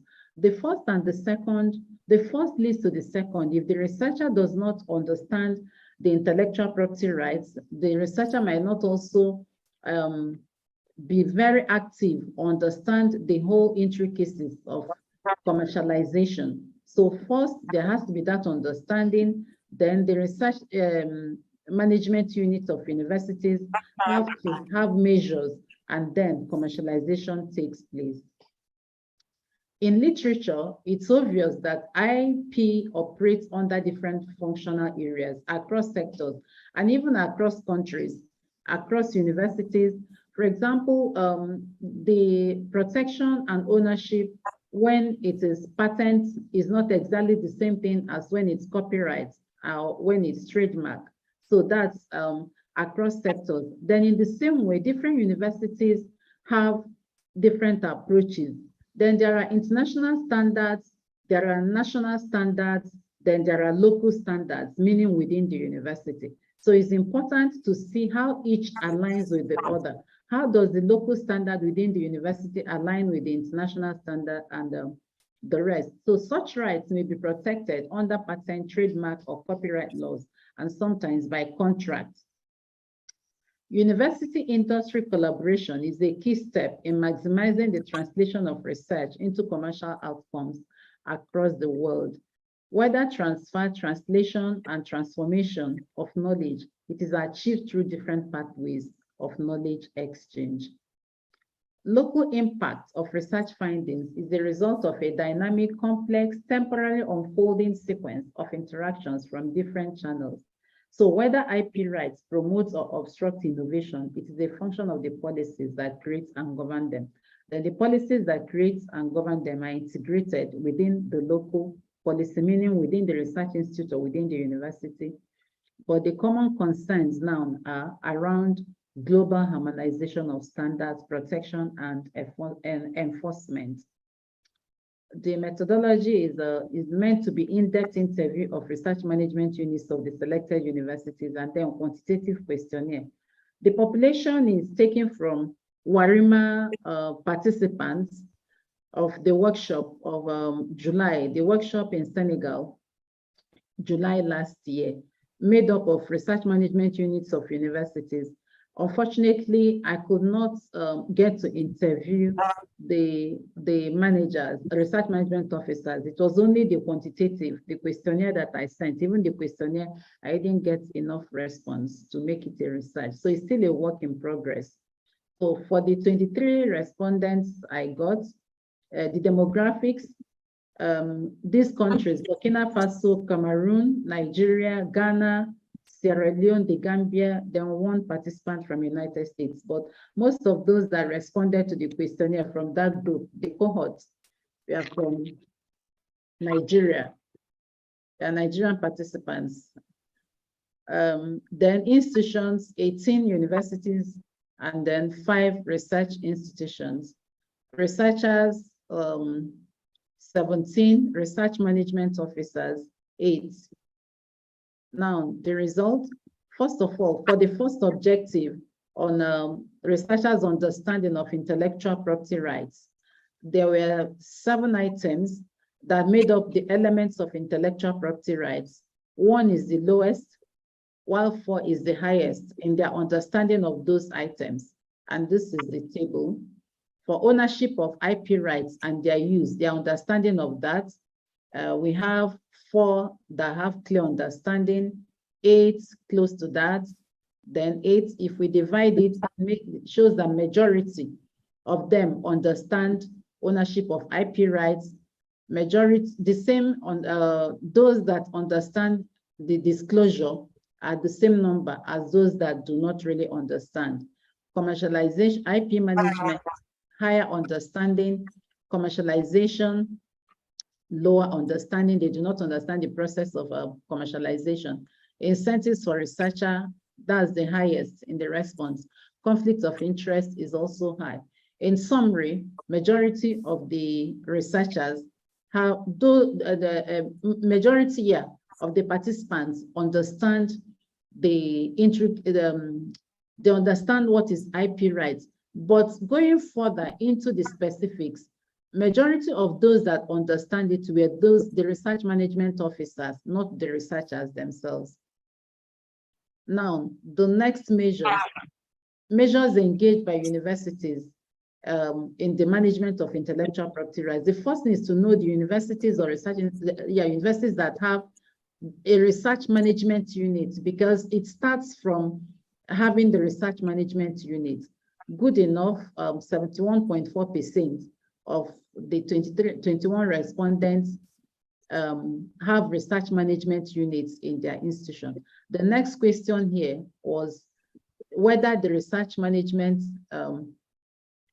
units, whether the university has policy, intellectual property policy, because one thing is to have the unit, the next one is to have policy. And we are lower here. Most universities are lower here. Blue are the ones that are yes. So much as over 70% has research management units. About 42.9% of them are the ones that have intellectual property policy, which is the tool for managing IP rights. Then the ones that also have clearly articulated intellectual property policy, it went lower, 31.3%. Then for there are comments on what the research management unit does.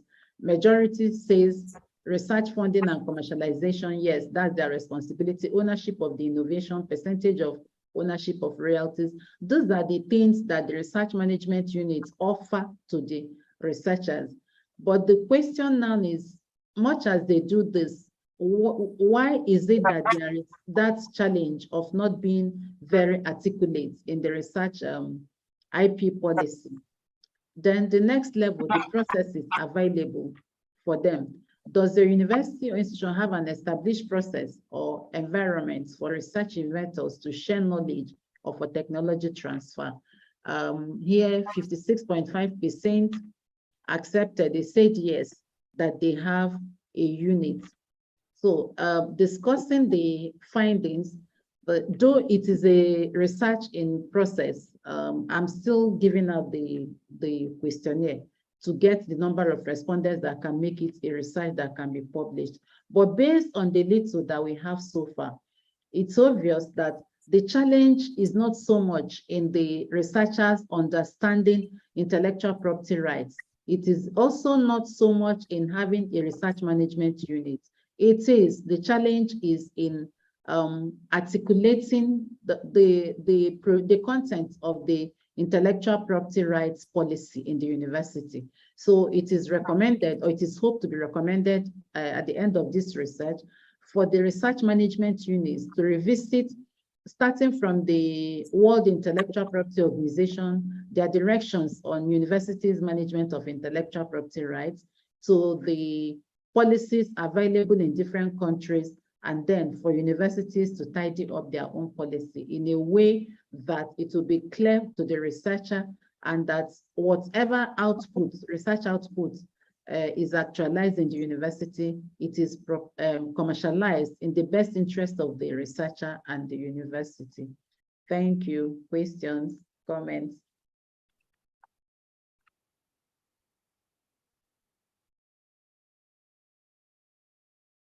If anyone, do you have any questions? Good enough, in the last 2 days, many of us have been in the intellectual property protection workshop. And there's been a lot of talk about transparency, policy to be well detailed and all. Thank you very much, Ifeanyi. I apologize on behalf of many of us who didn't respond to the questionnaire. We hope we would respond more before the end of the year, so that by next year you have more comprehensive information. We don't want all the Nigerians to be talking. Thank you. Okay, thank you very much. And I'm enjoying your enjoyment in the Gambia. I couldn't make it, but hoping that next time I'll be able to make it. Thank you so much. Enjoy the rest of the conference. My dear, thank you very much. Now we move on to the topic, establishing a national research policy for the Gambia.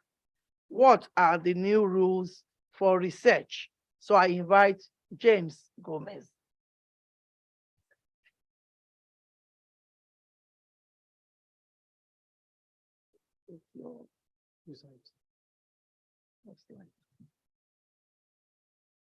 Is it one?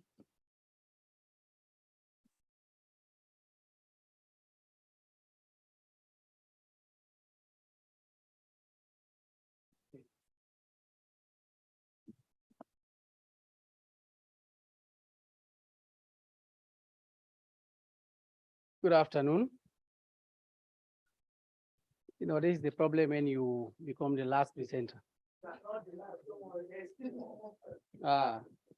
And again, when people are coming from lunch, yes, they become so tired. But I want you to bear with me. I will run through this very fast. And very soon I will finish the presentation. My name is James Gomez, as you can see there. I'm the Director of Research at the Ministry of Higher Education. So many things are said today. And the pointer is government, government, government. We want you to stay. The government want to keep capacities. There are so many things that are supposed to be in place. The outlines of my presentation. Pardon? Okay. Sorry. That's the outline of my presentation. MOHA's mandate. Is it working? National Research Policy Rationale, why development, policy development process, guiding principles, National Research Fund, and the National Research Priority Areas. The Ministry of Higher Education was established in 2007. And you can see it has 4 directorates. When I say directorate, I'm talking about the technical unit. The admin is in the center. That is where the minister, the permanent secretary, and the deputy permanent secretaries belongs. And in the technical directorate, the director of planning, budget and policy analysis, the directorate of tertiary and higher education responsible for tertiary institutions, and the directorate of science and technology and innovation, and then my directorate, that is directorate of research. That is the ministry's mandate, the vision. If you look at this vision, it's coming from the National Development Plan, skill-based economy and knowledge society. How can we attain that? That is what we want to attain. And the mission, that is the reason for existence. We want to seek to establish a tertiary and higher education system of reputable, world-class institutions and centers of excellence that will produce well-educated, skilled citizens with requisite competencies to lead a fulfilled lives and compete globally. That is what the reason for having this ministry. That is what they call raison d'etre. And the goal is to provide equitable access to high quality and relevant tertiary and higher education that is sustainable and responsive to national and global needs. You know, when it's equitable, the last presentation or the presentation before the one we watch on virtual, I saw the picture of equitable. And I was like, it defines itself. Where, you know, there's a platform there where everybody have to see, and there are others that are adjusted and they all see the same level. So, you know, it defines it. So that is what we want to also see in terms of quality, relevant tertiary and higher education in the Gambia. Main research institutions that we have in our country here in the Gambia, if you look at the educational institutions, you have University of the Gambia, University of Applied Science and Technology. This is a new university. We've transformed GTTI to a University of Applied Science called USET. And then you have American International University in the Gambia here. UCLIC is an online university. Management Development Institute, MDI, like the GIMPA type in Ghana. We're also trying to transform it to a university. Gambia College, also in the process of transforming Gambia College to a teacher training university. The process is also on. Then you have research institutions and centers. National Research Institute, NARI, representative are here with us. SEAM, Center of Innovation Against Malaria. And of course, our big brother, MRC, that is doing a lot of research in the Gambia. MRC, the Gambia, National Nutrition Agency, NANA, and WALIC and ANWACA. WALIC is West Africa Livestock Innovation Center. It's also doing a lot of livestock research here in the Gambia. And the government departments also are doing research. Department of Fishery, Department of Public Health, the ministry, and the Ministry of Basic and Secondary Education at the curriculum unit. They're also doing some form of research. MOHA's policy issues. If you look at our our policy in the tertiary and higher education policy, is grouped in 5 thematic areas: the access and equity, quality and relevance, research and development, science, technology and innovation, and sector management. The one I call it is where I belong. Research policy. Why research policy? If you look at the issues there, they are already articulated in the morning. And these are the issues that we're grappling with also. And the policy is trying to also see how we can address it. Governance. When we came into being, we discovered, by the way, the Director of Research, I said MOHAS was established in 2007. The Director of Research was established in 2014. And we have also not stable staff as we go along. And you can see the governance part of it, there was virtually no holistic policy or strategies and planning mechanism to ensure compliance of researchers and research institutions to rules and regulations of research in the country. There was, and in capacity, it required capacity to engage high-level research and compete for international research or whatever fund is there. There has been a problem in that, capacity in our institutions that I named. Funding, little fund is allocated to research as opposed to, I don't want to give you the percentage, but I know the percentage, as opposed to the regional recommendation target, that is 1% of the GDP. Some people will say, when you engage people, they'll tell you, when you calculate 1% of GDP, they think is huge. But again, as the president of WARIMA said here, it's important to educate people on research, outcomes. We told in the morning here is, do we have the will to implement research outcomes? So it's important to have that attitude change and commit ourselves to support research. It has been things that we are grappling with. And other issues is the physical infrastructure. You look at our NARI, National Research Institute in Brikama, grappling with laboratories. The infrastructure there is, and even the human capacity to run those little small laboratories that they have is an issue that the government of the Gambia, in collaboration, we also want to collaborate. That's why the minister, if you listen to his speech, he labor more about partnership and collaboration. Partnership and collaboration, which is very important, essential tool in research. Dissemination of findings. We also discovered that so many research findings are shelved, and most institutions are working in silos, and sharing of information the platform is not there.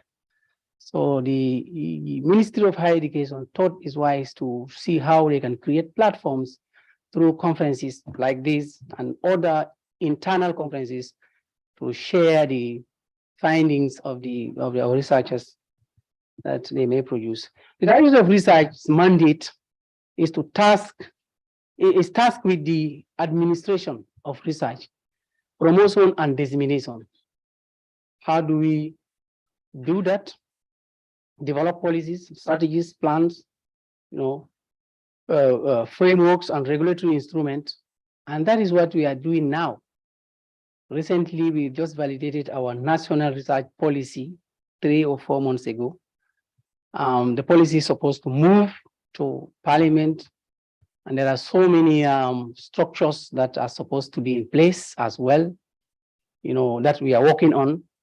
We're working with MRC, and other stakeholders that came together and try to help us putting up these policies that will respond to the national need. The promotion side of it is, in the morning you heard about the culture of research. And recently, Nana, I presented at the other session there about the culture of research is lacking. It's important that people are in the same boat. When I say the same boat, both administrators and researchers and policy makers should be in the same kind of understanding of what research is all about.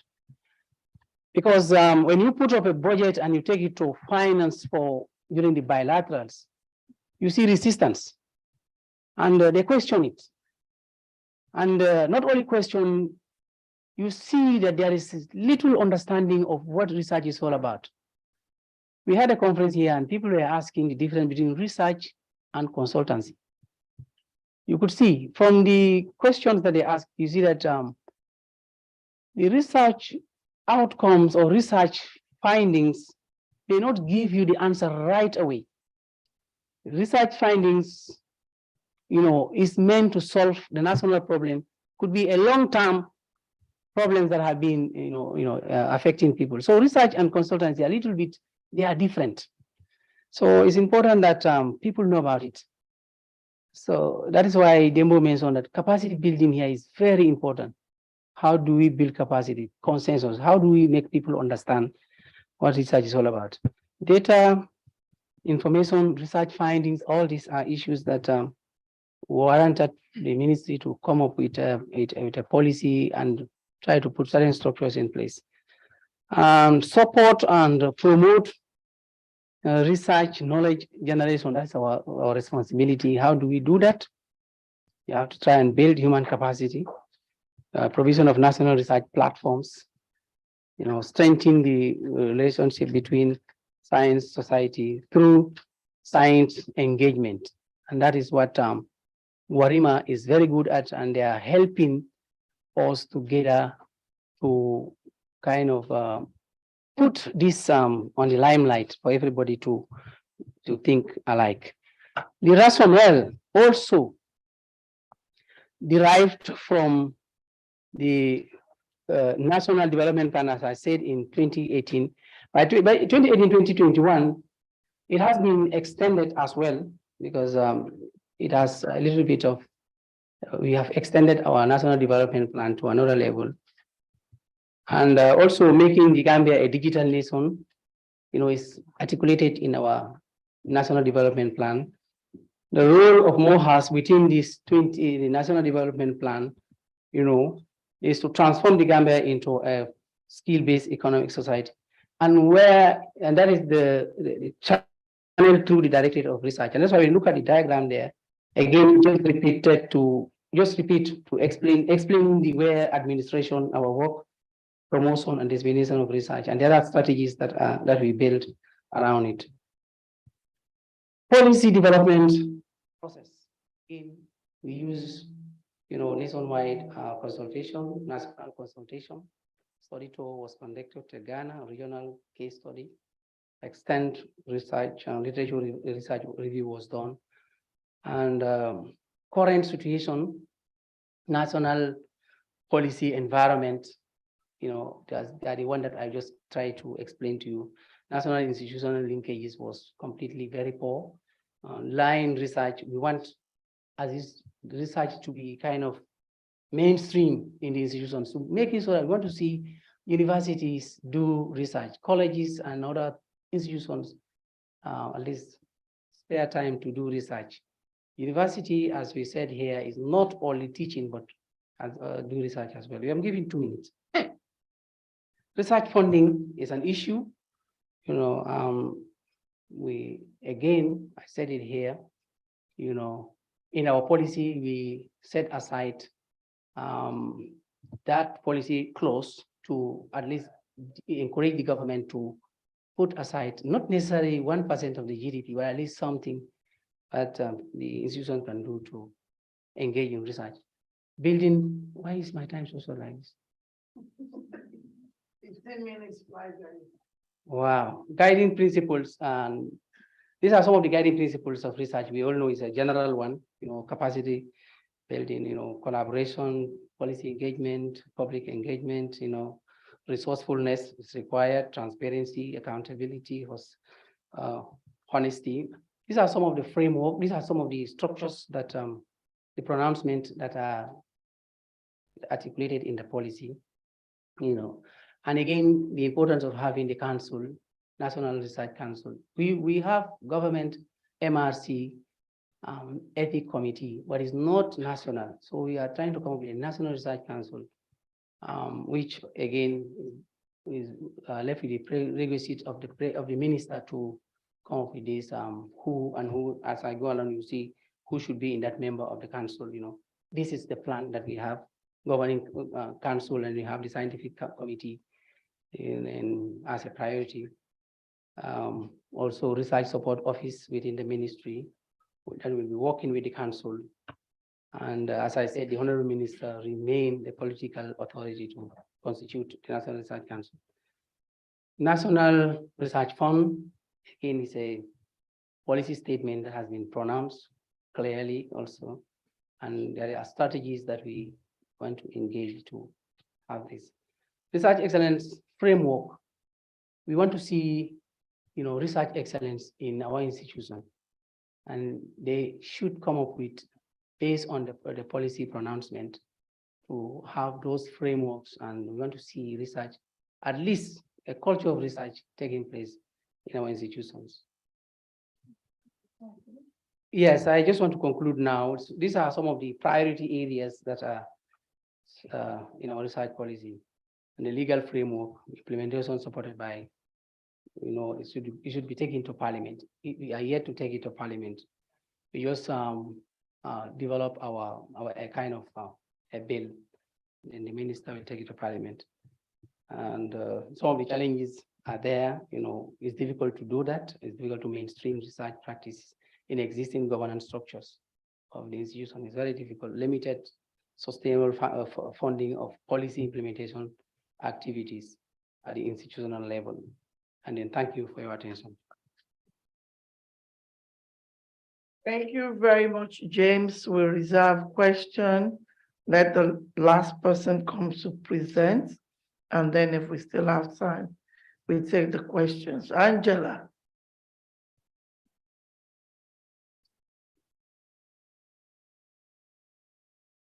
So Angela Itegboje will be speaking on technology or knowledge transfer and exchange to extend the reach of research.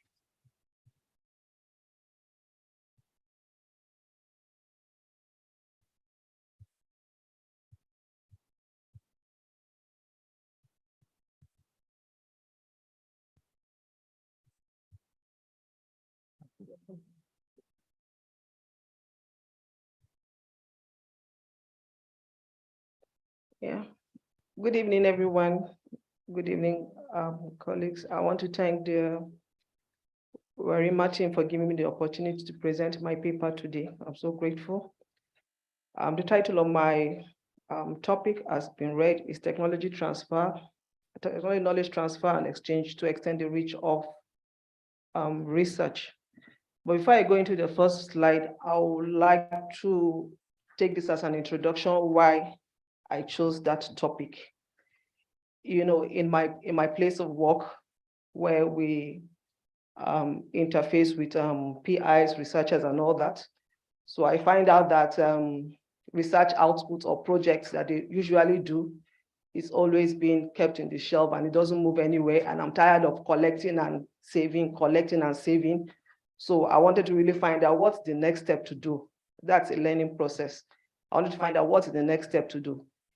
And I'm not really in the IP, intellectual property unit, but I have interest in that area. So, and I feel, why do people really go into research? Is to transfer knowledge, is to exchange ideas. So why am I collecting research outputs and saving it, archiving them, the titles and all that? So I felt there should be something that should be done about this. And I now went, while thinking about it, now in my institution, I'm trying to introduce a reform agenda of knowledge transfer, just something like this. And that's why I chose this topic, so that I will transfer the knowledge I already gathered, I will exchange and extend. So the exchange is, I'm learning from here and you are getting from me too. So that's the exchange. And how are we going to put all these ideas together to extend it to the society to make impact? That's why I chose this topic. So now, I now said, okay, what are the institutions supposed to do? to impact the society, to solve society needs.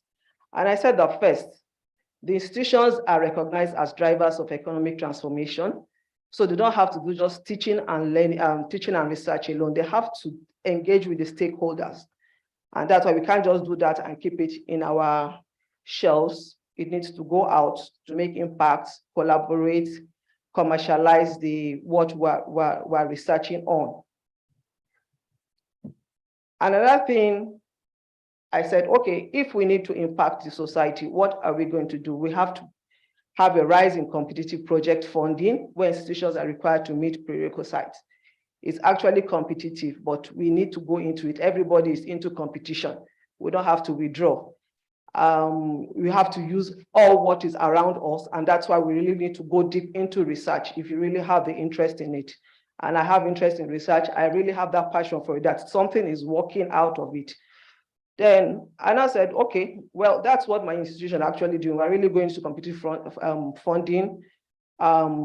It's good. The head of the institution is into research, going to collaborating with other countries, institutions, and all that.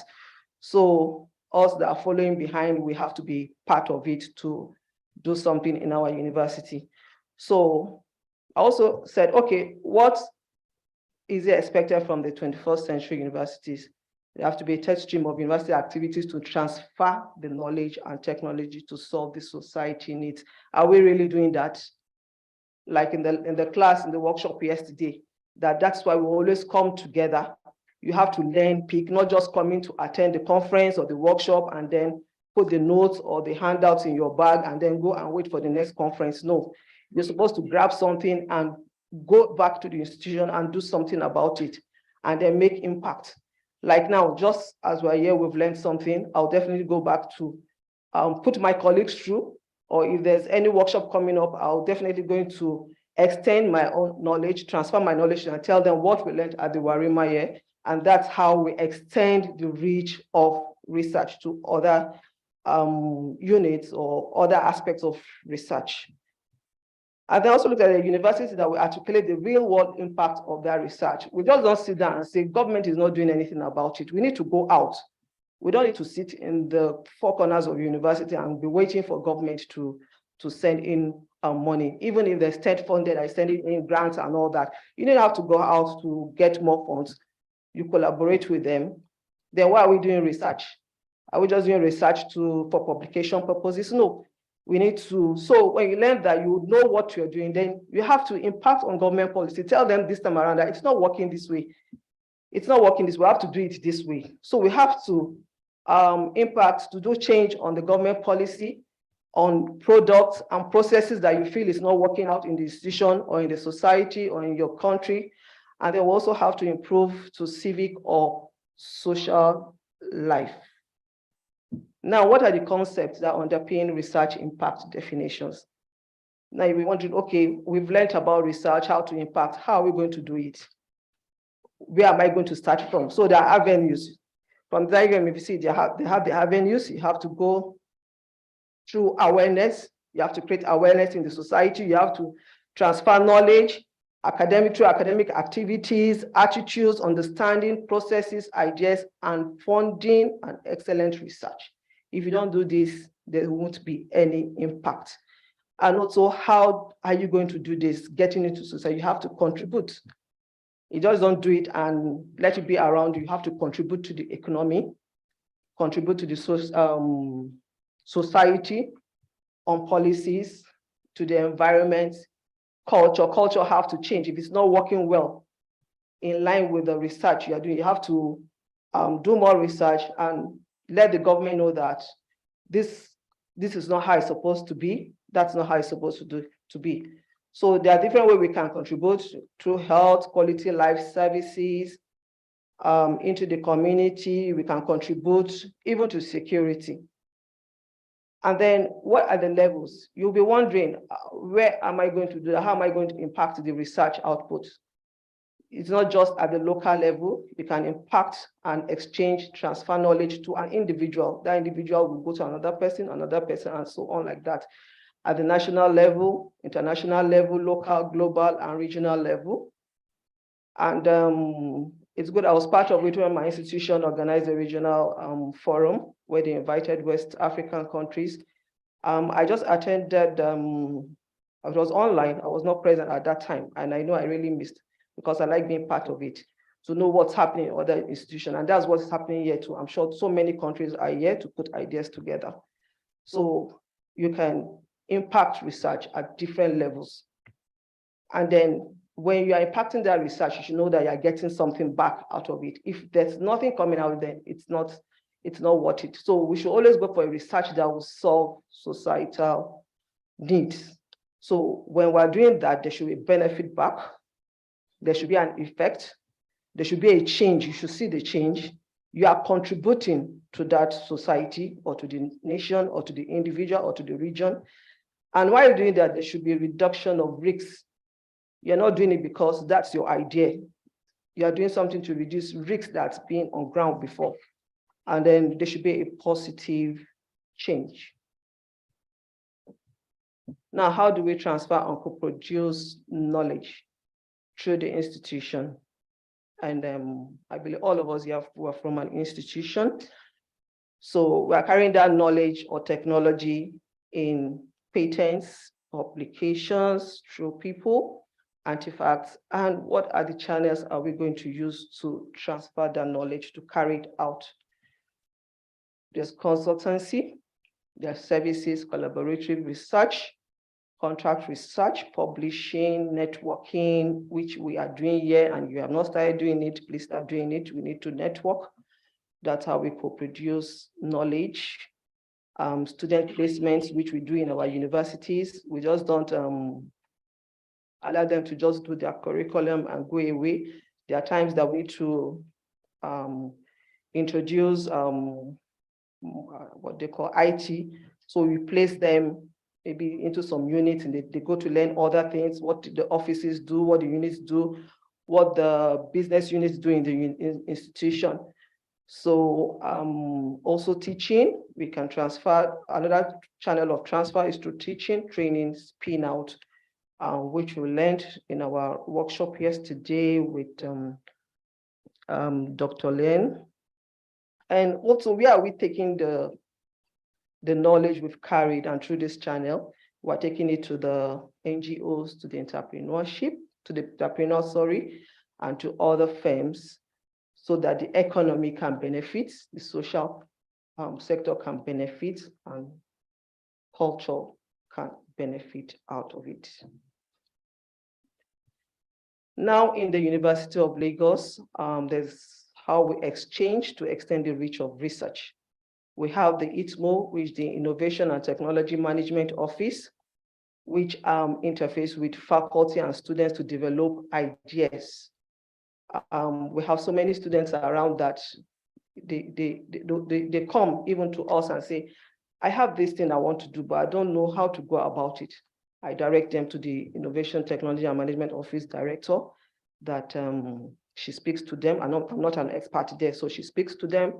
And from there, they go. And at the end, I just don't leave them there. I want to, when I see them going out, I want to ask them, well, okay, what was the response? What are you going to do about it? So it's developing ideas. So at the ESDC, the Entrepreneurial Skills and Development Center, we have it in the University of Lagos, where after they develop their ideas and there's a prototype and that's ready for commercialization, we take them to the ASDC, that's Entrepreneurial Skills and Development Center. We also have the University of Lagos Business School, where we train professional business courses on maritime, on so many courses they come there. So it's a way of extending research. So it's not only just around the environment or the school surroundings. So we extend it to, so that's exchange of ideas. Now, it's not all about adults or researchers. We also have a research outreach, which we usually organize to in the school, called the Umela Area Summer School. we also groom them as they grow up. It's a way of extending knowledge and technology too, and they extend it. They go to learn during the summer, and they go out definitely though when they resume back to school. We do extend what they've learned from the summer school, from the farm to the town. We actually do some farming, learn how to farm, the benefits of such crops and all that. And then there are children that were really grooming up because they are curious to question and capable enough to find answers, not the ones that will just sit down. They are courageous kids. We try to groom them. And then if you see a problem, try to get the answer. Don't just say, oh, no, I want to get the end of this problem. So those are the kind of children we put together. And when they meet during summer school, they try to bring out what they've learned through the semester or the term in school. And then they exchange ideas like that. So they also stick to jobs until that job gets done. So we shouldn't just focus our transfer of knowledge and technology to just researchers alone. We can also do that with children. Skills is very important, skill acquisition. So before they get to the level of doing real research, they can start from this level. So what are the challenges in the exchange? Researchers focus on publication benefits. And why is it that it's a problem in all institutions and we need to solve it out? Another problem is researchers engage in research that has no direct impact. Why will you start a research, solving a problem when it's not going to create impact in the society? There was one of my interaction, one of the prof in my university, and I was asking him, how did you do that? How do you get a problem? Do you just pick a topic and start finding the solution to it, or you want to research it? He said, no, there's a group that they usually organize, that he has a group, and I told him that I want to be part of it. Or next time when they go, so you have to go to the society first, go and ask them, what is the problem? What do you people really need before you now go back to do your research? So that's the problem. People just go that, oh, I want to talk about this topic. I'm interested. I like the English, or I like the grammar in it. So they just start to do research, but it's not creating any impact in the society. So another problem is the lack of support from industries to commercialize research output. In my study, I want to recommend this, that universities should take steps to engage with critical issues of public policy in their localities, serve as a source of research, providing facilities and convening stakeholders for important dialogues. And finally, due recognition incentives should be given to researchers on their efforts. Thank you. Thank you very much, Angela. Now we can take questions for both James and Angela. Yes, well, I have one. Any other person? 2, 3, okay, 4. Thank you, Dr. Yes. Thank you very much.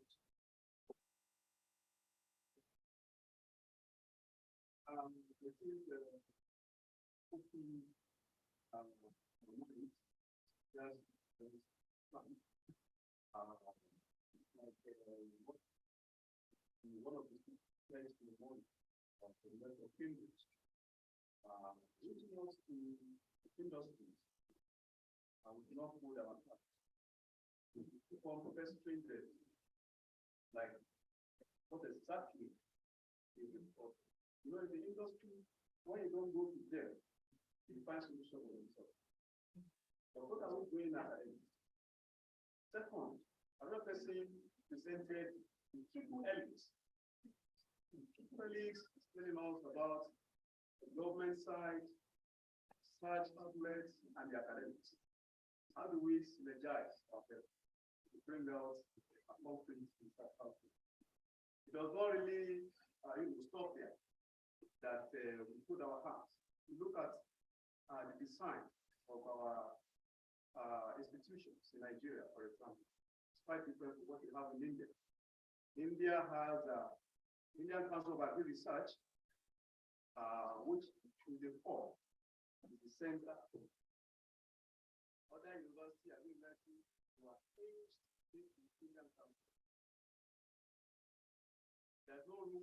redundancy.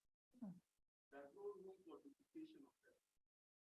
So I still have to coordinate each of them, including the academics, and they are bringing out a superb result as far as the research is concerned.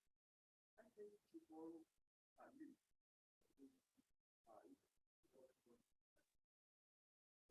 Several research in Nigeria. I think vision of effort much more than the result. I think we should look inward and decide exactly the direction we are going. We are variants. They are the institutions doing their own, academics doing its own, government funding, white elephant projects, and the rest of them. So it's time to talk to people in charge. That's where this should work if you want to get results. The academics, there is no problem when you have a research, probably being funded or whatsoever. Industries are not forthcoming. You get your grants, you do your research, you get what you want, probably you publish a paper. And newspapers, look up the kind of solution. So the industries are not forthcoming. Government does not help. So I think even the academics, they are helpless. Look at what is going on now. This month's salaries because people are wallowing in abject poverty, selling their cars, brain drain. The rest of the brains are leaving the country. Look at what is happening in UI. So if you look at the exodus, best brains are leaving. Yeah. In my university, we have a department where we have 3 people, and out of the 3, 2 are already settled. Younger ones, that department where we have 2 people. So, these are not really working, and when you want this to work, it's good to bring out the history of women. It is not like we don't want to nationalize research results, but government is not helping. You look at that one, it's a product of classroom stuff. Industry put their resources together. And it is in the constitution that academics have to be the board that the constitution came how to do that. Now sharing the phone second now. If you and I going to conference, we are going for research and get more than I, you know it's there. Right? You won't get more than those who are better. Just spend it anyhow. That's what we do more work with academics. Where are we going? Suppose that one is even having this footing. Then academics can pull something reasonable out of that one. And start from the funding. So NRL, National Research, how many get it? Write proposal, you write and write. At the end of the day, you must post up, bench something in there. At the end of the day, you not see the list and the rest of that. Not encouraged. So please, at this end, this is type of fora, some of the fora that students so that we have the policy makers, researchers, the rest of that. I think it's a point. We need to do something fast. Yeah. So I really thank you, Mr. Angela, for giving out the real things for what is happening going on. Thank you very much. Thank you very much. And I think James has a lot to learn. Maybe you, before you go on with your policy in Gambia, you better go and understudy Nigeria. Because we had fantastic policy. And then when the politicians come, they turn everything around and the owner of the policy becomes the slave of the policy.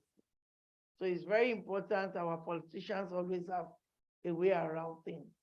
So maybe I think that one should have been more watertight than what we did. And I think that's the problem. We always believed in gentleman agreement. There is no gentleman among politicians. So we must always remember that. I think another thing I think we should always consider is also faculty exchange.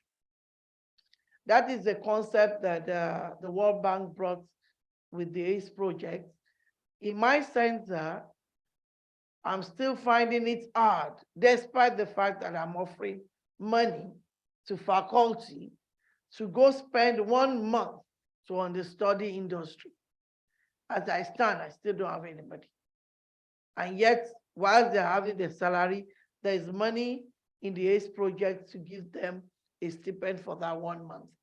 So while you're on strike, sitting at home doing nothing, you could easily have gone to the industry and I'll still have paid you, but nobody came forward to want to understudy the industry. So if you don't go there, how will you know their problem?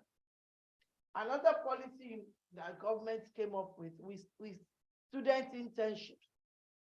With our student internship in Nigeria, all undergraduate students before they graduate, they go to the industry.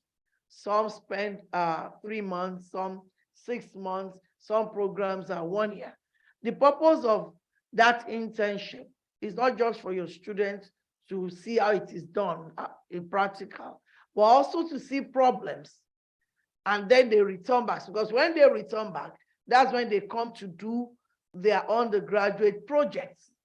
I started off explaining to them in my university that when a student comes back from IT, the question to ask the student is, what did you learn? What is the problem you foresee there? How can we do something about that problem? It was easy for me to do it for the few students that come to me, that are assigned to me for projects, but others didn't see it that way. So I think we also have policies that we can leverage on, but sometimes as academics, we are in pursuit of this publication for promotion and we don't care about anything. So we employ other countries, learn from Nigeria, 8 months of strike, no salary. We don't know if we'll recover in 2 years, just because we don't have anything else we have been using our brain to do aside from teaching. Another, yeah, Prof. Professor. Yes, just a quick one. As far as I'm concerned, focus on that. That's why it is. There are two things. There's a common saying in the part of Nigeria that says, when you wake up in the morning. So, as far as research is concerned, we wake up late. But we have no choice but to go into it. There are several reasons why we are not considered to be consuming nature.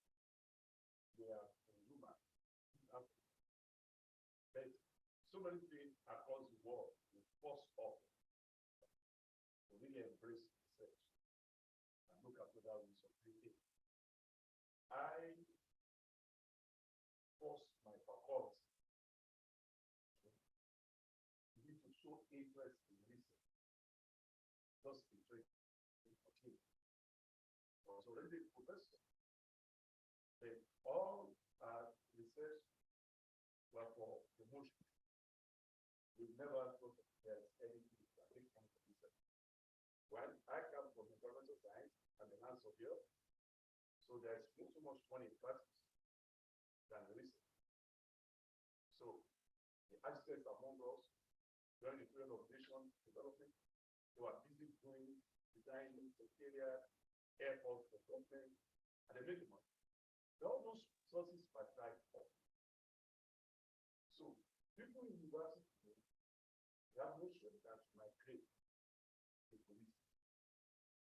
So, and there's the linkage between the industry and the town and town is emerging.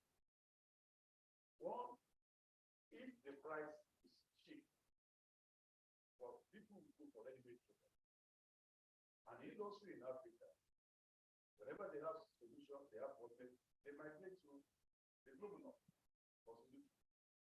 I remember in music recording company, they had problems with spare parts. I was moving from one country to the other in Europe looking for spare parts until it got to a place that The Nigerians said, you are looking for this part. And you've been to UK, you've been to Germany. He said, you can get this thing as railway company next door. So he said, go back. Then, because there is problem with foreign exchange now, they are coming to you. But they can't afford even the flat to you. So flights in UK today is by you and I. So they can't afford, they are coming. And those that are coming, they are really risky.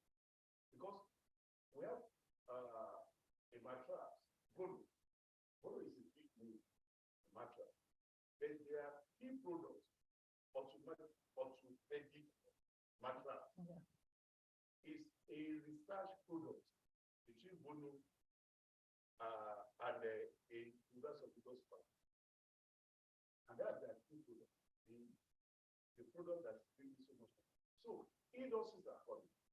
A University of Lagos today, we have not motor. It's a motor assembly company. It's located in the university.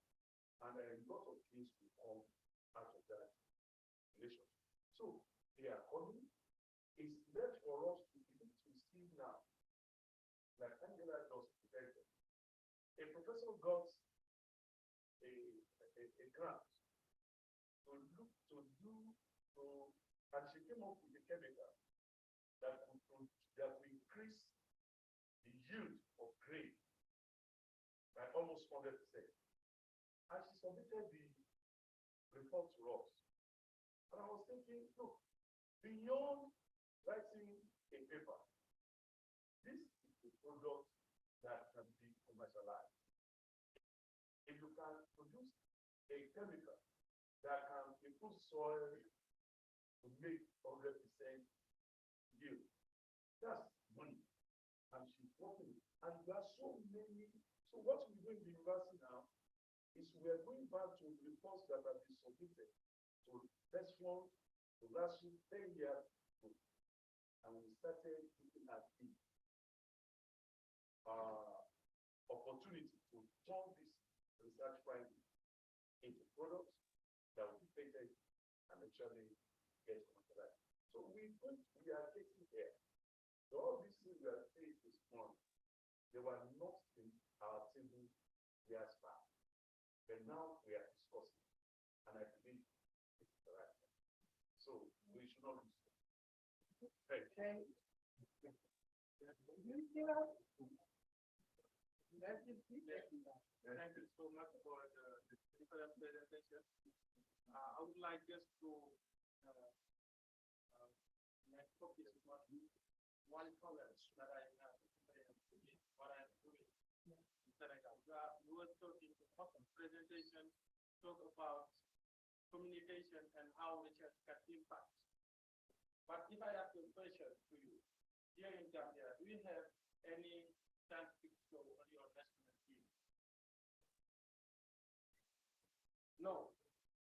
In Senegal, we don't have that. In Burkina Faso, we don't have that. In Ghana, I'm not sure. In Nigeria, maybe. But I think scientists need large people to help them. You were talking about funding. The government needs to support research, but the government must make more focus to the large population. If the large population don't understand what scientists are doing in the laboratory, that's the problem. I think I don't know what WARIMA need or research management organization need to do now is to make more focus about communication to the large people, to explain them what you are doing, how those things are important for them. In that process, you will help them to understand how science is important for them. And then maybe 1 year, 2 years, you will see when the politicians go to present their program to the large people. Maybe some of them will say, we need to have our scientific system to be more developed. I think that thing that we need, like recently I took interview with Dr. Abu Sise. I think it was around like 3,000 people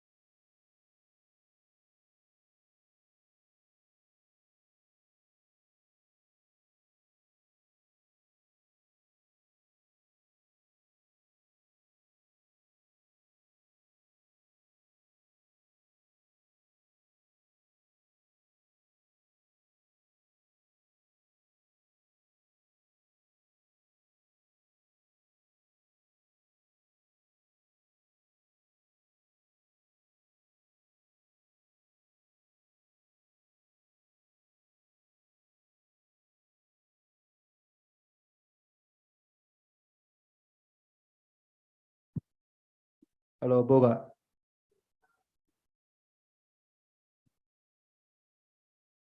Hello. Boga. Monitor nina binaka.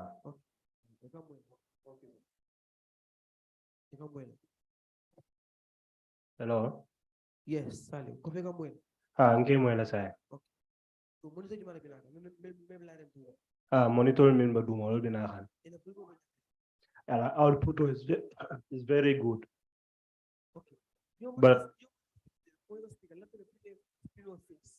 Monitor speaker. it can't see can do one. Monitor speaker. Left the screen face. Okay. Monitor speaker. Yeke screen face. Maybe duma.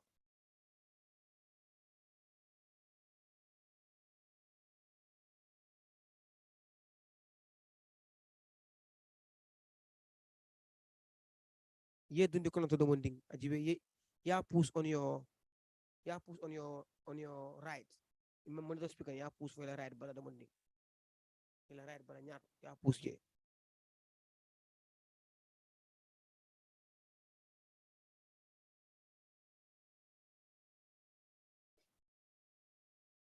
Boga. yes Yeah, so mpareto wala. okay so ala output benyari le ite diamela mic one more time Yeah, the output over here is okay, but it seems like left and right speaker ni main speaker ni. Umantan naga. How about now ibinaka No. umantan naga No. ila mwewa Hello. Omar, left can and you right speak umantan for naga Okay. Oh, you want me to say something? Sale bigo left and right umantan naga nga How's it now? Up and live out. Sale Sale ikale fana rika mo bo buga mo hello Yeah, amantra na hansa. left and right umantan naga okay nimpore mo better la maybe because the amplifier they are all on Okay. the amplifier be available so Because monitor damala binaka. but still mo yakan Silewa. Yeah, silewa binaka I think so. Alafado mande. Yeah. Silewa binaka. so left and right umantan naga kan sayanga No, left and right from the phone song can say. so mbato jibe one more time then let me just check that why this ceiling is not coming Yeah, that's what we are. Today is not that convenient.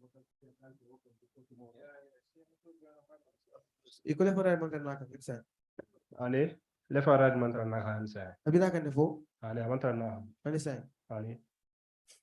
again Hello.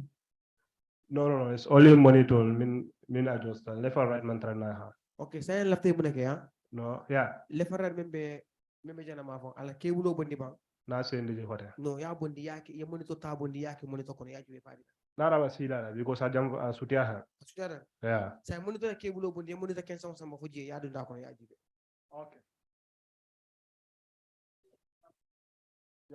ela isa monitor bondi no akense ma ya sama fuje